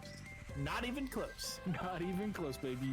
But that's actually pretty massive there from Sylph to be able to take so many, from Deluxe to take so middle there. Light will find a trade, but Akame finds another one back, trying to back up, is able to escape for now. Akame and friends gonna push up onto this catwalk, but awaits them around the corner could be death. Light does find one. Akame trades it out though. is going to be able to heal up as well. Tries to keep the operator in hand. Hits the final shot. 4K for the assassin Akame. And things are looking pretty good now. They've picked up a couple in a row. They've, made. We thought we were going to have ourselves a long series, a very battled back and forth series. As you can see below, 14-12 in overtime on Bide, 17-15 in quadruple overtime on Ascent. Asia United say, nah, let's just end this. We want to take our money and go home. And they end Haven 13-2. Congratulations to Asia United for winning this week's pit. He doesn't have position on the spike. He can't get himself in onto the site quick enough. It's going to defuse. And not only will it get the defuse, but Thrifty will get the kill, or the kill will go over as well to Badger to finish it out.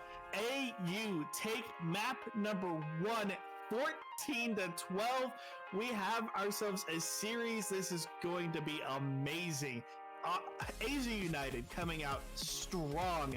But hey, Thrifty looked good too. It's not just a... It hurts. And it's so hard to come back from that, especially with the economy they're facing. They need a miracle play to happen. Yeah, they do need a lot to come through. This is a great start, though. Well, that could be it right there. Yeah, and look at that. Sylph able to take out Spook, but look at the damage. Oh, no. Oh, no. That's the reverse of what it could have been. Clay, the last one alive. Told you we would not be gone for very long. My name is Keg, and we're joined by the Ravishing Ravish, and of course, Mr. Seymour himself. Hello, guys. Oh, you are adorable. But what else is adorable is that we're getting closer and closer to those grand championships, and that also means that we have Scrub Garden versus Elysium. Now, I'm wondering here if this is going to be similar to what we saw between Thrifty and AB, Boys Ravish, or if this is going to be another blowout. I mean, so far here, man, it's the way I've seen it. Scrub Garden, although they've made their way thus far into the bracket, and they beat some pretty solid teams, right? For example, like Zero Marksman as well. So they're definitely here to play. But from what Colin I've seen so far, and I'm sure Colin can attest to this too, Elysium are and have been the team to beat. In fact, Colin, I believe you have some notes on how to beat Elysium. I mean, What's only the if cheat Max code? only if Max wants to see. We need the cheats. Come on. You want to see? All right. I don't know if you can read this, but can you read what's on this paper? No. Yeah, that's because there's nothing on the paper. This team is just so creative, so powerful in the pit of Valor that they are just so far unmatched. And every single time we see them, it's a blowout. And I have faith that they're gonna be likely grand champions tonight. Ravish, what do you think about that? A bold statement, but not unprecedented here, Max, because the way I'm looking at it so far, if Elysium take this match yet again, if it's yet again a completely another blowout, I'm down to stand behind the statement. I think Colin knows what he's talking about, and if we're looking at the performance so far, yeah, he smart guy. As are you. Glasses. Exactly. It's actually glasses diff right now currently on the desk. But that being said, yeah, if they win this as strong-handedly as they have won these previous games, Elysium, I'm ready to see them be back-to-back champions. Makes me wonder too, if they become the champions yet again, maybe they'll be a part of the Radiant Arena later on. Ooh. Would not hate to see that. I would not hate to see Elysium invited to one of the Radiant Arenas. I think they deserve it by now. I think they've well earned their spot as an invite. Mm-hmm. But you also have to keep in mind too that there's another team that have to face against. That's going to be Scrubland, I believe, right now, and that's a team we haven't seen on broadcast yet in the Pit of Valor, or even I think in GLG in general. Not really too sure too much about their team, but Seymour and Ravish, if you had to take any wild guesses, I'd love to hear. Well, I'll start by saying that's my favorite kind of garden. I wake up and I love to walk through the Garden of Scrubs. And I just it makes me feel better when I'm playing Valorant because I'm not good at that game. But when I walk through the scrub garden, it's a good garden. But here's another fantastic garden for you here, Max. It's the Garden of Haven as you head on into seeing Elysium back at it again on this map. Now, I expect to see the same sort of composition, the same sort of plays, and perhaps a similar style of domination coming out for them.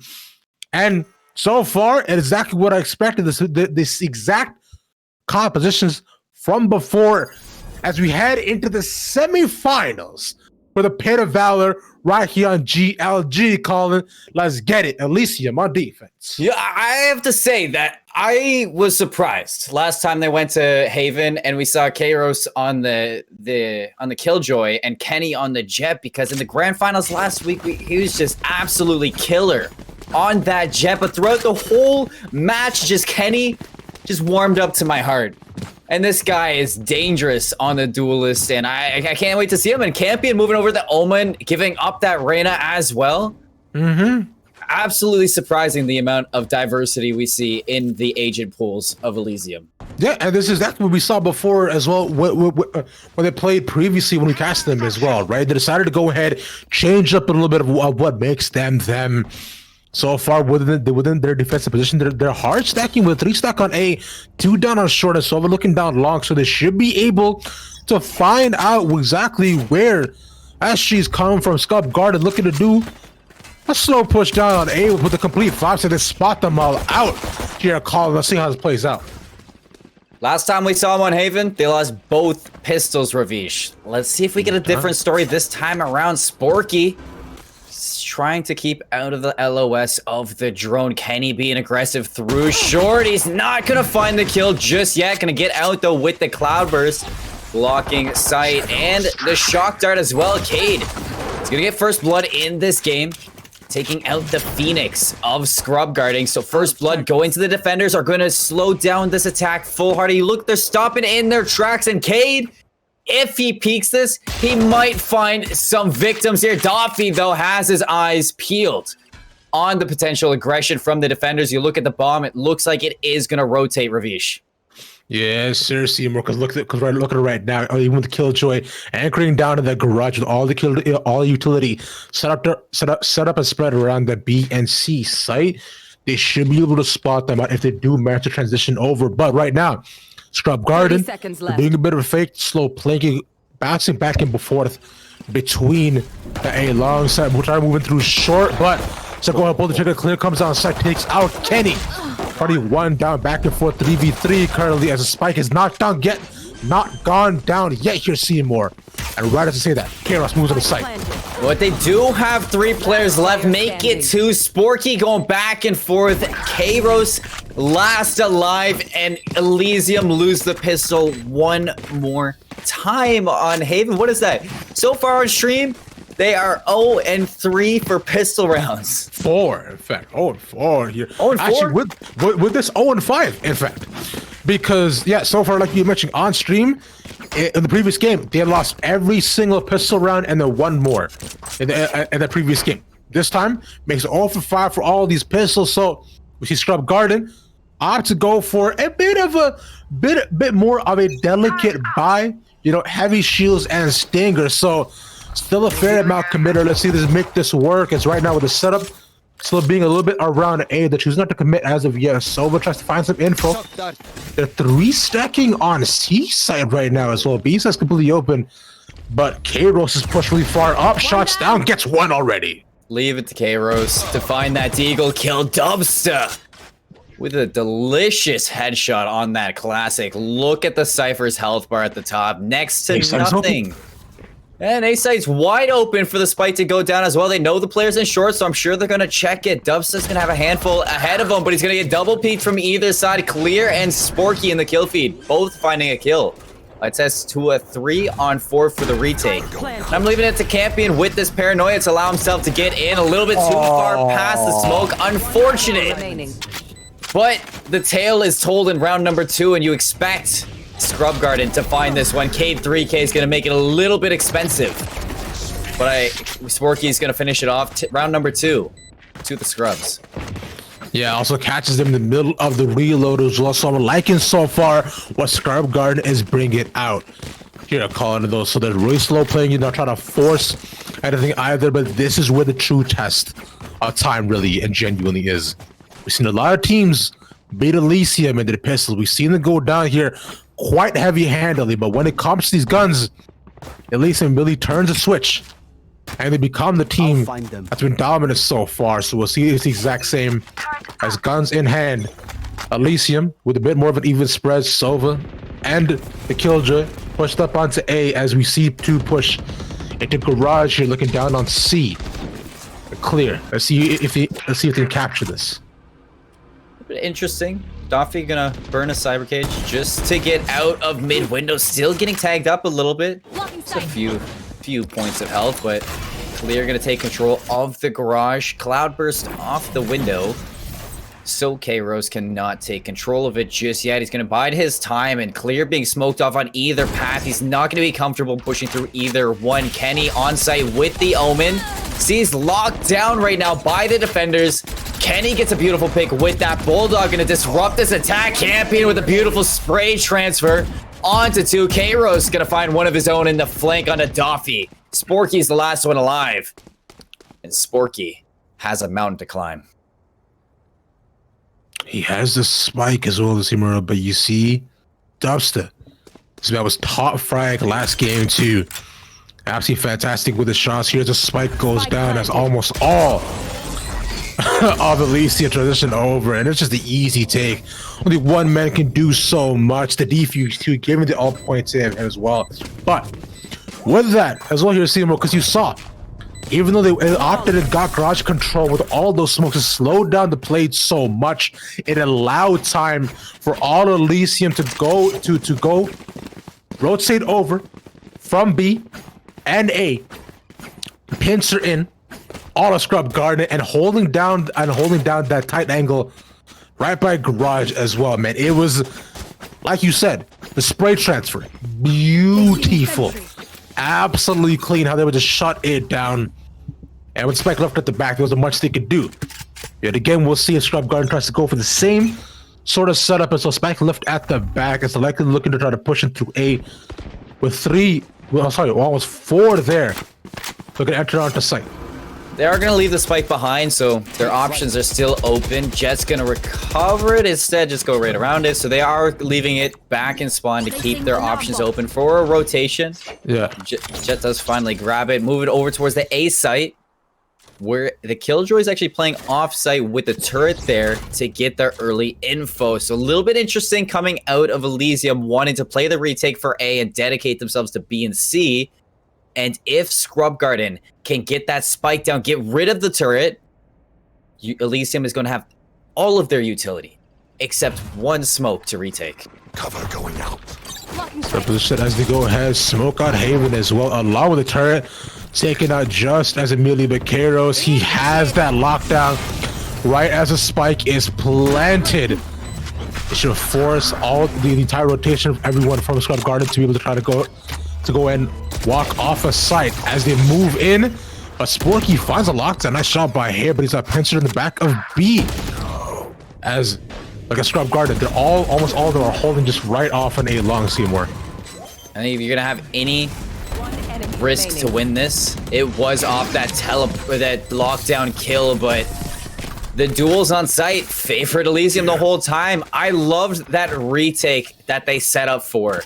The lockdown just allowed the space to be set for Elysium to move into the site, and Scrub Garden were not prepared to duel one-on-one with the rifles of Elysium. We said last game that we saw Elysium in. They lost the pistol, they lost the second round. As soon as we got to the rifles, they didn't drop. I think they only dropped 1 round when it came to the rifle rounds across the whole time. And Elysium, they're doing the exact same thing right now, Ravish. Exactly. Arsdar comes it down on A. Kenny famously opening up yet again with a spike as both drones will trade those little darts, and Sova goes and it pops over the Hunter Fury. Is unable to tag anybody as of yet though, but they clear out garage But the Utah uses dart, comes in, bouncing back and forth. That's so unfortunate. But Garage is there with Reyna. He's holding right off the sight. Catches one. I'm a liar. Reyna says Garage is mine. Garage is only Reyna's Garage. Clear with the Blade Storm. Oh, look at her head, but Dubsta crouched down. Cannot land that shot. Kenny. I have the spike. About to rename him to Kenny S with the operator. He is not missing.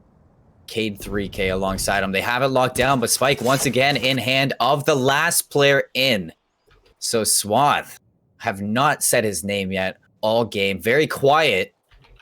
Has a 4K ahead of him. Kairos is going to shut it down after finding one. And the defenders are going to find another round. I want to talk about a little bit, Ravish, that last time we saw Elysium on Haven, we've been talking about a lot of these callbacks. They started on attack. And they only dropped 3 rounds when they were on attack. Yep. Right now, they're playing on defense, and they're already showing as much as they needed on the defense last time. So it's crazy to see the consistency from this team. Genuinely strong showings across the board, though, so far. No team really be able to contest, really pushing to the limit, though we'll see. As Scrub Garden can do so right now. Nice Hunter's Fury pops it up. Already gets one and tags up a couple as well from the side of Scrub Garden. They read the A push. They spot a lot of them out. So we'll see this Empress pop. Peeks in through long. Gets another 2. Just 2 left. On the side of Scrub Garden. They're just stuck in by Spawn Seymour. Dubsta, though. Sonar does get spotted, but is he going to spot the other one? No, only a one-way location. Kairos on the flank, though. It's a flawless round for Elysium. Once again, they shut down Scrub Garden. 4 rounds now for Elysium to the 2 rounds of Scrub Garden as they are prancing through these gardens right now. Elysium's defense just so strong. You take a look at that replay. Cade, double kill, spray transfers for days. Just like Campion before him, both 7 and, well, Cade 7 and 2, Campion 7 and 3, but both equally as dominant right now. You look at the setup, Ravish, they're all forced towards mid window with a big stack over on C for Elysium. It looks like they're going to be aggressive down C long to get that alt orb and to take the space, and Reyna all alone on B. The spike's going down. Nice fast push to coming in through B. They get the spike down at least. But trade back and forth, there should be an even play so far considering SG are on the save currently. So you should see what they can do as Campy catches what the other side. That's big, but already they're moving on, trying to get control. Garage spray from Campy yet again, but at the back, he's just clearing everybody out as Justice Cypher left to catch him out through Link, and he's a dead man. A 4K for Campion all the way by at the end of that. At least go 5-2 Seymour. That was sick.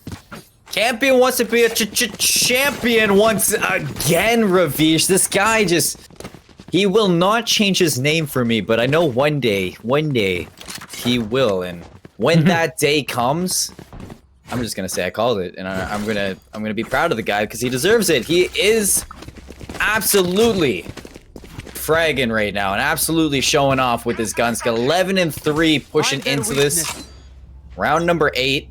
And Kenny's looking to get aggressive here off the start. I love the defensive plays coming out, and they're being so aggressive, and they're changing it up each time, and they're finding value in the plays that they're running. Yeah, so they're not too, because while often they get garage control, they force Funny off. Again, in the op, at least force back. 2 is actually pretty solid to get the pot shots in. But a little bit split right now as they do find Cups to holding down on A long. Sparky's waiting for him to try to push him. He knows he wants his duels and moving onto A as B didn't necessarily work out for them. The op putting up a lot of pressure, forcing them out to Cups to holding down an 8 short. And Cade holding it on sight. They have to know this is coming as the running back's popped. And the running back, though, doesn't find anything. Hawk Jazz sent right back to his original form. So his final form has not been found any time soon. Elysium 3 on 4 for that retake, Ravish. You see the smoke gonna come out. Doffy gonna put up his camera, but instantly spotted by that Omen. Kairos gonna go for the peek through the choke. Not locate anybody just yet. The turret gonna back him up on site. He's gonna clear out Hell, take the site by storm. Clear's gonna find one, the rest ensue. One player left, a 1-on-1 for Clear to take. And a 3K for the attackers to take their third round. Or would you go ahead and look at that Scrub Garden? Bring it back. That was genuinely really well played by them. How they're able to go ahead and force, like, not only did they go ahead and force the Jet into the choke as well, they go on the rotate, get out the A site, and then find Sova and Short. By doing so, because he only actually put that pops the ultimate, able to get the trade, Cade only gets one either, and past that as well, they did a fantastic job of holding the site down too and winning out of those trades. And now, we'll see what more they can do as they move. They're getting a slow push coming into Garage. Cade holding a very forward angle, not opting to get aggressors as of yet. But there's 4 pushed in Spike there as well, as Cade finds one. How many times are you gonna slow peek into this guy? He's ready for you. Hawk Jazz makes it even though. Nice shot through the corner. Landing on that Jet. Kenny on the Omen. Campy and Cade right back to where he began and does the exact same thing now, taking out the Phoenix. You have the Cyber Theft from the Cypher.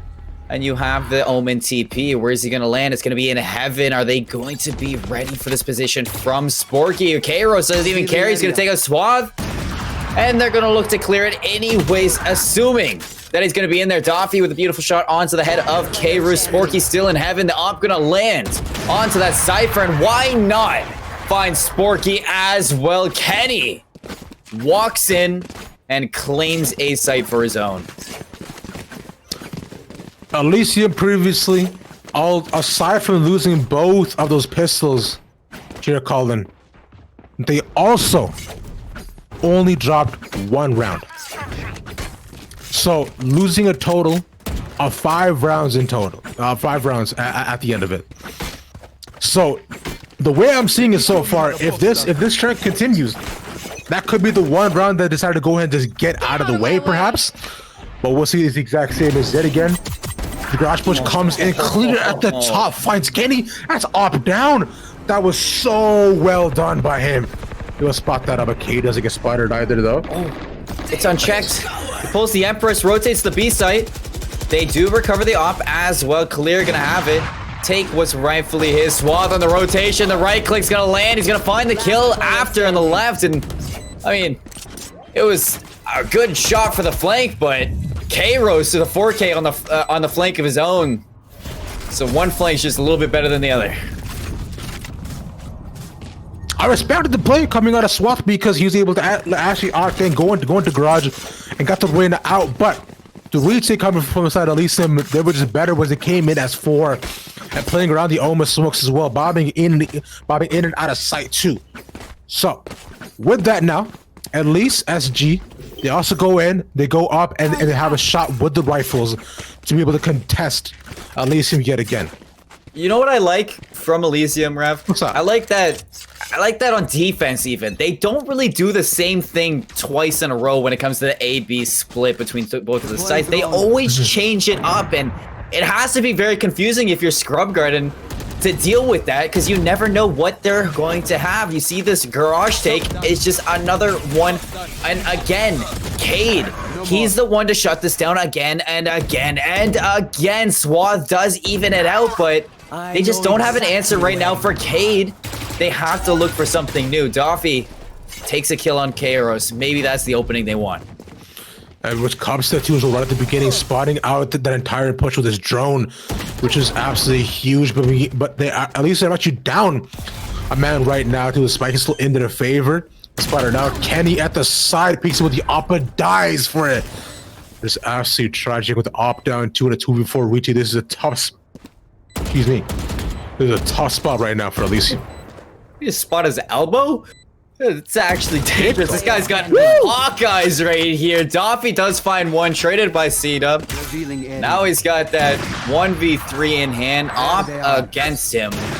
This is spot for spot. That was confusing for Dub, so you can see the visible confusion in his steps to retake that site. Clear does land the shot, though, to finish it. We're headed into the last round, Vish. 7-4, so SG already having a better stand in the first half against Elysium. They're able to take 2 rounds off, and with that round as well going in their favor. Here, calling 2 because it didn't win. This would have forced Art to the save, like it would have had to go for broken buys too. So now you got to keep their rifles and equally contest Elysium on equal footing. As you change it up, aside from the mid push, they will center around A. The dart will land beautifully right onto the side. But Cade pushed up down long. Then catches a 2. Obviously, get it back to trade. Are they still gonna commit to this? That was so elegant into absolute terror when he swapped over to the players. Campion. Yeah, it's a beautiful double kill. Now Cade stuck in Cubby. He was flash. Hawk Jazz on 1 health. Ooh. Can this guy do anything with a single point of health in his bar? It looks like they are going to turn tail and rotate back, make a little bit of noise, trying to bait some players out, a little bit aggressive here. Look at the split from the defenders though, Rav. 2 pushed aggressive C, 1 in garage, and 1 A split. About to say, Hawkjazz does have to run it back, so could potentially use that to at least use himself as a drone, gain all the health back too, which should help all at all. And he does exactly that. It's a solid play by him. Oh. But Cade coming around, man, he was all the way pushed up. Donna Cena looking for the flank, doesn't spot them as of yet. But just he just needs to turn a corner. That's all he has to do is they push in onto the B site. Did somebody order spot him there? One enemy remaining. The pizza's flavored death by Cade 3K. I hate that flavor. I don't like that either. Switching sides. It's man, that sounds like a horrible pizza.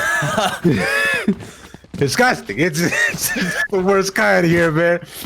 But saw stuff across the board yet again, coming up for the side of Scrub Garden. Elysium on the attack. This is really and truly where they've genuinely shined. They're calling it as well. So I'm looking to see really aggressive plays, but the way it's going, Scrub Garden, they know they can take advantage of Elysium and the pistols. And if they're able to get both rounds, they'd go up 8-6. It's not a bad position to be in. A very recoverable position, in my opinion, so far. But right now, Elysium set up along the C side. They'd go ahead and use the drone to go scout out early as Kairos. Yet again, playing around mid by himself to catch any early intel as to where they're set up. We can talk about that 8-6, but what comes next? And what I'm liking right now is the retake from Scrub Garden. They're setting up for a 5-on-5. Spike goes down for Elysium. And now the split. Like the post plant right now from Elysium, they don't just sit on the site. They're absolutely spreading to all sorts of the land. Swat's gonna get one to try to bring it back, but Campion 2 for his name. And Elysium, they finally win a pistol round, Rav. And it's when we thought Scrub Garden would need it the most. They did it. They actually did it. And you know what? I think this is them making up for that 1 extra round that they lost as well on the attack previously. At least on the side, no. You're not going to take all the pistol rounds from us this time.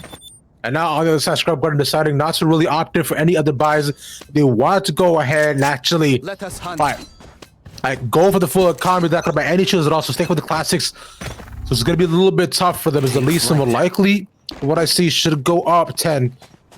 But look at the positioning. They yet to get pushed and down. See long to go and run it back. And catch Swati at the side. Big paranoia as well. Getting sporky as Spike should go down. Oh, Kenny.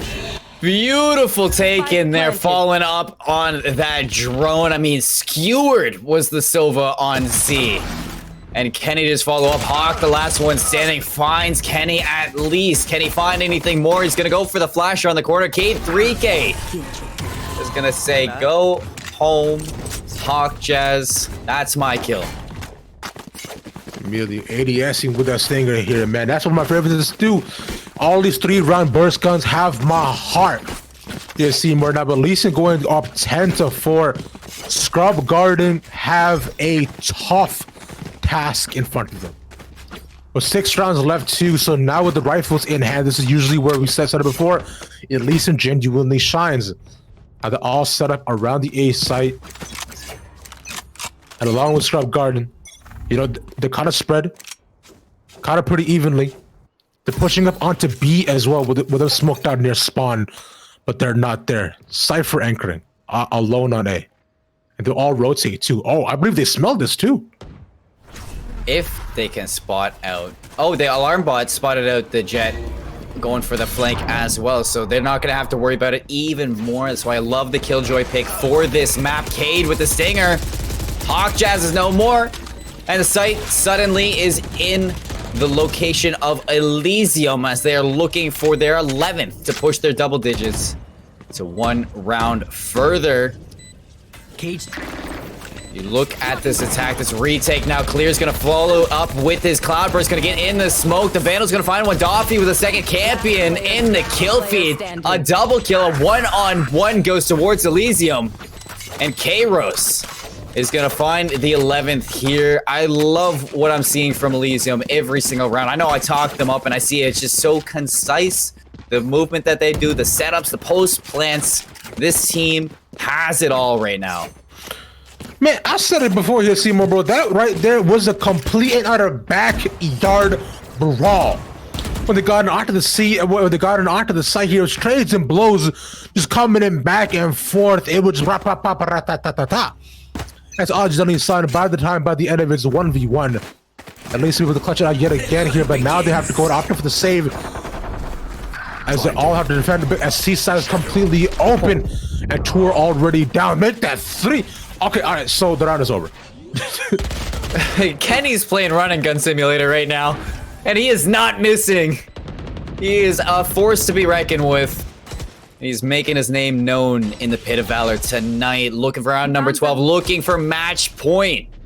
And Hawk Jazz is being hunted right now. Look at the flank too from Duffy, just hiding in his spawn, actually. He's just hoping to save this gun. And if they can get away with this gun, they are going to need it in the next round because things are not looking well for Scrub Garden. The task ahead of them is tougher than my love for you, Ravish. Hey, man. Yo, that's actually a bit too heavy for me to take it right now, but I appreciate you saying that. God. I do have to say, though, so with this now, even if they do it, don't actually say the rifles being able to go ahead and get out with that was pretty solid, right? Because even though like the next round they did often go for the save, going to the next though they should be able to go ahead and go for the full buy, so they'll be able to save that is solid. And now Scrub Garden, 1 round left to go here, Colin. They have to get this if they want to survive. They have the rifles. Clear has opted in for the op as well, and the light shield. So let's see what they can do. As yet again, Elysium goes over the C push. With Caleb looking down mid, and he opens it up. That's what I wanted. And it's what I got. He does get absolutely skewered by this. The TP on his side. No way he TPs here. No way he goes for it. He wanted it, but he canceled it last minute. He still found a kill. Wait. He stood there and he still found a kill. Ravish Swath finds a second. Cade 3Ks on the site now. It's his site for sure. And he's going for the spike. He's going to put it down in the corner, planning for long. Doffy lands these shots just off target by a millimeter. He's going to molly the corner. K-Rose through Garage takes out Doffy. All of a sudden, it's Hawk Jazz versus the world. And the world being Cade 3 and K-Rose. And Elysium is on top of this world right now. K3 with the wide swing. It's going to be all Elysium right now. They're headed to your grand finals. 13-4 on Haven. They are in prime form. We said it before, we said it again, and yet again from the beginning.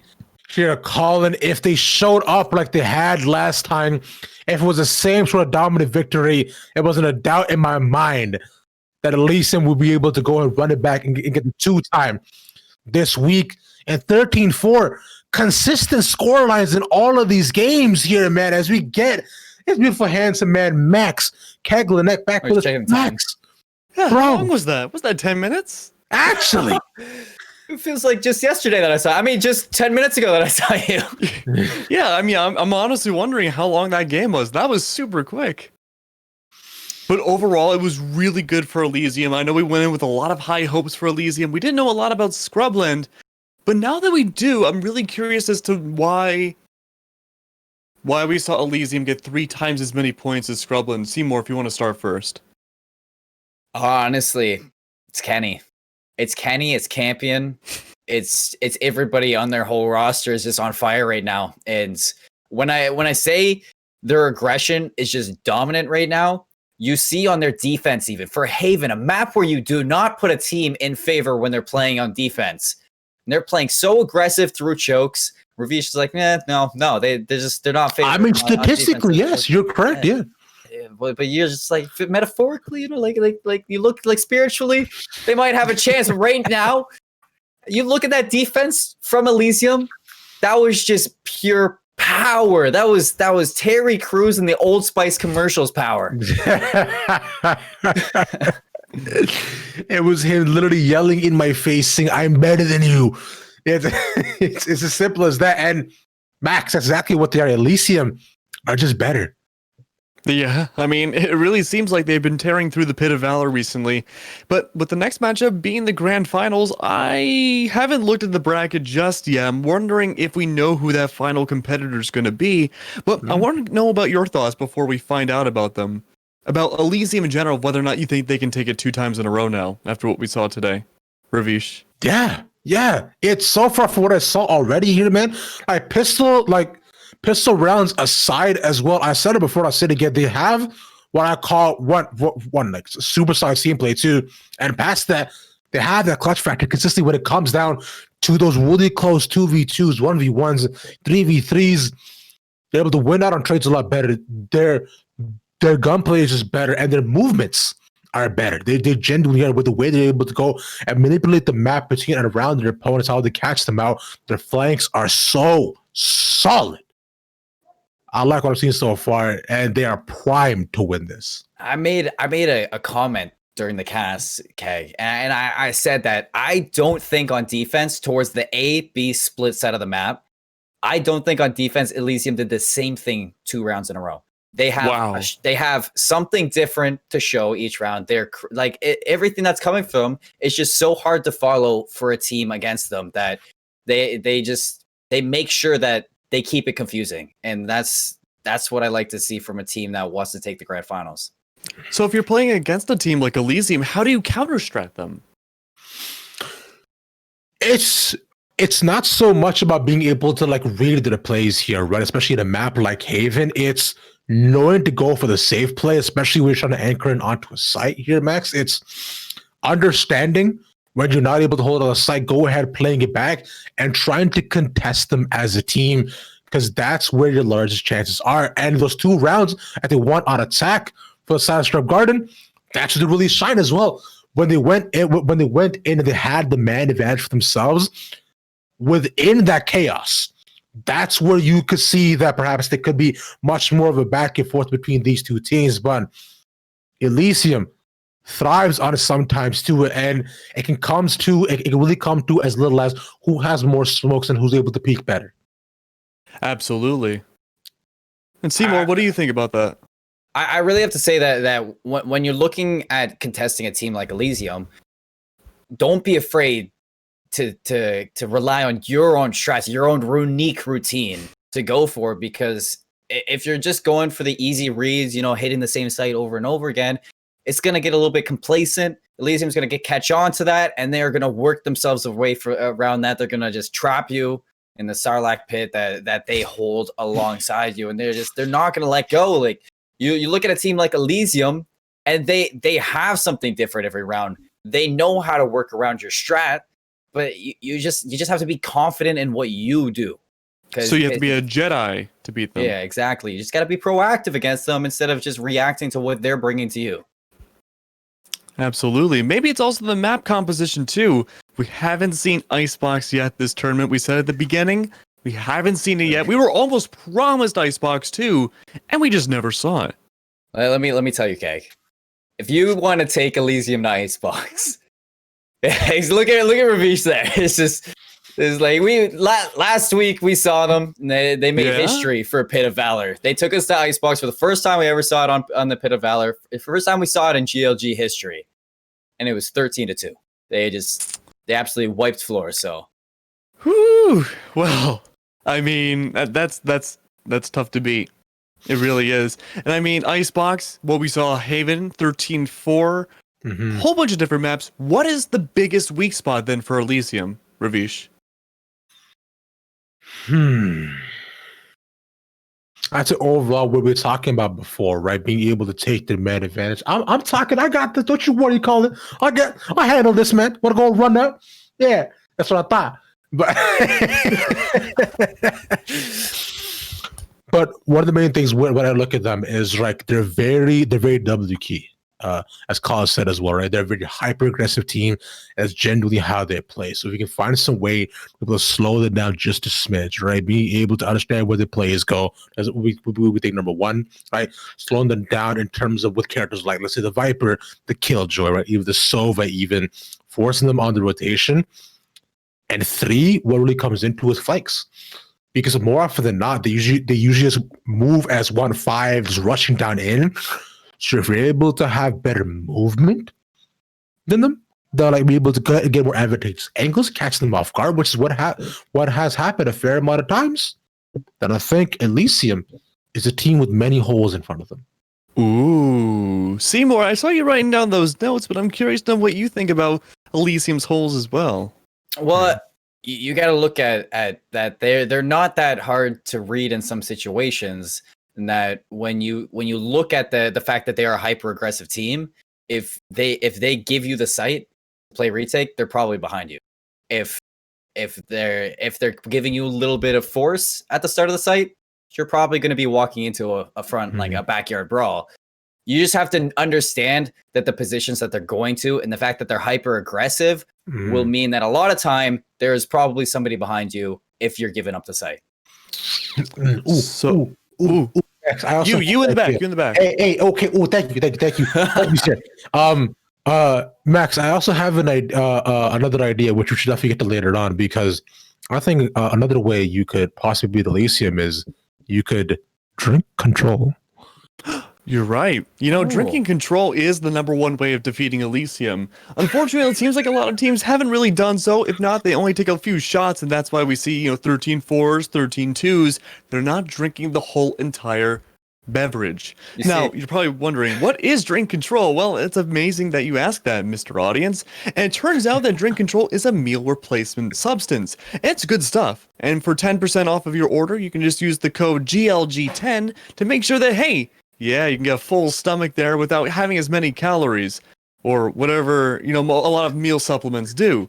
With that being said, though, if you want to go for it, you can also have a chance of entering and getting a free bag from Drink Control if you use that code for your purchase as well. So it benefits everybody. Benefits you, benefits the production, and it benefits the teams as well with the higher caliber prize pools and all the different people that come in. It gives us teams like Elysium, and it gives other teams a run for their money as well. And it helps supports cause like the Radiant Arena, where there's 8 special teams that get invited that are Immortal Plus that go in for a very special debut. But if you're an Immortal team as well, looking for your place to shine, you think these other teams are just, not worth your time, well, then maybe you should DM GLG on Twitter and see, hey, can I go into the Radiant Arena? And you might be surprised about the answer. But with that being said, though, it's been, go DM him, Seymour. You and your radiant godliness. Me? Right? Or are you iron? I never remember. Are you iron or radiant? I am absolutely bronze when it comes bronze. to Valorant. C'est moi. Oh, I know you're iron. You know how hard it is to carry a Ravish? It's like Luke and Yoda. We're not going to talk about this right now. Whoa. I'm going to need you to stop. How do you call me on stream every single time, bro? Both of y'all, man. That means it's like wise. That means you're really wise. This is that. Nah. You can't twist this right now. Don't be stepping to me like you were like y'all out here like calling me cute and stuff. But when you're just disrespecting my honor, saying I'm iron, which I'm not denying, but like I'm hard to carry. I'm bad. I use shotguns. Like just stop this. It's just day in and day out, bro. Bad. Yeah, I saw Ravish clutch around earlier today with really Aries. Yeah. He's moving up in the world. No more shotguns. Now in Ares 1600. Yeah, that's what's up. Exactly. You No know more what? 900 Buckies. You know what? Back onto the factor of drink control in Elysium. You know, I'm sure, and I was looking around to see if I had a tub of control, but I don't have one. I don't have one. It hasn't come in just yet. Mailing's a little bit behind. But, Wow. But you know, they from the wise men who've told me the ways of Elysium that they open up their packages of control and they actually eat the powder. They don't even put it in their drink. They just ingest the powder.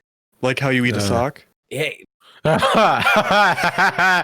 little bit of a disclaimer though. I do not eat the power of drink control. The powder is not good. But you do eat socks.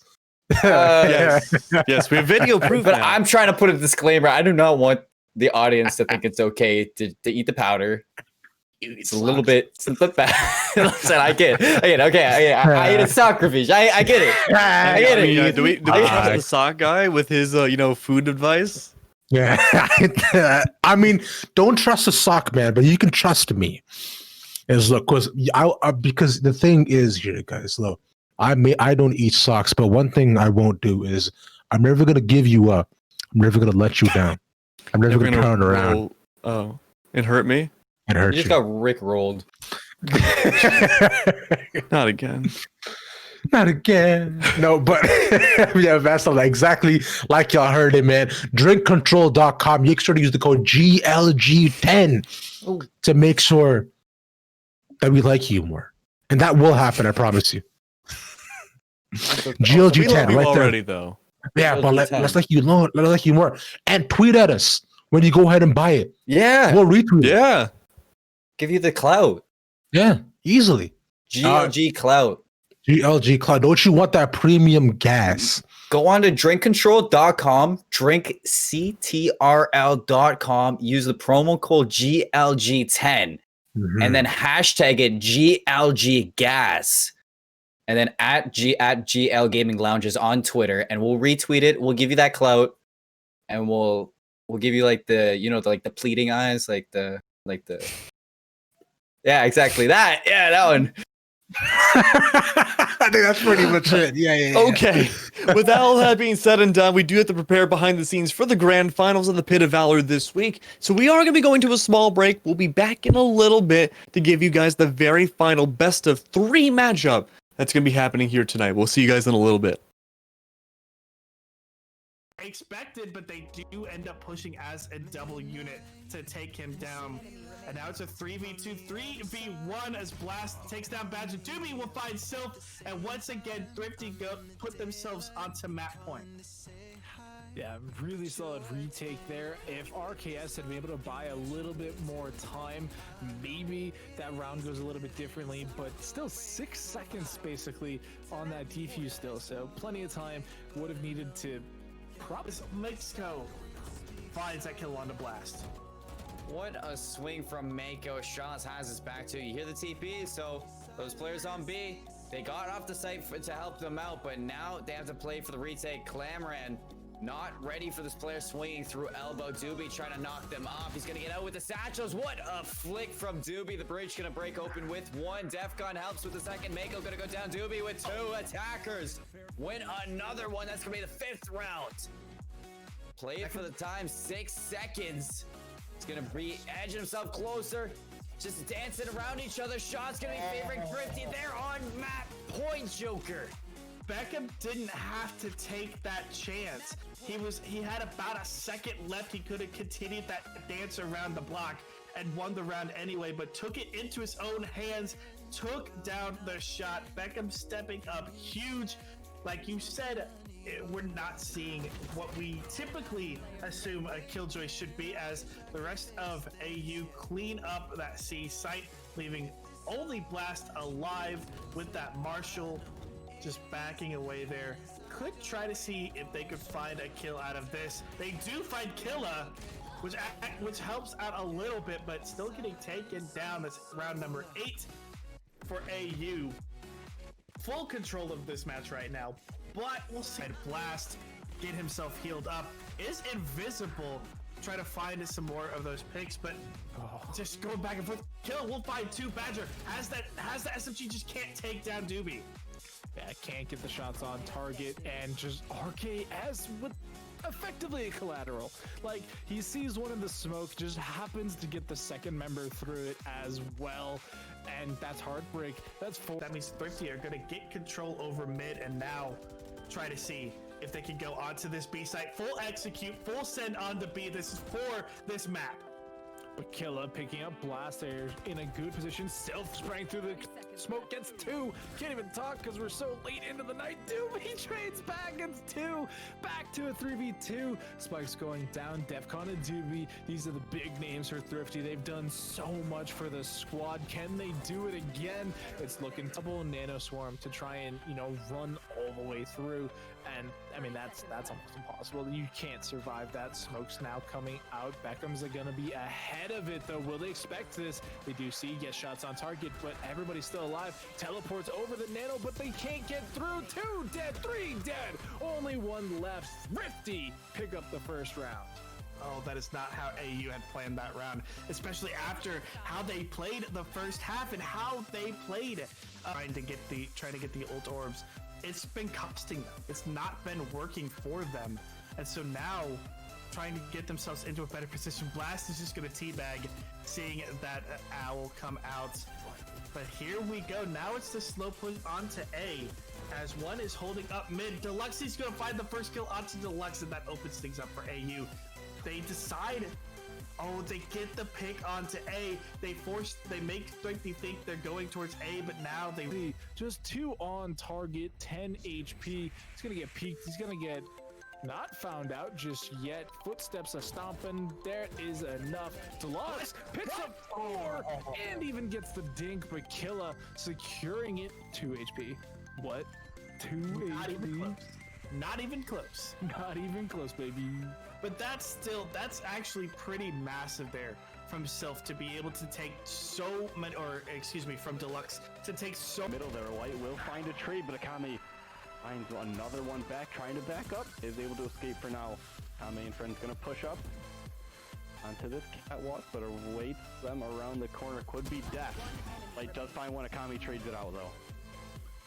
He's going to be able to heal up as well. Tries to keep the operator in hand. Hits the final shot. 4K for the assassin, Akame.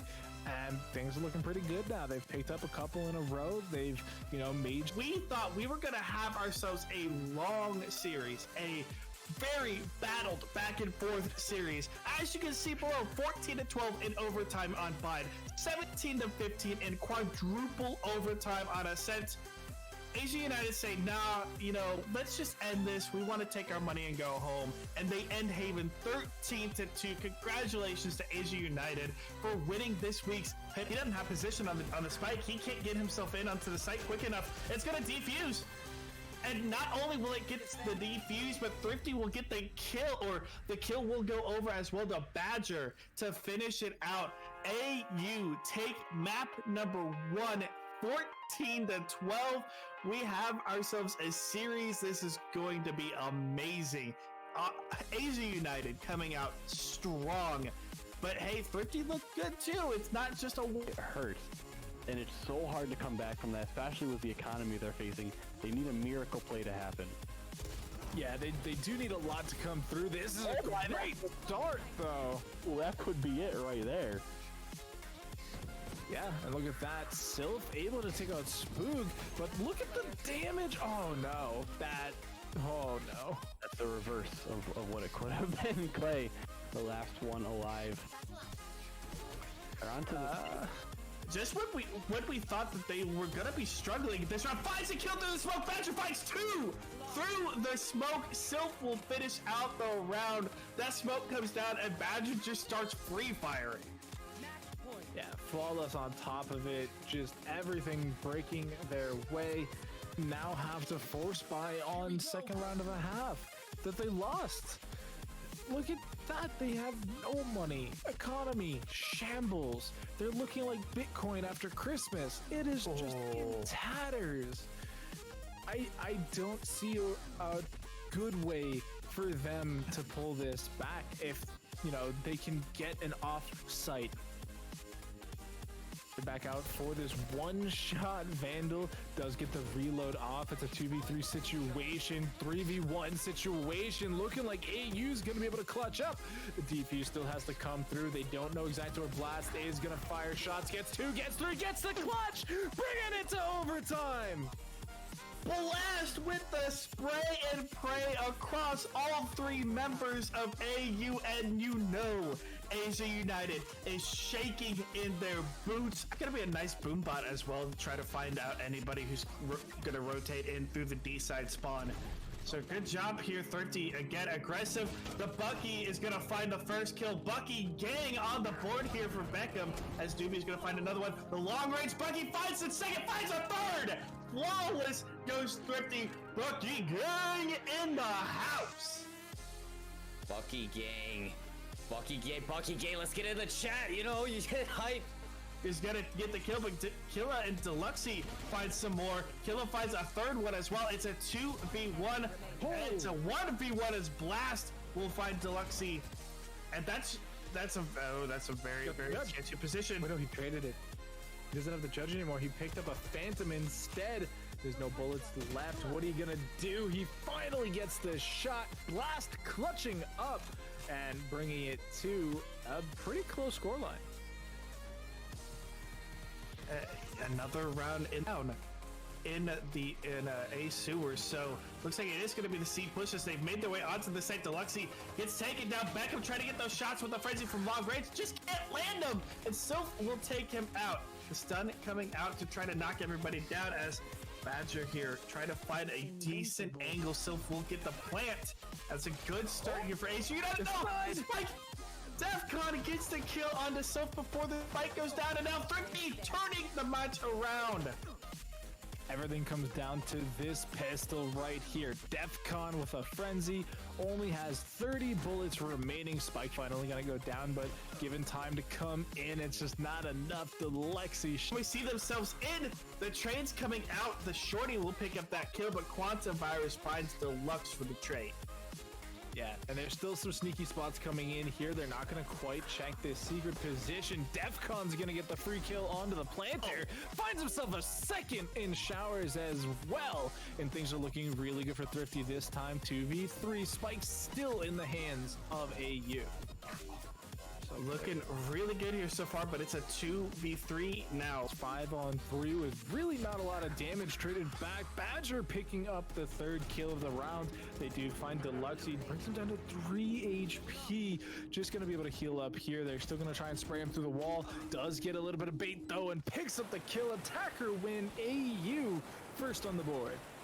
First on the board here in the second. In the overtime, they desperately need this defensive round to go their way. And it's going to be very scary because they did struggle. Either overcommit to get to the site or undercommit and have to start from scratch again. Only this time now missing their jet. And they decide to go the overcommit route, continue getting caught in transition. And by the time they get to the site, it's 2v4 and health bar's not in their favor. As we see Deluxy just ripping onto the site. Yeah, that was a massive rush in coming in from AU. The run it back used well to find that information, get that kill. The smoke came out just in time so that they could. Yeah, and that's actually pretty big because AU, they really need to make sure, because of how their defense has been playing, if they can steal this offensive round now, they have a really good shot. But Deluxe with a beautiful angle, it's just gonna immediately shut me down. Deluxe hanging right there. RKS. At least we'll get the trade kill, but wow, that was absolutely disgusting. Just hanging out. Teleports as well. It's gonna be Zine with a triple kill. It's an even 2v2 now. Where are the last two alive? Well, they're gonna be peeking out slowly but surely. It might be too late for the defuse now. You have to go halfway. Kaplan's able to find one. That could be the final shot, but no, it's too late. PGT stay in the game, and Kaplan sacrifices themselves. Unfortunately, the Kaplan right there at the end. Honestly, if I was Kaplan, I'm thinking I have to protect this man with my life and with my body. Is Oh, Zim, no! He pushed up too much. That's gonna tell you exactly where the bomb's gonna go. And that's gonna be the plant. Sure, but you're in a 1v3 and you're already lit up. It seems like though most of the shots had missed. The paranoia goes down. You missed the op shot, and now you have to deal with 3 more. You get 1 through the smoke, a triple kill no less. Is he able to find it? No, through the smoke. He's able to find a second one. That's a quad kill. Now, if he can find this last one, he's gonna switch to the Phantom. No ops. 2 cops for that. Thank you. I absolutely love that, man. But yeah, that's the absolute massive success rate for them, because with the C side opening up, which is why I don't necessarily like having Sova playing as the anchor, because you can't do a ton of stuff to push. But Fluffy immediate shot and he's out of there. Which is why I don't necessarily like having Sova playing as the anchor, because you can't do a ton of stuff to push. But Fluffy immediate shot and he's out of there. Yeah, like a ghost just flittering away, never to be seen again. The Jet wants to contest this too. Fluffy gets 2. Hasito, what are you doing? That doesn't make any sense. You've just wasted your life for no reason. The only opposite, Fluffy cleaning house with a double kill. As of right now, here, Max, it is still only the Killjoy left on the side of the PGT. Now, I prophesy they should be able to get this. As you went ahead and broke it down, it is these facts executing million onto C, which are catching AV off guard, and then Marshall can only do so much. That hit. It's, yeah, and the alarm bot and the nails form are going to give it away, and suddenly they have no visibility. Any rotates are possible right now, and there's no chance that C site's going to work out, so they're going to opt the next best option, which would be B site.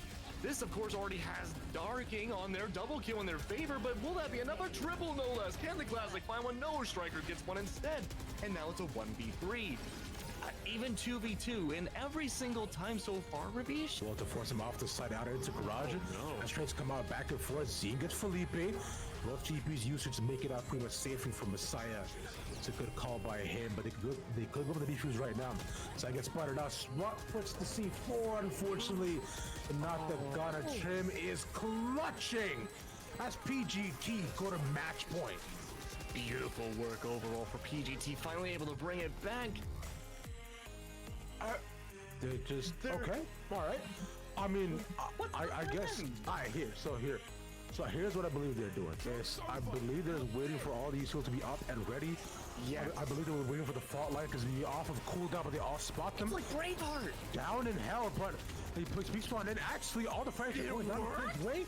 The Judge Gaming is absolutely doing so. He's Judge, Jury, and Execute. The op is in play though. Pasito's able to find Fluffy op versus op. But even then, he has to relinquish his position to whip out the knives.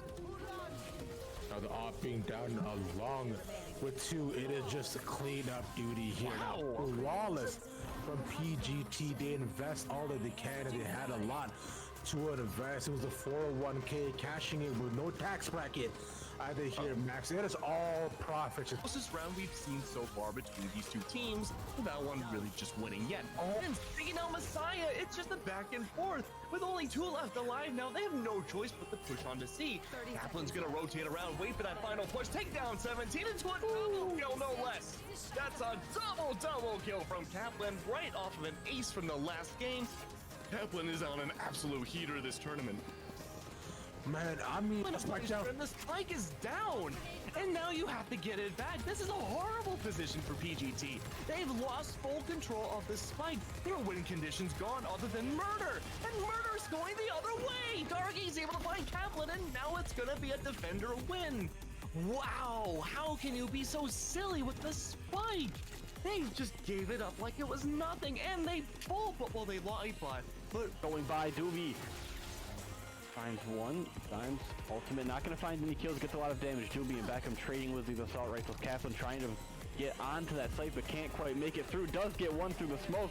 Last going to trade it back. Kaplan with the 3rd through the stun. The diffuse is still going down. Can he find them in time? He can't. He's for Kaplan. He gets the ace and wins the round, brings him to 11. Grab exactly where he is. Messiah drops directly into the face of it. Sage, and ignores Sage completely. Sage, where? Oh, she's dead. But anyways, that's gonna be really bad for PGT, going for the same place 5 times in a row.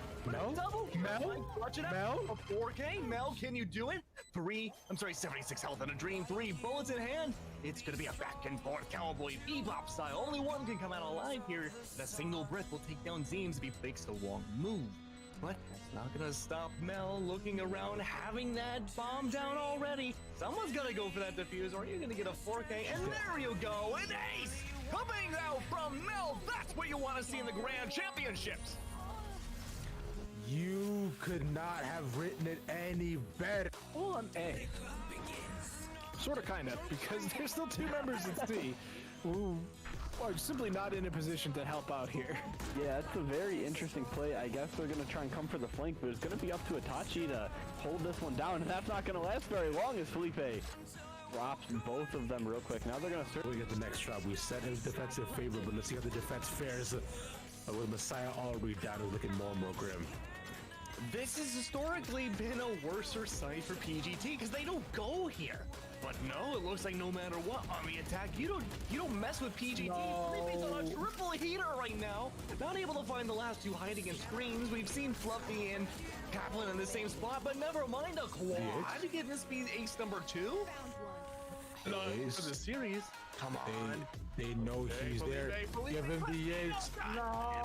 And to support the Jet rushing on in, but the spike is not down as of yet. But sword comes on the back side. Lands the immediate headshot on Poppy. See, but there is a lockdown used well to force him off the side out into garage.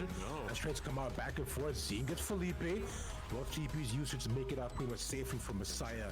It's a good call by him, but they could go for the defuse right now. So I get spotted out. Swat puts the C4, unfortunately, and not the gunner. Trim is clutching as PGT go to match point. Beautiful work overall for PG.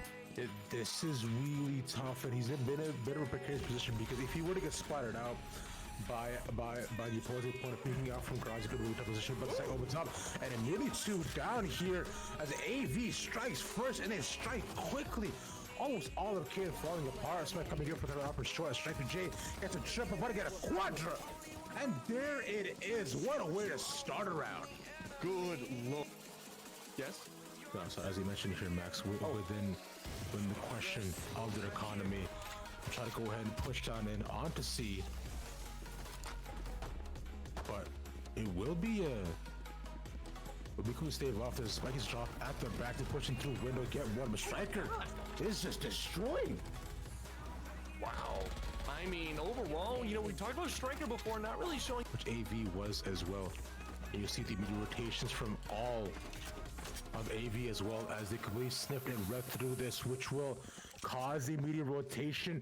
Look at this fake. This is beautiful for PGT. Yeah, this is really effective right now. 5M, though, looking to get the flank, and there you go, headshot, wham, bam, thank you, ma'am. It's going to be Fluffy gone again. He has just not been having a good few rounds themselves. With Needle falling, that's going to be another strong crack coming out from the KJ side.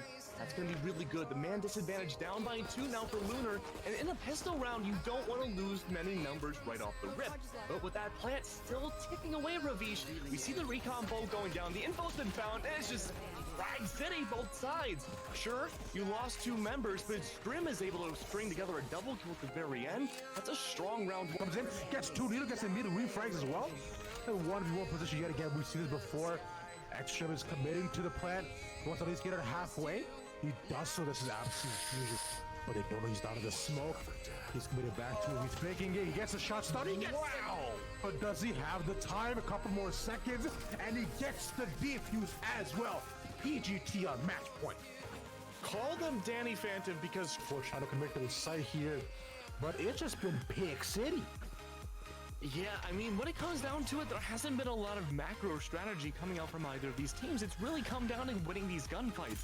There's a lot of gunfight potential in this garage area, but there you go. Kaplan's going to get the top and find Pacito. That's so much Zeem now finding another one, and one more goes down. Zeem is able to clap a double kill, and they're able to keep themselves ahead of the thing. They go on the B site. They see that there's no evidence of attackers being there because they've rotated back to A. We've seen this happen so many times before. If that first sight doesn't succeed, don't try to contest it. Run for A. And there you go. The Omen with the spike goes for the teleported plant, but gets shot down by Mel. That's going to be a strong pick coming out. And that spike still hasn't reached the 4. 30 seconds left. The 3 going to a 4K as Kaplan falls. It's going to be tough to try to go for the retake. If he comes in for the side, Judge goes in for the smoke. We smoked out, trying to wait in, gets the Sova with Judge Gaming, and it's just green and red across the board, but more so green, and AV have done it. From what look like a detrimental positioning, they come in fast, they come in hot, and they are the pit of Valor. But Zarchi noticed it, but Express gets shot out though. Good stuff for AV. Strong opening as they all rotate down in. Onto AG, and they keep doing this here, Max. They keep splitting up between A and C. Yeah, that was a really strong opening double kill, but now Striker's gonna help clean up the mess a little bit more, but maybe not. Urban's able to find Striker instead. Fluffy's able to take down, what is that, 18? Doesn't matter now. Turn that to 0, and defenders again. On that heaven side. Yeah, Spike's still not going down just yet, but they have plenty of time. It is going to be planted now. Owl Drone going in, checking some corners. They see at least 1, possibly 2 in that held position. As you see the fissure coming through as well, but Blast is just killing them. You don't need fissures, you don't need flashes or anything like this. Bit of an oopsie there with the dash, but they're able to pick up the kills anyway, and that is finally a defender round on the board. For nothing bad that happened on both sides. Maybe you could have been a little bit faster if you were on Lunar, but the way they almost got it was played perfectly. We're gonna watch that again right now. Look at this. The smoke goes down, Lou goes in for the defuse, Ecstasy takes down the Omen, who's teleporting, but Pasito goes in and swerves just in time. Overall, Ecstasy realizes what the priorities are. He could have taken out Pasito, sure. Silly angles this round, and with 1 coming on Heaven, that's gonna be the showstopper, never going to fruition. Felipe is going to take down Zeem, and these gunfights are being lost very sillily as we see that diffuser still in play. It's going to be a quick double kill, but Zeem and Striker bring it back a little bit. But Striker gets double teamed by 2 different angles. That's going to be the diffuse I'm supposing is going to go down. Yeah. And that's going to be 1 point away from match point. A lot into this round just to make sure that kid can't even touch this yet. I really like the Killjoy ult from here. It's going to be the lockdown coming in full effect. Striker's taking out Brienne. This round may very well be over if Boom falls next. He's been able to make these clutches before, but no, he's going to fall immediately. Urban's able to take down Striker. There may be yet a chance. However, with everything said, Messiah comes in and gets a double kill. Same coin, and they can both be very tough to get frags back when you're in a 1v3 in the post plant. But if you have to do it with 1 weapon, 1 person, it's got to be swarming the Vandal. So on the top side, flashes in, drops down 24 health. That's a lot of chip damage. He can't go for the defuser. He has to run. That means he will only get 1,000 credits to his name, but it might just be worth it. Catches one of the backside and barely misses the spike explosion. We'll go. See, we'll get another one. Sylph will find Doobie. Last us find Sylph though in the trade, and now it's a 2 for 2. Yeah, Doobie being able to pick up 2 kills there is absolutely huge, though. So much damage to the economy if they can continue to get more here. As Deluxey gets 1, goes for 4, can't secure it. Badger needs to pick up the slack, but that is still a round win, but very costly for AU, losing 4 members to Pistols. Smart play from Thrifty. It's not the kind of play that we would think we'd see, because they are taking their time. They are making sure that they don't get caught off guard by some of these piecemeals. As Quantavious, as soon as I say it, Defcon gets caught off guard by the shorty and gets immediately taken down, and now the round starts. The massive rotations, though, coming in from Thrifty to go straight towards the A site. Gonna be pretty big as Doobie will find a kill out. 3 members here in Garage looking to bust out, but here's Sylph just holding the angle. Kill is forced off down to 20 HP, but do they repeat or did they just let the site do? They just let the site do. Sylph picks up 1, picks up 3. Badger secures the round, and that's 2 in a row now, once again for AU. Sylph just peeking out and saying, look, I didn't want to play this map 3. I wanted this. The smoke dissipates in clay. Is this trigger ready? Yeah, does heal up the squad a little bit more. Now there's rifles in the hands of Wichita. Can they get more? The lineup! Self with an amazing 3K just shuts down the retake from Wichita. And just cycles through the weapons to find the skin they like the most. I mean, what a lineup right there. You hate to do that. 3 people pushing in from the same angle at the same time. It's just... by Arma. Harrisburg needs to continue to do that. Work in those pairs, those trios, try to get those trade kills. That's how they get back. But Alex blind through all sorts of different things. Able to get that kill. Taco though finds 3. Secures the round for Harrisburg Armada. They desperately needed that to stay in this match. The uplift from the Jet. Not going to be taken up a little bit, but not going down. Alex finds Scuffy. Just waiting for those exit frags. Is Harrisburg Armada pushing in? Taco finds one on the quad. That's huge. Goes for a second. What is that? Oh my lord! With the collateral, the sheriff goes for another one, but not gonna land it. To try to get this quick retake, but I don't expect too much from it because of the buy up from Baba Booey. You see already the stinger of Spangly gonna take out Goaty. The repeat from Qua with the Spectre. Spangly to shut down the rest. A flawless round as it. If you could do basic math here down below, you see that we are tied 29-29 in terms of round score. We are literally so even in this series. We are flipping a coin to see who's going to get side selection going into Haven. This is quite possibly one of the best series I have ever seen, I've ever casted. So much fun, and you're catching it all here at the Pit of Valor. This is what we bring to you. This is what we love. We look tired. We are tired. But Thrifty with the double Bucky gang coming in. It's definitely something you like to see. Yeah, it could. They're looking to try to wreak some havoc, so to speak, as Doobie will open up wreaking havoc and finding that kill on the Badger.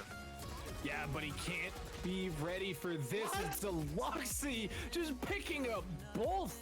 And that's a trade. Blast somehow finds Quantavius, though. And this is a very interesting round, to say the least. In a good position, Self sprang through the smoke, gets 2. Can't even talk because we're so late into the night. Doobie trades back, gets 2. Back to a 3v2. Spike's going down. Defcon and Doobie, these are the big names for Thrifty. They've done so much for the squad. Can they do it again? It's looking tough. RKS, the sub, coming in, securing quadruple overtime. And we're still alive here on Ascent. Double Nano Swarm to try and, run all the way through, and I mean that's almost impossible. You can't survive that. Smoke's now coming out. Beckham's gonna be ahead of it though. Will they expect this? They do see get shots on target, but everybody's still alive. Teleports over the Nano, but they can't get through. 2 dead, 3 dead, only 1 left. Thrifty pick up the first round. Oh, that is not how AU had planned that round, especially after how they played the first half and how they played. Comes up from Beckham, firing through the wall, but can't find the shot just yet, as Sylph will trade. Does end up getting that kill, but Defcon finds another one. Now it's onto the site. They're getting hit from all angles. The spike still needs to be defused. Deluxy trades back. RKS showing up for the squad as the fill-in, and Killa continuing his streak of picking him up. 4-2-2 now for that Sova player. Looking real good here on Ascent. It was a good that being traded. He's just like, no, I'm just gonna kill you, and there's simply nothing you can do about it. Still being able to pick up another kill. They're on pace for a 30 potentially, and that's a scary thought. The only thing I can compare how Deluxy is playing to is Team Fortress 2 Pyro. WM1 the entire game. That's how Deluxy's playing, and it's amazing. Now, I do want to say Deluxe has snuck themselves onto the site. Dart sees the dart, gets the headshot. That's it. Chalk it up. That's going to be the victory for Asia United. The spike is down, just like you said. Just needs to pick up that kill to secure it. But there's the confirmation from Killa. Just as we thought we were going to have ourselves a long series, a very battled back and forth series.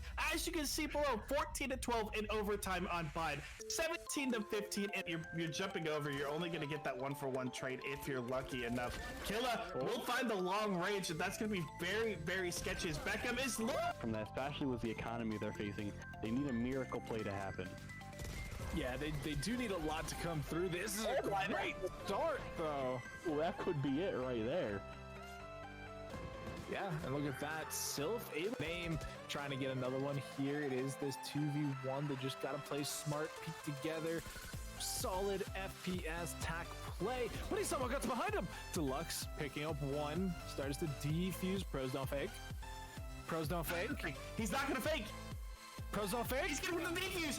The missed timing from Sylph is going to cost him the round. The defuse comes in. And that's another round of Thrifty. Got the Odin out of the hands now. It's a 2-on-2 retake situation.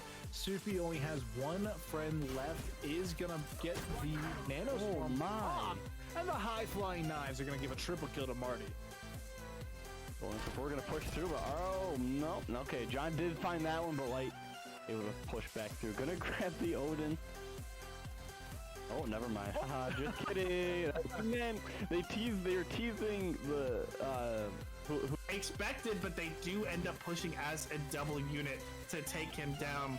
And now it's a 3v2, 3v1 as Blast takes down Badger. Doobie will find Sylph, and once again, Thrifty put themselves onto map point.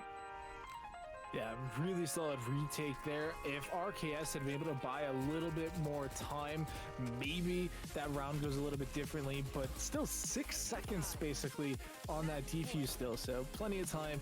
Would have needed to probably... Mexico finds that kill on the Blast.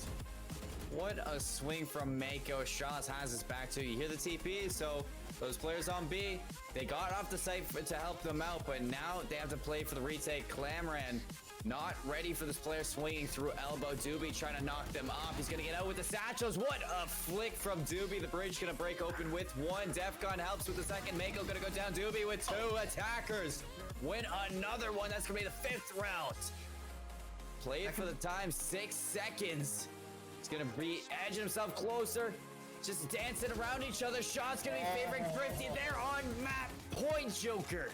Beckham didn't have to take that chance. He had about a second left. He could have continued that dance around the block and won the round anyway, but took it into his own hands, took down the shot. Beckham stepping up huge.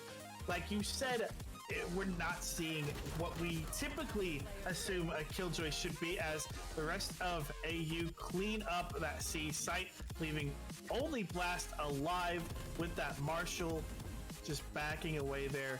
Could try to see if they could find a kill out of this. They do find Killa, which helps out a little bit, but still getting taken down. That's round number 8 for AU. Full control of this match right now, but we'll see. Blast get himself healed up, is invisible, try to find some more of those picks, but just going back and forth. Kill will find 2. Badger has the SMG, just can't take down Doobie. Yeah, can't get the shots on target, and just RKS with effectively a collateral. Like, he sees one in the smoke, just happens to get the second member through it as well, and that's heartbreak. That's 4. That means Thrifty are going to get control over mid, and now try to see if they can go onto this B site. Full execute, full send on to B. This is for this map. Killa picking up Blast there in a good position. Sylph sprang through the smoke, gets 2. Can't even talk because we're so late into the night. Doobie trades back, gets 2. Back to a 3v2. Spike's going down. Defcon and Doobie. These are the big names for Thrifty. They've done so much for the squad. Can they do it again? It's looking double Nano Swarm to try and, run all the way through. And I mean, that's almost impossible. You can't survive that. Smoke's now coming out. Beckham's gonna be ahead of it though. Will they expect this? They do see, get shots on target, but everybody's still alive. Teleports over the Nano, but they can't get through. 2 dead, 3 dead. Only 1 left. Thrifty pick up the first round. Oh, that is not how AU had planned that round, especially after how they played the first half and how they played trying to get the ult orbs. it's been costing them. It's not been working for them.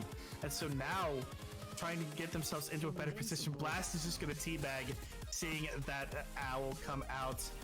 But here we go. Now it's the slow push onto A, as one is holding up mid. Deluxe's going to find the first kill onto Deluxe, and that opens things up for AU.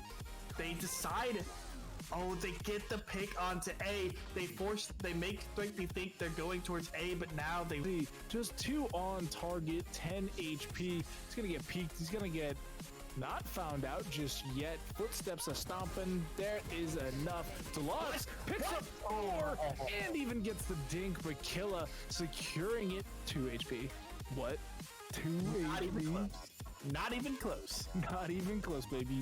But that's actually pretty massive there from Sylph to be able to take so many, or excuse me, from Deluxe to take so Middle there, White will find a trade, but Ladies and gentlemen, welcome back for the final time of the Pit of Valor tonight. We have the grand champions between All Victory and Elysium here tonight. Only one's going to walk away after this best of 3 with $50 extra in their pocket and another little ranking or a little chip in their name as another winner of the Pit of Valor. My name is Keg, and we're joined again by the Grand Championship commentators here, Doctor and Hawk's Nest. How's it going, guys?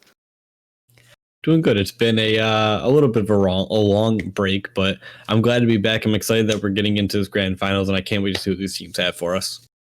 Absolutely. And Doc, you predicted the Grand Champ of course. Players perfectly. All Victory and Elysium.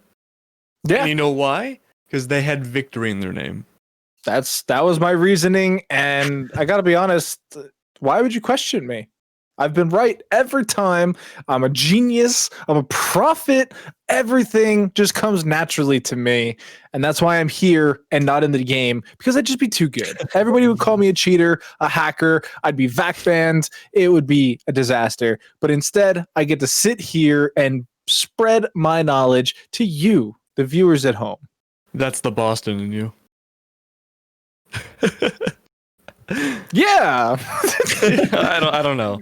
But otherwise, we do have something interesting as well. It's going to be map number 2. Look it down below, guys. It's going to be Icebox. My room definitely feels like an icebox, so at least I get some commisery there. I'm excited to see Icebox. Everyone's been wanting it all day long. Like, secretly down in your hearts, even if you hate the map, like, you've secretly just been kind of hoping someone plays it. And here we are in the grand finals, nonetheless. It's like a guilty pleasure. Yeah. See, when I think of guilty pleasure, I think of, like, a meat lover's pizza or, a strawberry daiquiri, not the pain and suffering of Icebox.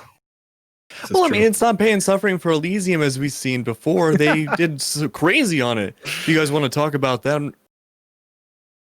Yeah, I mean, Elysium, it's a team that we've seen before. They're absolutely knockout good. They've played the Icebox map. They have 13 0'd people on it. They seem to be a team that I've kind of alluded to in the past, where I was like, if a team gets really good at Icebox, it makes them really scary in these best of situations, because it's a map that not a lot of people are playing, enjoying, or learning. And so you just take that little advantage, and it makes this best of situation so much scarier to come against, because they can ban away a friendly map like Ascent or Bind, and it forces an awkward map of either Split or Icebox. And these two maps, people, they don't enjoy playing it. They don't practice it as much as they really should. And so you can just dive in there and really take advantage of that lack of experience. Yeah, plus map number 3, Split as well. We just don't see Split very often either. So really, Hawk, it comes down to one comfortable map. Yeah, they're just going to have to kill it on Haven. If you're Elysium, you kill it on Haven, you kind of guarantee yourself the next victory, right? And that's how they feel in their heads. If you're AV, you need to win Haven because you're not going to win Icebox unless they've secretly been practicing Icebox. So both teams need to win this first to feel comfortable for the next. I don't think we can stress enough how important map number 1 is. Yeah, and then going to Split, I mean, both these teams probably don't play it too much. It's kind of like a wild card map. So if it does go to that game 3, I think it's going to be a bit of a bloodbath at the end. But we are going to be seeing the agent select now. If you guys want to put in your guesses really quick before they rapidly fill up, I'm curious to know, Doc, what you think. We're not going to see a Sage. Grand Finals is not when you bring that out. We're going to, obviously, the Omens are locked in. The Jets are going to be locked in. Sova's locked in. We'll probably get a Reyna, I have to imagine, to complement the Jet. Maybe we'll get a, a Killjoy, which, again, Killjoy Cypher locked in. Pretty general stuff here. These last unknowns are going to be, like I said, they're probably going to be duelists. And, yeah. Looks like I'm right. Sounds good. And with that being said, guys, good luck. Kill it out there in the Grand Championship. I'll be seeing you guys after the game, and I can't wait to see how these best of threes go.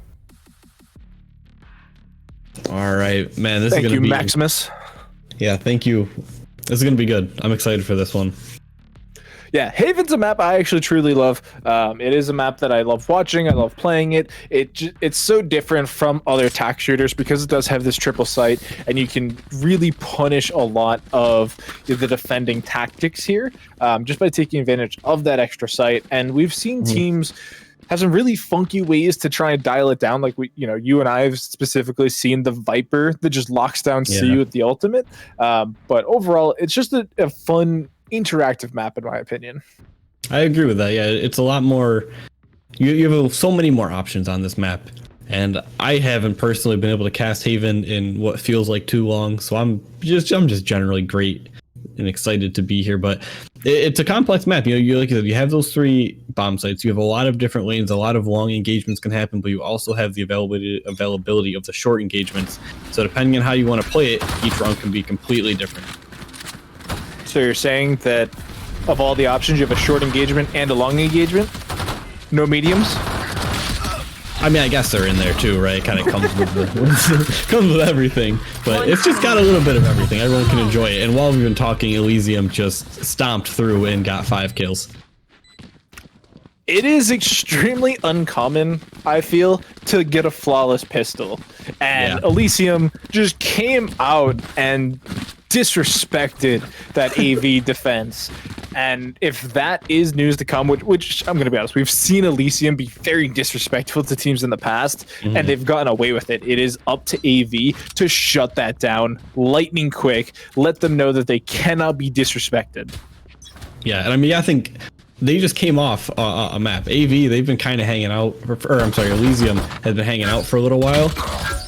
Like, these teams are at different temperatures right now, unless the other one has been just practicing while they've been waiting, but we'll have to see if that comes into play into a little bit here. But Elysium slowed it down on their second. Okay, never mind. CV gonna get one with the shock dart just for no reason over on C, but the rest of the team has gone all the way over to A. Spike going down. Spike planted. And AV has no idea. Yeah, Spike now being planted. They know that it happened. They don't know where it happened. That being said, I really like this idea from AV, right? Like, there's 3 sites. You really don't know exactly where the true attack is going to be, but you recognize that you have the economic disadvantage. So you make the absolute best of your chances. We do see the take come on, everybody just melting away. And yeah, another flawless.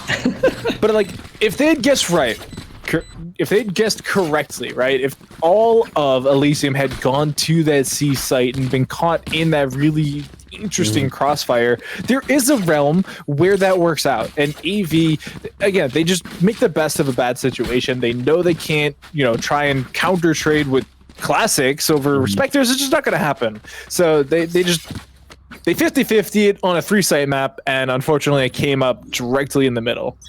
It's really a 33-33-33, right? Like map-wise, yes, but they 50-50 between C and A. Oh, so you're saying people never get an option? They were just gonna full send to A or C? I get that. I'm gonna be honest. I don't really know where I was going with that one. But Kenny making sure he knows exactly where he's going. Already onto the site. Everything popping up. Although kills trading back quite nicely here from AV. Yeah, so the first round, both these teams have had full weaponry, and it's a bit more evenly sided. Elysium 2-3 on the side of AV, but Hellfire is getting low. K-Roast trying to push forward onto that A site as Kenny might get caught out here by Zim. Yes, he does. That's 3 for them. K-Roast trying to find the 2 on the backside. But Powell's going to win out that trade. It's nice to see the rifles come in for AV. They held pretty nicely, traded very effectively as well, which I think is something that was kind of missing previously. Granted, it's been a pistol round and an eco round, but they kept 2 people alive, so they get to keep 2 rifles. Does mean that they're a bit short on other spots, but the map's tight enough, like you were saying, that the Stinger can be really effective here. Yeah, you send the Stinger players towards that A short, that B area. Send your rifles towards C. That could, you know, that's one option. Obviously, they have a Cypher over towards that A, just going to solo holding, but all the short range B towards that BC side, and they can set up either way they need to. Kyle's going to spot one down on C long. He's going to get a little bit more information with that recon dart. Not going to quite tag anybody, but they do know that they need to be a little bit more concerned about that C site. Spike here in B. Quick little trade does do a bunch of damage here to Kenny, though, down to 27-0 armor. Surprised they got away with their life. They're very close, but staying alive for now. Still a body, still some abilities to be used, couple bullets to be fired. Elysium has definitely slowed down their pace right now that they realize AV can start hitting back. So they're going to play it smart, they're going to play it carefully, try and get this information. This is going to start getting tricky, though. 40 seconds left on the clock. It's a 5v5. They're going to dash on through, but can't quite get the weapon up in time. They're trying to get onto the site, but everybody is falling on the side of Elysium. It's a 3v4. They're falling in droves. Nice little heal coming up, though. They're trying to stay alive. The flash just denies all types of vision. Pushing on through the flame wall, though, goes Karis, who just cannot connect on the shots. Very, very close. 14 health left. 11 on Kaplan. Paula also very weak. Fluffy's still full health, but still a 1v3. 10 seconds left. 10 seconds left. Not quite going to make it happen. He does go back to the active frag. Kaplan's there to trade it out, though. The one full health member is the only one to die there. Definitely unfortunate there. It's going to tie it up nicely, though, bringing it to a 2-2 scoreline and a bit of an eco round to be had. They are going to get some rifles, but it's still looking a little loose. Yeah, not really where you want to be. Fluffy having to opt out for the armor for everything, presumably just to get that operator, maybe a couple abilities under their belt, and similar situations happening over for Elysium, so no one's really at full capacity quite yet. We are going to get the knives pulled, though, and Fluffy shutting down Dubsto with that operator. They don't even know that Kaplan's been able to move so far forward. With the spike being where it is, there is potential to get caught kind of wanting here. Our drone went further down C long. Not sure if it spotted anything out, but Fluffy's moved over towards this B site. It's going to rotate through all the other jet knives out. Looks to possibly push forward. They're by themselves. They're going to peek right into Fluffy. Fluffy's going to take that kill all day long. Now it's a 3v5, and everyone's split up for Elysium. Yeah, they are trying to make a little bit of a push here. Just trying to get some information. These cages are triggered, though, so there's denial of vision. They're going to peek around here, and Zeem able to get one before going down, but don't worry. Fluffy is on the case. Trades back nicely. 3K for them already, and it's just down to the lonely Cade 3K once again. Feels like familiar territory right now. Elysium left with one member alive and so many for AV. Spikes down near the site. Probably just looking to find some kills. Kaplan rounds the corner and makes it look pretty easy with that Phantom Cade. Not able to do the one before. So 3v2. Or 3-2-2. I want to say Fluffy, I mean MVP of that round. Got a kill on each site. Got one on C long. Got one coming into B. Finished off the round over at A. Just rotated across the entire map with that operator and made use of it everywhere they went. Yeah, and we were kind of pumped onto Elysium coming into this because, you know, like you said, we'd seen them previously. They've done really good things. But it's actually looking really close right now. Yeah. AV has had some really good rounds, most markedly that very last one with the 3K coming through. They're going to get a little bit of information here. They're just going to spray on through. Power taking down Kenny even through the smoke. I'm just gonna back it up. There's one, you can assume there's more. They see all the abilities coming through now with the drone. Gonna find 3 on that site. Call it out for the teammates, but Spike does get planted as the rotations come through. Smoke is down. Messiah trying to get some information. Not willing to just jump on through that window just yet, though. As 4 members breaking out onto the side. Zeem takes one down. Kaplan takes another. And it is quickly falling defensively in face of this AV onslaught. Last player standing. Powell was on the defuse, had to stop it to get the kill. Fluffy's now gonna pick that up, but everyone's dead. And AV with a nice defensive retake there. Gonna go up to 4-2 now. Yeah, it got a little bit messy. They do still only lose 2 members, though, which is pretty big. Carrying 3 heavy rifles here into the next round means your economy stays healthy. You're able to rebuy that operator. Actually, I think they kept it. I don't think they actually lost Fluffy it. had it still. Or not Fluffy, someone had it, I'm pretty sure. But yeah, I mean, 5K there, 4K on the top fragger Kaplan as well. Whereas even though we're getting full rifles, including an operator on the attacking Elysium side, their economy not quite as good. Almost every member below 1K, only Kenny there at 1700, and that is going to start becoming a problem. Yeah, they're going to have to start finding some traction here for sure. And if they're unable to, you know, that economy is going to start hurting. AV is going to be able to take this lead further and further, and that's not a good start for Elysium as Kairos gets picked off in the middle. Yep, we're going to get tagged up by that camera, though. Gives them a little bit of knowledge of who's coming here. Kaplan set up perfectly with this curveball. If they hear any fraction of noise, they're going to go ahead through. There's 3 members there just waiting for that to come through. That's a peek. He plants all 3! The cage, though, not in time.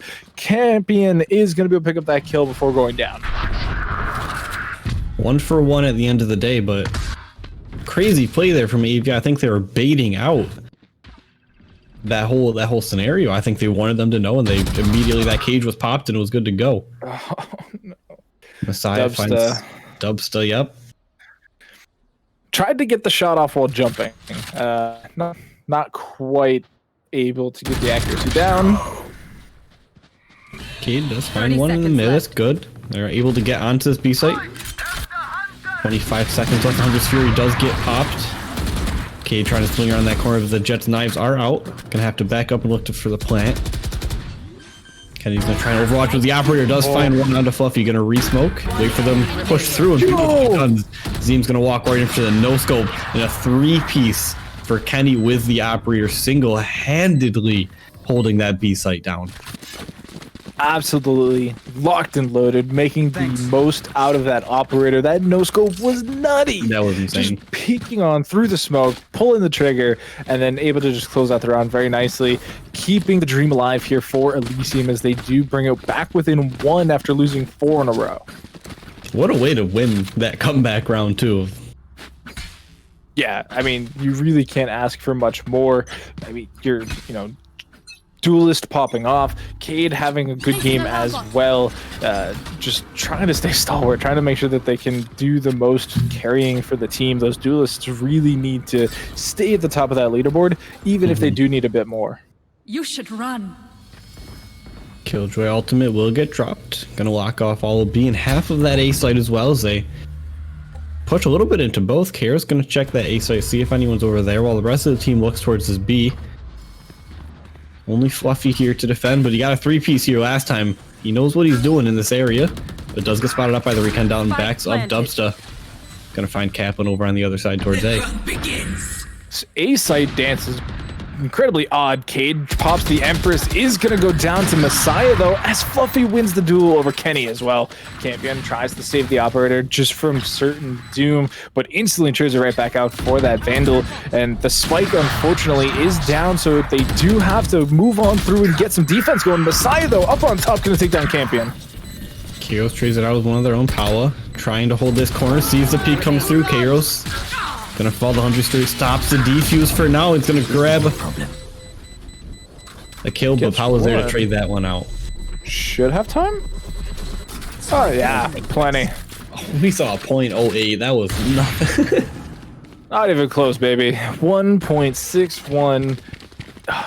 That was actually kind of scary there for the attacking side too, because even though they were relying on that Hunter's Fury to buy as much time as possible, the fact that they didn't have anybody else able to stay alive at that point meant that they were able to hard push on through the Hunter's Fury back into that 1v3. And even if you get a kill there, you still had a whole second, so you plenty of time there for the defuse.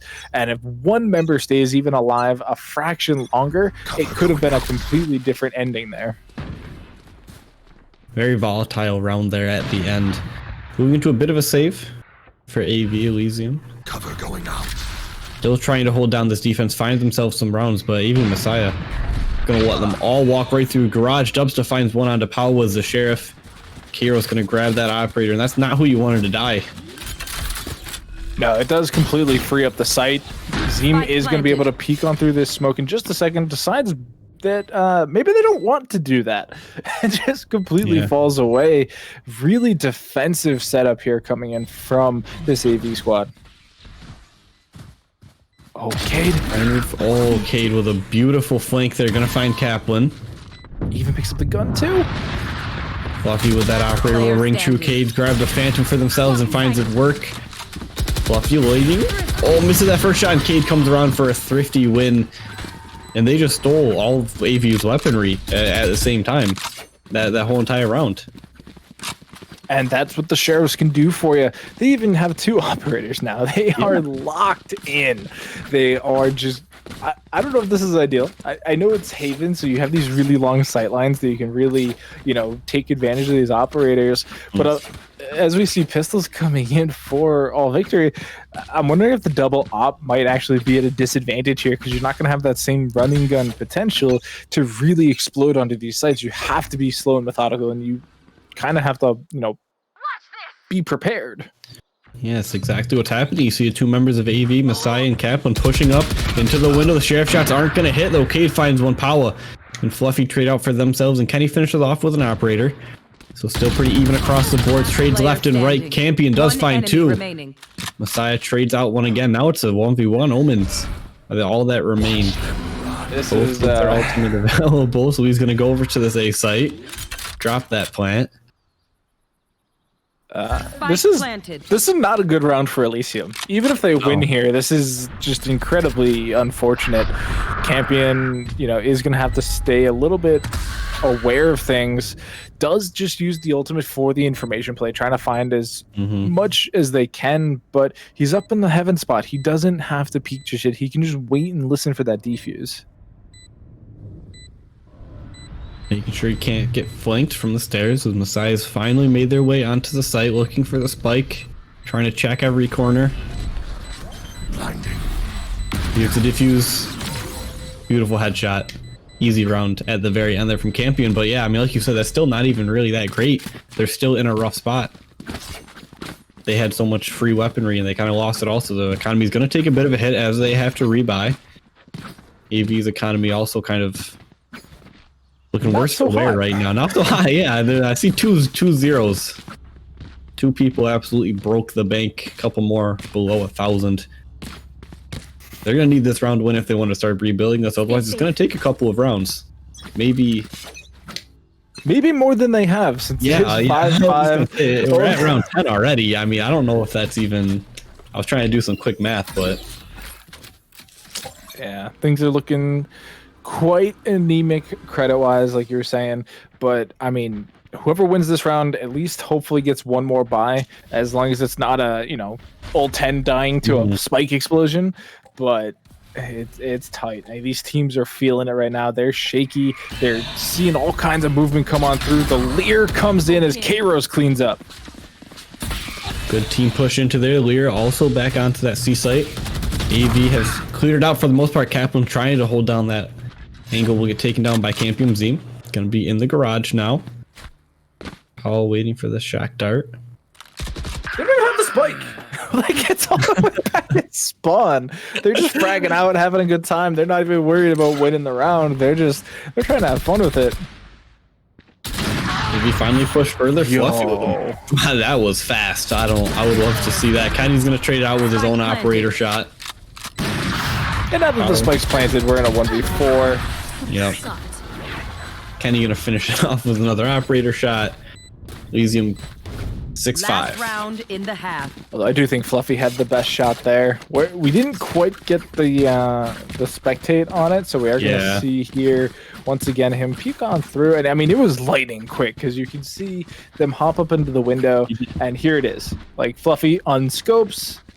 I don't know if they were scoped in as they pushed through the door. I have to imagine they were, because I think. I feel like you want to see over the top of that little ledge, right? Or even if you're just checking the corner, I don't know what the aiming penalty exactly would have been in that situation, but yeah, Hunter's Fury coming out for the information play, actually going to get a tag as well. Doesn't quite get the full kill. Kenny dashing to safety. Caden Kaplan trade out for themselves. Fluffy going to push forward. Kaplan runs it back to the garage. So it is 4-on-4 here in the final round of the half. Weaponry still pretty good, but look at how deep Kairos has gone. Able to take off Fluffy, and now the B side is completely in control of Elysium here. They might not want to get the spike there, though. So no, Kenny's down. Down for the count. The spike starting to rotate over towards A. AV has kind of managed to find their way over to this B side. Kairos kind of stuck in here. Knows that someone's on the right, tries to get a spray, is able to do it. Paula, 8 health left for Kairos as the spike goes down over to A.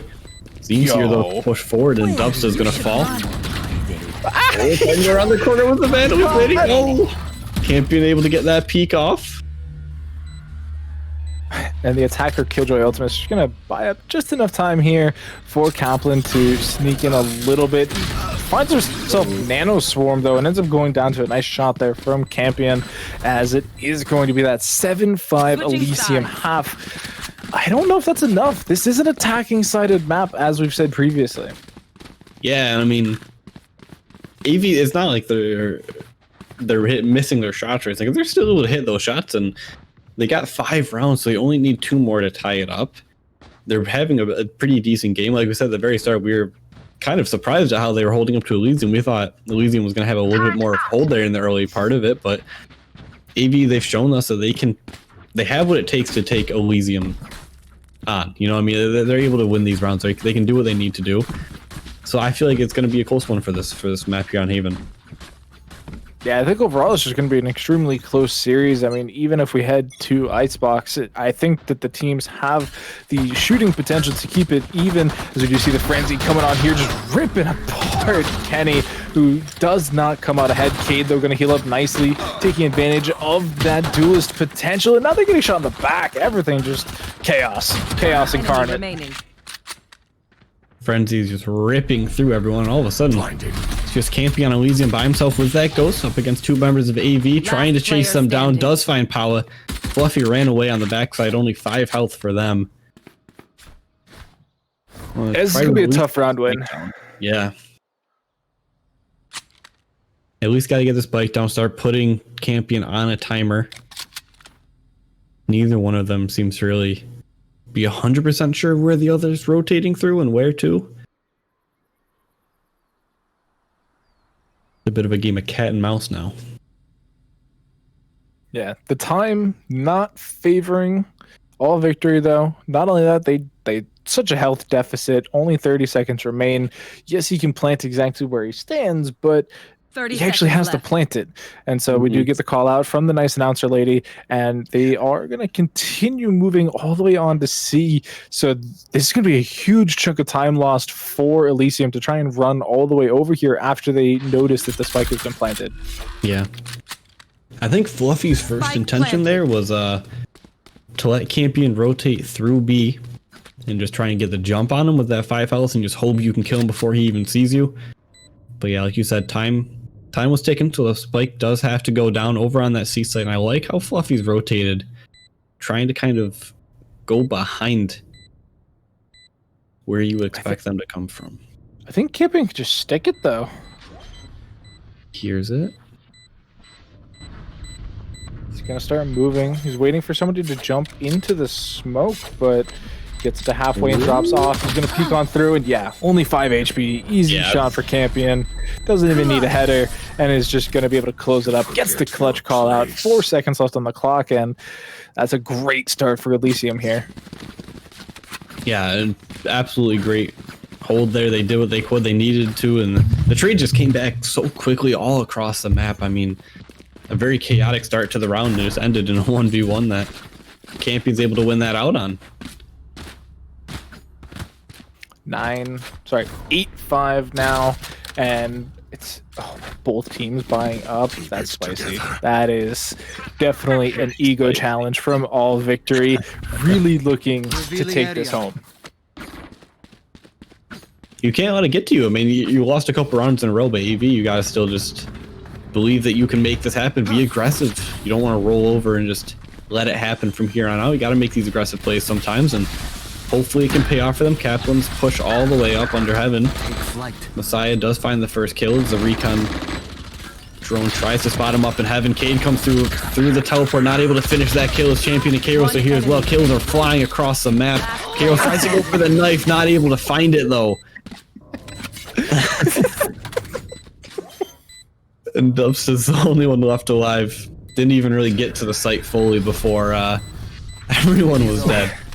I mean, you gotta respect the gumption, if nothing else. It's just like, oh no, I'm out of bullets. What can I do? I know. I'll just whip out my knife. You gotta hope he's out of bullets at the same time too, right? Like, I'm out. Maybe he's out, and you just maybe he also has to reload. You go down swinging at the very least. Respectable play right there. But what's funny though go ahead. is he actually swapped to the pistol faster than the knife, which is why he was able to get the kill. But no, I mean, still trades out at the end of the day, which gives the 9th round over to Elysium. They're looking good. They're feeling good here on the defensive half. Yeah, absolutely. They have these setups down. It seems like they're pretty practiced on this map, and that's kind of to be expected at this point, but they have found their footing on the defense and are shutting it down pretty well. 2-3 kills heading down toward the middle of the map, and Elysium, they're just holding these lanes, and AV can't even start to get onto these sites. It's completely and utterly decimated there. 3K for Kenny, taking it away from Cade, but if it wasn't for that window kill, it would have been flawless. And now it's the 4th round of the half, and we're finally seeing rifles in the hands of All Victory. And I have to imagine that this is their gumption point. It's where it started going their way in the first half, and they just have to do it again. Yep. Yeah, the first half, I don't think they bought in the first half. This half they did, so we're kind of just delayed a single round. But yeah, they have those rifles in hand. That's where they feel the most comfortable, it seems. And I just love hearing all those random shots go off in the distance as people try and pre-aim these. Look at how deep Elysium is. They're so far into these positions. Champion's going to come out ahead with the Bulldog, and it's a 1-for-1, and it's just more pain.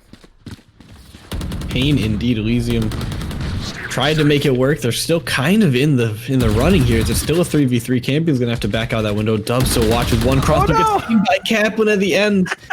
Probably really wishing he took those shots. That's the second time we've seen that situation happen where the trigger discipline's just too long. Fluffy's still going to come out ahead as the spike goes down, leaving this 1v3 situation. And I think they just have the sheriff. I don't know if they actually picked up a rifle here on the side of Elysium. They have, it would seem, but so many angles to check. Fluffy is going to get caught looking the wrong way, but Messiah from the sky is going to shut it down. Had the Killjoy ultimate there as well, but I think it's better just to save it. At the end of the day, they're still up 10-6. That round isn't too crucial for them. Granted, their economy probably could have been in a better spot, but they're going to be able to pull through it, no big deal. And AV also having less than ideal situation right now. Zim ran his bank account dry trying to get that Vandal, not able to fully get the armor. Kairos also down at 0 credits themselves over on the side of Elysium, so kind of still similar situations with the economies for these teams. Yeah, we're gonna get the Hunter's Fury again. Information trying to come out. HP already down below half here for Cade, who is gonna get knifed down in the corner. But can they escape? Fluffy trying to get out, has to use 2 Cloudbursts and no longer has anything left here. So once these knives are gone, all they have is a classic. Literally nothing else. Not really where you want to be. You're gonna have to try and force these plays quickly. Then Kiros does find one. Campion trying to put down C Long. Yeah, they know that there's more people here too. The run it back is going to peek out just at the same time as everybody else. Fluffy does have a couple knives left, but they're going to be able to at least pick up a rifle here. This run it back going to time out just as the spike is planted. Spike planted. Now the rotations are going to have to come through. Kiros going to drop that ultimate, keep them out of C Long. Really interesting, actually. Was trying to see if they would push on back through the defensive spawn, but they're pushing them right into Kenny, who's able to get 2 before going down. Dubs able to pick up the final 2 as well, and I don't know how to call that. That was just insane. I really like that. I really like that a lot. C Long, I mean, there's so many, they can hide in that little cubby there, they can hide around the corner. They saw the spike was planted, or assumed the spike was planted for that side, so you force them out of their comfortable position of C Long, and by that time, Kenny's already on the site. So you force them right back into Kenny, where Kenny's sitting there waiting for them, and finds 2 right off the rip, and Dubs is there to finish it off. I think that's a very smart play. I think it worked out beautifully as well. We're going to be seeing another kind of half buy coming in for All Victory. Yes, they have 3 rifles, but they also have 2 stingers on the attacking side, which unless they're lightning quick with it, it can really kind of fall short here. But they're stacked up with A, and there's not really much defending over there. Just the one member here, just falling all the way back. Yeah, just going to have to play it back, wait for the team to come through. Not worth it. Kenny tries to get some traps. But able to get it all in the second one. Gets stuffed too. You hate to see it. The spike goes down. Owl Drone will find one through smoke. Sees a couple down underneath as well. The call ups there. The jet dash to come in the wall to go up. Kiros is praying and praying. But Kaplan's going to win that one out. This Campion does find one with the Vandal, the power. Trying to throw those shock darts, keep them out of heaven, but has to look their attention down below. Even out, have the man advantage, just see Dubs by themselves, and Kaplan is not going to let that last with a 4-piece. Here I am disparaging the Stinger, and yet Kaplan's able to pick up a 4K with it.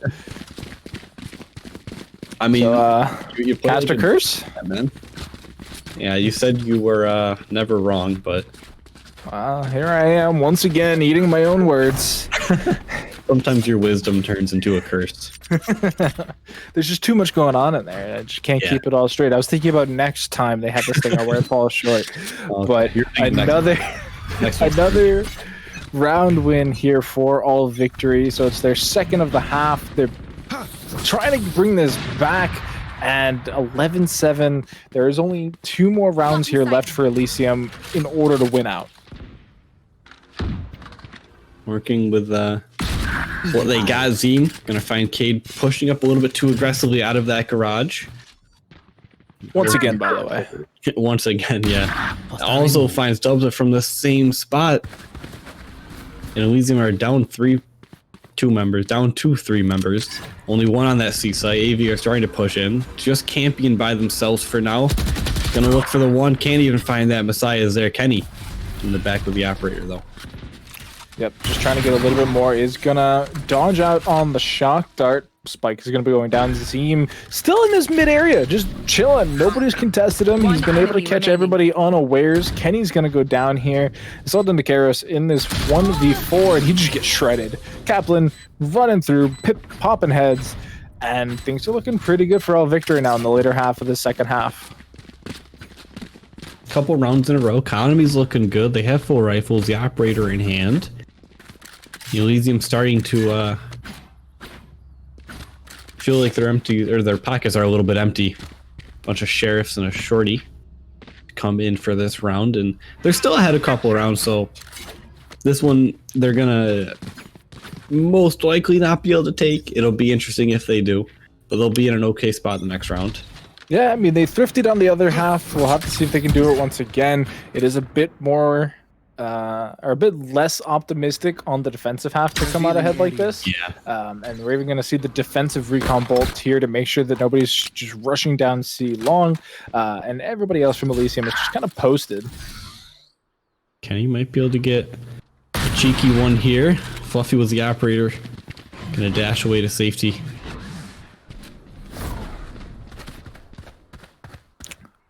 Double Still cloud hitting burst. Oh, they saw him. Okay, though, able to get one back. Not going to be that flawless. Won't be able to pick up the rifle, though, and is now having to worry about this potential flank coming in from Zeem. Seems to know it's coming and is keeping an eye, though. Player standing. Not able to make it happen. Those Vandal's a little bit quicker to the shot there. Fluffy will finish it off with an operator shot, and maybe going to go 9-11. Elysium's economy starting to look a little bit better. Should be able to full buy this round and have an even matchup in the armory.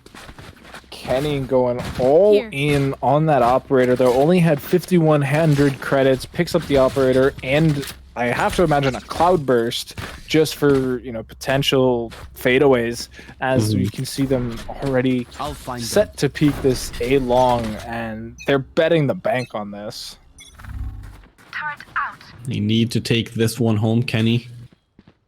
On that A long, trying to see something through the cloudburst. Can't quite. They're already through, though. Sees the corner.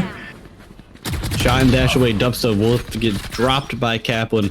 Trying to find the other operator shot through the long. Not able to connect that first one. The dart will go wide.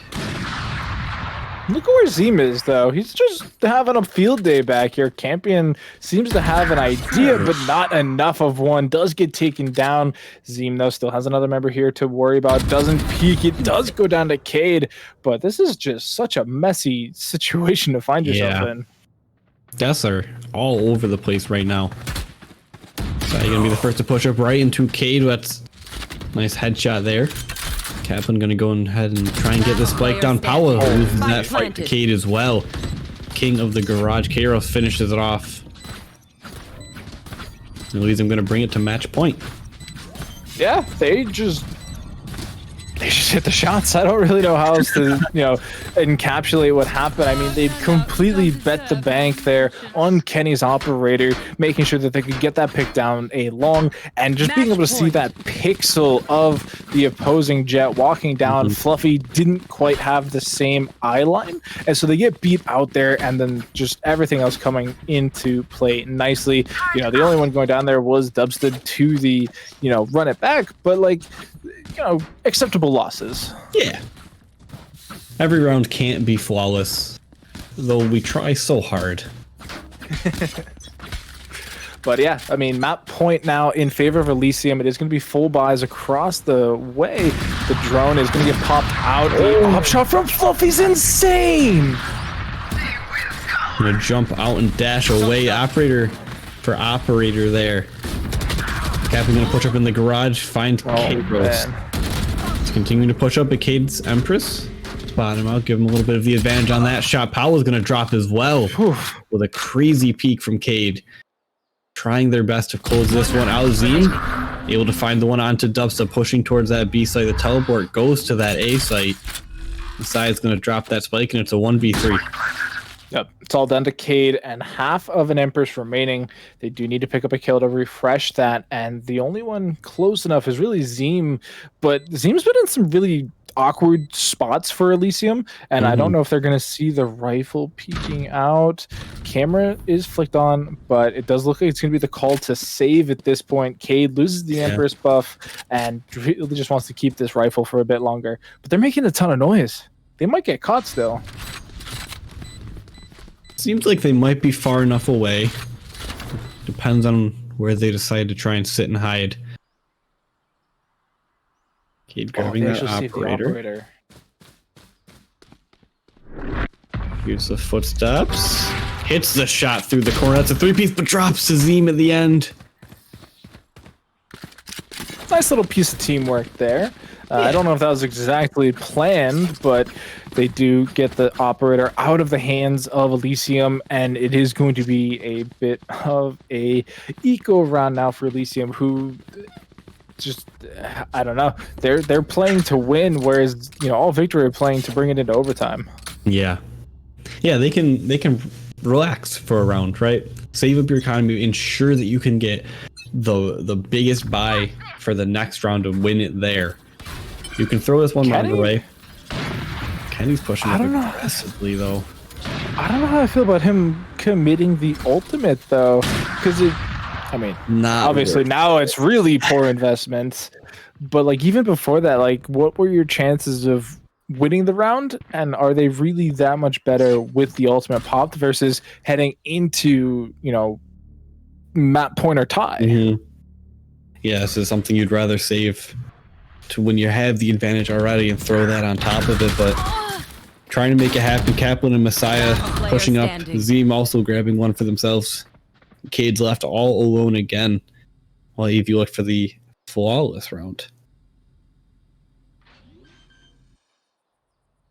Zeem's been such a thorn in the side of Elysium with this Cypher. It does seem that Cade is going to be able to pick up on that, though. Heals up just to get that 50 bonus armor. Doesn't really have much hope to stand on here to win the round. But if they can keep a rifle here, everything looks good. Oh. Okay. That's a bit of a peak right there. Kaplan's still trying to hold it down. Messiah comes to the other side. There's just so many angles to check in that B site. Like, there's no shot at really surviving there unless you like full commit to the runaway. But even that the round before just simply didn't work out. So here it is, folks. All the marbles here. 12-11. We're either heading into overtime or we're heading to map 2. It is all up to Elysium right now. Messiah with just such a cheeky spot. This is a couple times now they've used this situation. They're gonna fall away. So that's one less shadow step available in the round. Kenny, my God, what are you up to, my guy? It works. He kills Zeem on the flank. It's a 50-50. You gotta take the shot. Karo's gonna get pushed, but snaps right back onto Kaplan. Power trades that one out. Campion gonna teleport immediately over to that A site. We'll get smoked out though. If you look to push onto this site, the rotation's coming through from Elysium. But are they going to be quick enough as Fluffy starts to scope in? Kenny hiding in that smoke cade. Hunter's Fury doing so much too. Kenny takes out Power before going down. Messiah popping up. Jumps through. Campion turns on him for his... Oh my goodness, it's so close. But that's Elysium. They're going to take it. They're going to take map 1. Holy! It just exploded. So many things. Not the spike, obviously, but like the round. So many things so quickly. I mean, it just snapping back left and right. Oh my goodness! It just flipped the switch on both teams. They went like full monkey mode and just like. Everything happened. They hit their shots. The abilities were popped. The knives not hitting there is just madness. And while I don't think that's game changing there, like if those knives hit, I don't think it changes the outcome there. But hey, you never know. Maybe he gets that kill onto Campion and then just gets an insane flick right click onto Dubsta there and brings us into overtime. But whew, yeah, that's just game 1. That's just game 1. Yep. We're going to Icebox next, though. So, I mean, I don't want to be a pessimist, but I don't think we're going to get that close of a match on this one. Like I said, hopefully, maybe AV has been practicing this in secret, and we just haven't seen them play it on stream yet, and they're actually just as good as Icebox, and we get another nail biter or a map like that. But Haven back and forth. Yep. And in order to recover and to give the players a chance to recover, we are going to kick it to a short break, folks. Stay tuned. You're not going to want to miss the rest of this best of 3 situation, though, as we do head to Icebox between All Victory and Elysium. Expected, but they do end up pushing as a double unit to take him down. And now it's a 3v2, 3v1 as Blast takes down Badger. Doobie will find Sylph, and once again, Thrifty put themselves onto map point. Yeah, really solid retake there. If RKS had been able to buy a little bit more time, maybe that round goes a little bit differently, but still 6 seconds basically on that defuse still, so plenty of time. Would have needed to probably... Mexico finds that kill on the blast. What a swing from Mako. Shaz has his back too. You hear the TP, so those players on B, they got off the site to help them out, but now they have to play for the retake. Clamoran not ready for this player swinging through elbow. Doobie trying to knock them off. He's gonna get out with the satchels. What a flick from Doobie. The bridge gonna break open with one. Defcon helps with the second. Mako gonna go down. Doobie with 2 attackers. Win another one. That's gonna be the 5th round. Played for the time, 6 seconds. He's gonna be edging himself closer, just dancing around each other. Shots gonna be favoring Thrifty. They're on map point, Joker. Beckham didn't have to take that chance. He had about a second left. He could have continued that dance around the block and won the round anyway, but took it into his own hands, took down the shot. Beckham stepping up huge.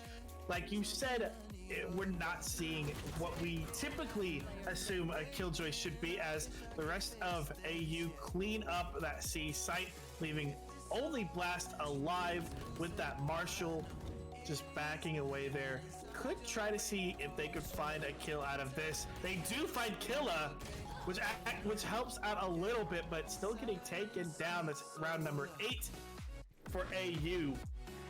Full control of this match right now, but we'll see. Blast get himself healed up, is invisible.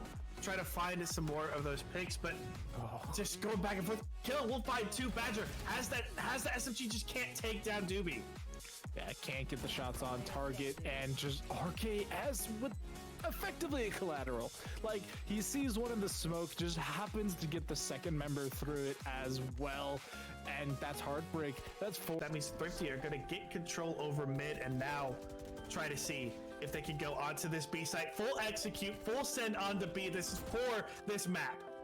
But Killa picking up Blast there in a good position. Self sprang through the smoke, gets 2. Can't even talk because we're so late into the night. Doobie trades back, gets 2. Back to a 3v2. Spike's going down. Defcon and Doobie. These are the big names for Thrifty. They've done so much for the squad. Can they do it again? It's looking double Nano Swarm to try and, run all the way through. And I mean, that's almost impossible. You can't survive that. Smoke's now coming out. Beckham's gonna be ahead of it though. Will they expect this? They do see get shots on target, but everybody's still alive. Teleports over the Nano, but they can't get through. 2 dead, 3 dead. Only 1 left. Thrifty pick up the first round. Oh, that is not how AU had planned that round, especially after how they played the first half and how they played trying to get the ult orbs. It's been costing them. It's not been working for them, and so now trying to get themselves into a better position. Blast is just gonna teabag, seeing that owl. Welcome back, everybody. Here we are heading into agent selection for game number 2. I'm the Doctor, being joined by Hawk's Nest here in this GLG Pit of Valor Grand Finals Best of 3 between Elysium Gaming and All Victory. If you are just tuning in now, boy, is it quite late here on the East Coast, but we appreciate you anyway. But you also missed Elysium take a nail biter game 1, 13-11 on the razor thin margin there. And we're heading into Icebox for map number 2. Yeah, Elysium came out ahead. Yeah, absolutely a nail biter of a map. Interested to see if this Icebox is going to be just as close, or if one of these teams have had much more practice on this map. It is Elysium's pick, I believe, so they're going to definitely feel comfortable on it. It's all going to be whether or not AV have put the time in on this map or not. Yeah, All Victory are going to be on this defensive side starting. You can see that they've locked in all of their agents select so far.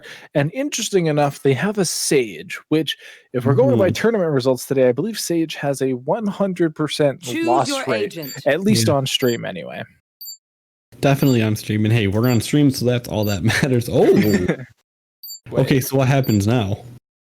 Because if Sage has a 100% loss rate, but both teams have a Sage, do they both lose? Yeah, I think everybody loses. Okay. Mostly because we have to watch Sage.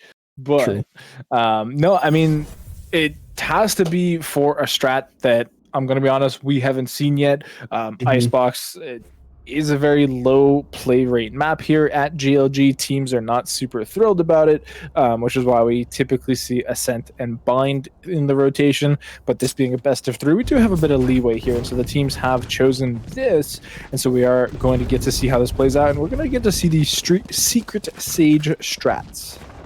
I do feel like since Icebox is, it has a lot of narrow spots to it, that I think the Sage Wall can definitely be more useful here than on other maps, because you can lock off areas like so much. There's so many more places you can use that wall to just completely deny someone. I'm not 100% sure. I haven't seen anything of Sage, being super OP broken on this map, but if I had to guess, that would be why both these teams have a Sage. Yeah, it also gives you a bit of verticality too, to maybe just get one step higher than some of these other placements. But it does look like we're going to get a round start wall in from Zeem just to deny that entryway. But it doesn't seem like anybody's really all that concerned over there. It is going to be this A-site rush coming in. A rush indeed. The owl drone comes through. Paolo gets spotted out as everyone comes through the smoke and sprays right through at K-Rose. Gonna find the first one. This one, throw up the wall and drop the spike. Champion looking underneath, sees one through the smoke, gets a couple shots before they dash away. Throws up the paranoia, but could get traded back by the Leer. The heal is not going to be enough as Cade takes down Kaplan, and now it is Kenny and Fluffy trading blow for blow. There's still so many members alive. It's the 2v3. One enemy remaining. 3v1 now. Stubbs drops Fluffy. Cade looking for the final one, is able to get it with the spray from the Frenzy. Gets healed up just in case, just for fun. Swaps it out for it. Why not? And picking up the Ghost does give you a bit of longevity, right? Like, because now, even though you're coming in against armor, you have that potential 2-tap headshot available versus the Frenzy, which doesn't quite do as well against armored opponents. That said, he's going to buy a rifle anyway. It's a nice secondary to have, just a little bit better. But yeah, they're going to buy up on this second round. Lots of Bulldogs, a couple Spectres. AV, a single Sheriff, and a half armor is the only deviance from spawn weaponry for them. This time Elysium heading towards this B site, following the drone to safety. Yep, I'm going to wall up. Plant the spike. Where have I seen this before? It's definitely a pretty common thing, as the Bulldogs just going to rip 2 heads clean off. And so now what can be done? Kaplan has this classic, but is one of the only 2 remaining, and of the 2... Oh, all right, I guess that's what they're going to do. They're going to heal up quite nicely. They are going to have to force the tailwind out of Kenny here, but it's just a 1v4. What can you truly do except that? Sage Wall forces them over onto that side of the container there. So you can't go through it, you can't go to the right of it, you gotta go to the left, so it's an easy peek there for Kenny. Has a pretty good idea of where they're gonna be, and Elysium take it up 2-0. That full buy paid off for them in that round, and they're gonna keep the Bulldogs, keep that Spectre. Campion's just gonna switch over to a Sheriff for now. Doesn't feel like buying up this round. He'll wait to the next. An AV full buy this round, save for Fluffy with only that half armor, but their economy's starting to look rough, so they're going to want to try and win this one. Take flight. Keep their economy in a good spot, or else they might have to throw a couple more rounds to the wind. Yeah, drone here, going to check up a lot of things as we do here. Those zipliners coming in, they're going to see 2 at the very last sec, though, so they are going to throw up that wall and plants. Again, tried and true type of combination here. They are going to have these rifles to try and spray through the fortified wall now, but that's a lot of HP.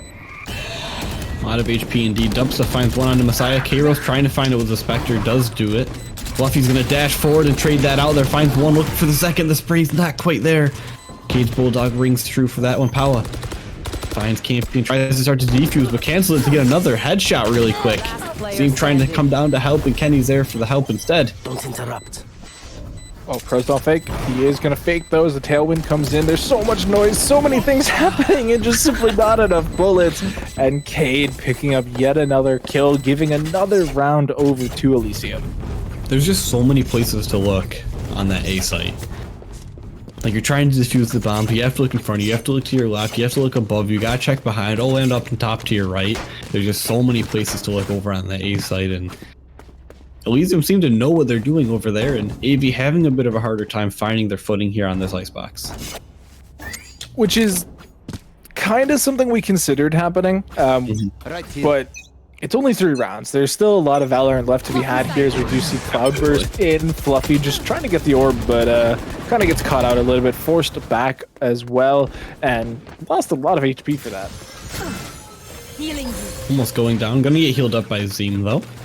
Campion's already trying to get that spike down. Does do it successfully not before Kaplan finds first blood with that Sheriff.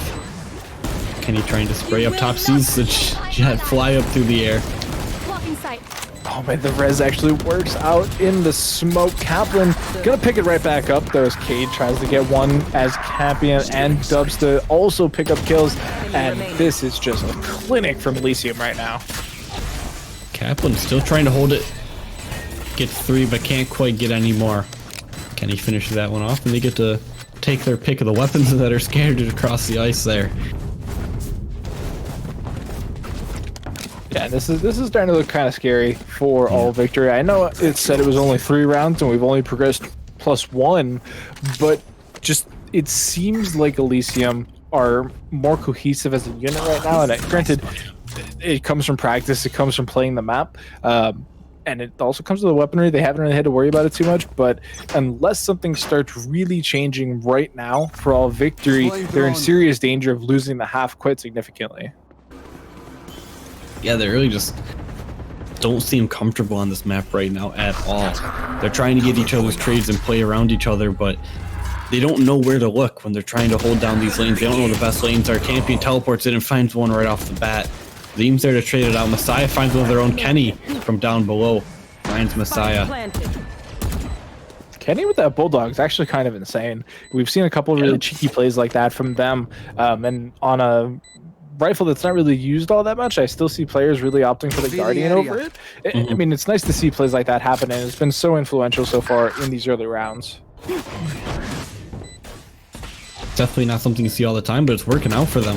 Without a doubt, Kenny traded over to that Vandal and finds Powell with it. Dubsta is there to finish off Zeem at the end. And yeah, I think part of that round really just shows Kenny, you know, he's pushing through. When he got that kill with the Bulldog initially, shooting from down below up onto that catwalk, I think that really goes to show that Elysium know where they can look on this map. They know what they can see from where, and AV doesn't quite know what they need to be looking at and how they're going to be seen from other places.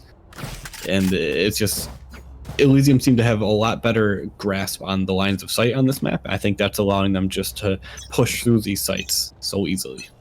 Yeah, and we're kind of starting to see that disrespectful playstyle creep back in from Elysium. You know, Campion teleporting all the way back into spawn there and just like ego challenging that and trying to get 2 kills.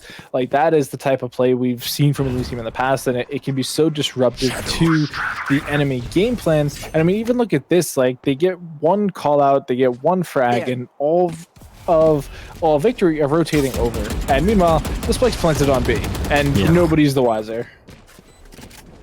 They will be notified of it, but have to rotate through. Fluffy finds a nice kill with the knives. Dubsta finds one on Messiah. Fluffy saw another one all the way in the back, looking for a repick. He's going to grab that Vandal.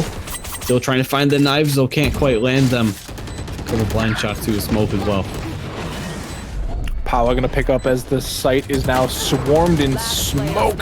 Forced to dash out as Kenny picks up 1. There's only 1 member remaining, and just a line of bullets are coming on through. I don't know how you're supposed to defuse in all this, and Kenny swaps over to the Sheriff for the 3K. Yeah, I really don't know what you do in that situation. You're stuck in a corner. Everyone's just spraying down their bullets at you. It's a tough spot to be in for sure. So 6-0 up for Elysium. Starting to look like, I mean, you said they could start to take this first half pretty dominantly. I think at this point they already have. Unless AV are able to win the next 6 rounds and tie it up at the half, Elysium going to be able to call it their own. Yeah, I mean, all it takes to like win the round at this point is 1 more, because then you get 7 versus 5. Yeah. But I mean, with the way they've been playing and at the pace they've been playing, you have to imagine they're going to get more than 1. Although, No more charges left. Dubsta, I don't know what you pulled out there, man, because it certainly wasn't your gun. Paula trying to spray through the cage, not able to find any Messiah. Finds one Kairos has an Odin. It's going to be a little bit better at spraying there. Campion also finds one for themselves, and it's a 3v2.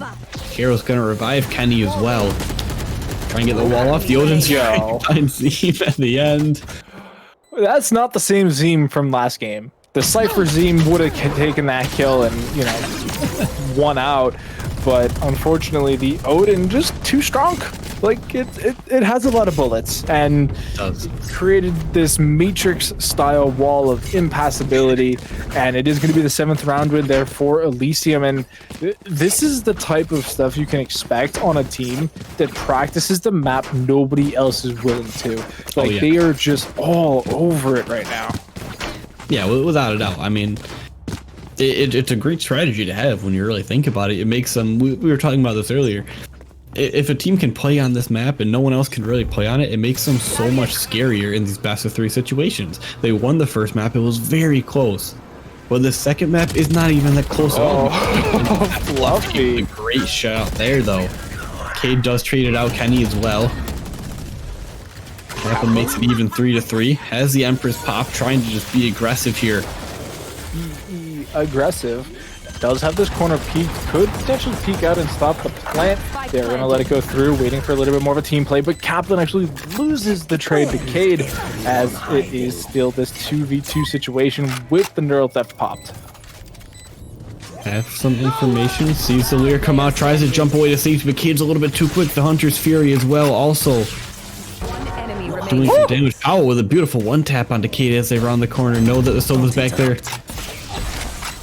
36 health remaining, so weak. You just gotta buy time though. Time's ticking. Dubs is gonna try and stick it, but Paolo's gonna try and stick it, but Dubs is gonna peek around. And she's gonna pick that Odin right back up. No need to let that gun go to waste. And it's just more credits being saved there, even in that really, you know, awkward 1v1 situation. There's still plenty of credits to spare, right? Like, they're all loaded. The least amount of credits here is 4,600, which in and itself is enough to full buy. Whereas the side of all victory, they're fighting with scraps right now. Yeah, 4 members at 0, absolutely broke. Almost was 5 for that last one. Decided just to switch to a stinger. And he was another opening kill there. I was trying to find out where the teleport went, but I don't think it actually went anywhere. Spike was seen there by Messiah as Garrus is just left clicking there, and Cade popping off has the Empress available. Teleport comes in and you just caught with your hands at your side, Messiah. Not going to work out, and look at that play. Kaplan just running on through Dubsta, just getting hunted down by the W key, and it works. Oh no. The good news is he can't reload. The bad news is he doesn't have to. Wow. Yeah, just W keyed forward, chased him down. It's the power of the Odin right there. 9-0 for Elysium now, and it's tough for AV right now. They're definitely still giving it their all. They're giving a valiant effort. They're able to buy up a little bit more of this round. They're just full sending it each time, though.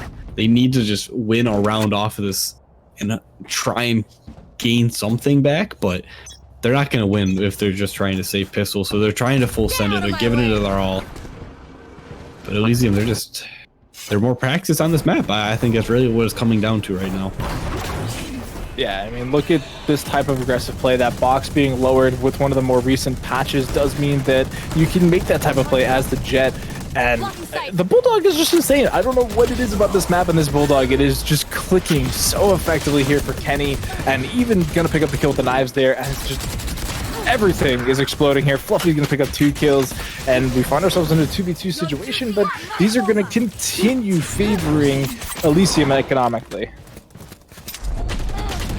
Kills going left and right. Cade with a 3K now as Zeem tries to climb up the road. Messiah trying to get closer to the site, but Cade there for the 4-piece peeking out of the smoke. And the Spike, by the way, nowhere has been rotating across the map for quite some time now.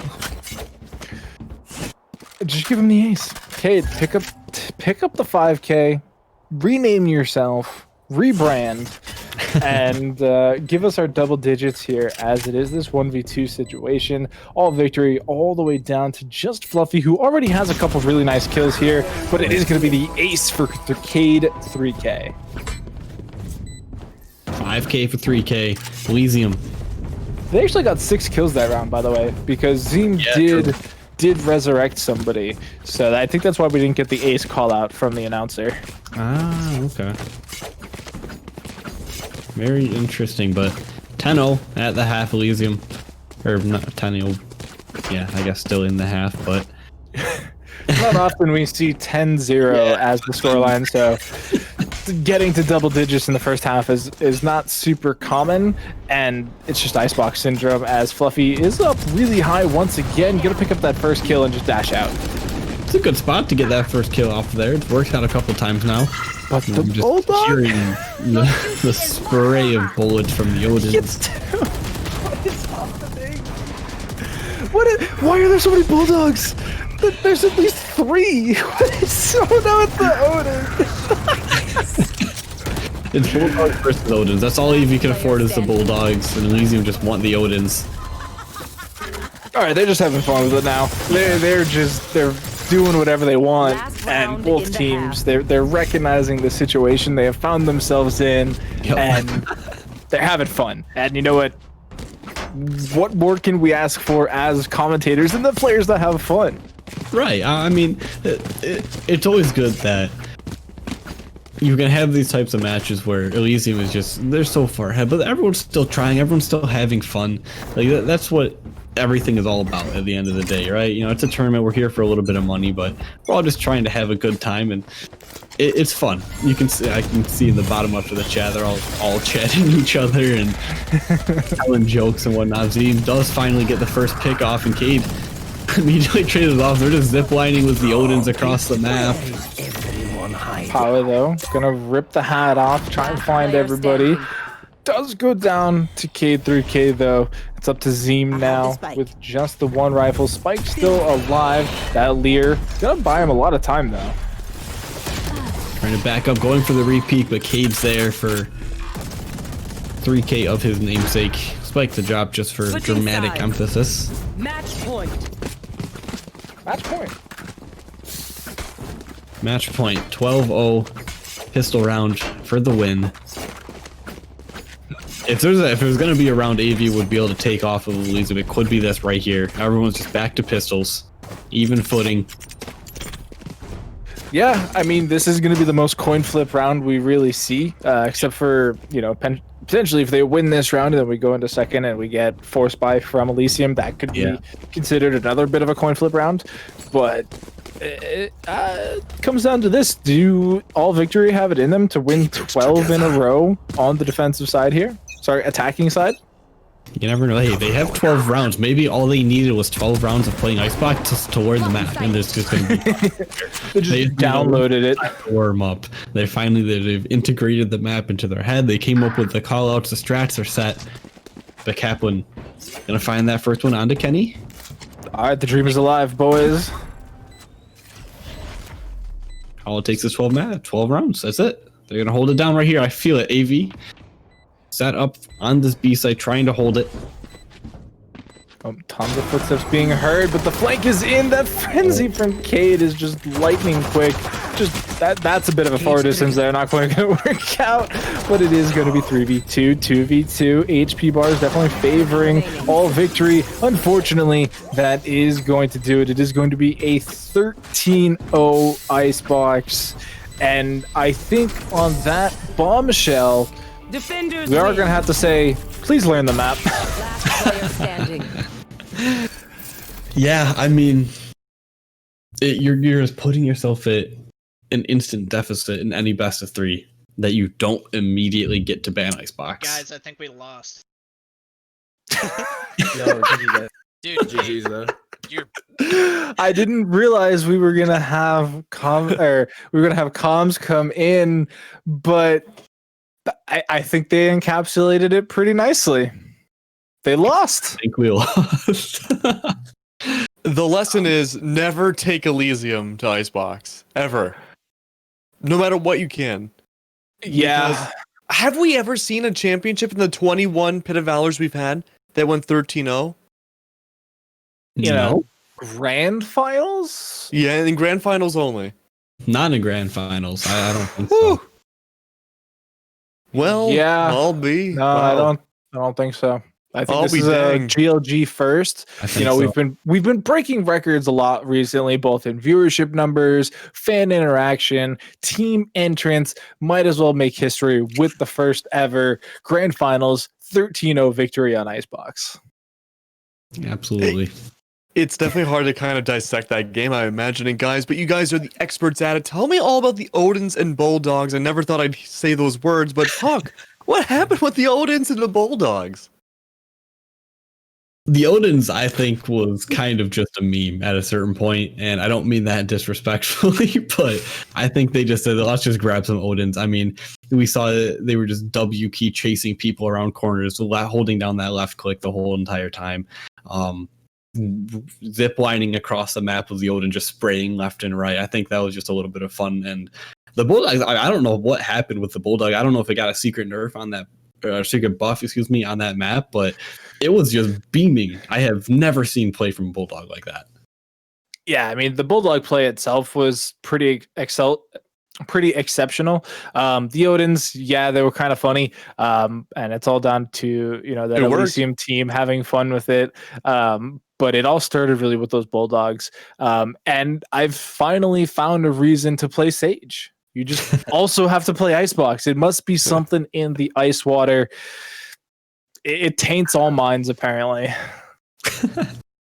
Apparently so, but I mean, Elysium at least goes home with $50 extra in their pocket here. They're the grand champions, I believe, 2 weeks in a row now for the Pit of Valor, and don't take them to Icebox. And it seems like, from what we've seen here at the Pit of Valor as well, don't take them to any map. Because apparently, and now you guys, I would love to hear your thoughts too, their strategy is just having no strategy really each round. It's just do what you want. I think it's a mix of doing what you want and confidence. And they do what they want because they just win. Like, when you just win no matter what happens, when you can just walk onto a site and it's yours, you're just going to do that. You're not going to play it carefully and try and think about all these different weird angles and how to, shock dart, recon bolt. And they do that as well. But they can just walk onto the site and it's theirs. So until someone can challenge them and they're not able just to freely walk onto that site, I think they're just going to keep doing what they're doing. Yeah, I mean, I think between map 1 on Haven and map 2 Icebox, it's just literally night and day, right? Like, we take a map where teams have actually played around on and they have a little bit of an idea of what they're doing, and it was the closest it could possibly be. It was 13-11. It seemed like Elysium were being challenged at a lot of situations. Zeem had some really amazing flank plays that really kind of opened up the map, and once that experience of the map kind of fell away and it comes down to just straight fragging, that's when Elysium took the confidence level and just shot it through the roof. And so that gave them so much more ply to play around with. And like Jason said, they take advantage of the confidence there. Absolutely. And with Pit of Valor now concluding its first 2021 broadcast, I would say, wow, Elysium started things off with a bang that's going to be really hard for another team to top. And I mean, the only thing is we have to wait until next week to see how the next one's going to go. But there is also the Radiant Arena that's going to be coming back as well, guys. 8 specially selected invited teams, all Immortal Plus in ranks at the very least, will be invited to go along into this amazing tournament that we will all be casting, maybe show hosting as well, and even better production. But if you're a team out there who hasn't played yet in the GLG and you are Immortal Plus in all of your ranks, feel free to DM them on Twitter, DM GLG, and maybe you have a chance to get into the Radiant Arena as well.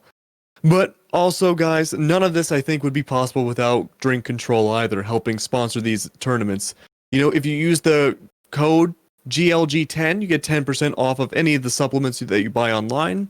And if you buy some of those supplements as well, you get a chance to run in the drawing for a free bag. So if you get GLG10 drinks and then get a free bag, that's a deal right there. Of course, though, if you don't win the bag, of course, you're supporting GLG as well. You're supporting us, the teams, and all the production as well for the Pit of Valor and the Great Lakes Gaming Lounge. But overall, Elysium did a fantastic job, and I can't wait to see maybe next week if this Titan will be conquered at some point. You have to wait and Yeah. see. Yeah, I'm absolutely. looking forward to next week. We'll hopefully see as many of these teams as we can back next week. I mean, like Doctor said, we're always growing, and it's thanks to you guys, the viewers, the people that come watch these streams, and you get your friends and the people you know that play Valorant in on this, and it's a great thing. So hopefully next week's even bigger and better. And I even sure if you hope don't so. already play Valorant, it is a free to enter tournament, so you don't lose anything by signing up. You can sign up as a free agent, and we can get you together with some other free agents to make a team of your own. Or if you want to just get some buddies who play tactical shooters or even just play shooters in general, hit that link down below, sign up, and if you like it, great. We'll come back and invite you for more. And if it's not quite your bag, at least you tried it out. And trying new experiences is really the spice of life. Yeah, I mean, 2021 just happened, so you might as well make it a New Year's resolution at this point. It's not too late. True, just play some Valorant. It's a great New Year's resolution. I mean, it's its first full year of being alive, so that was a good time to start getting into Valorant. But with that being said, though, my name has been Keg. I've been your show host. You can find me at Twitter at Keglanek down below. I believe Doc, your doctor is in, right? Yep, at the doctor is in. And Hawks, I believe you're Hawks Nest on Twitter. At Hawks Nest NA. Ooh, there you go. And of course, the production, they're not shown on screen, but we do want to thank Vermilion Rose, First Night of Nye. And we do want to thank the amazing Ben as well for their amazing behind the scenes work as well. And with that being all said and done, thank you very much for watching. We'll see you guys next week.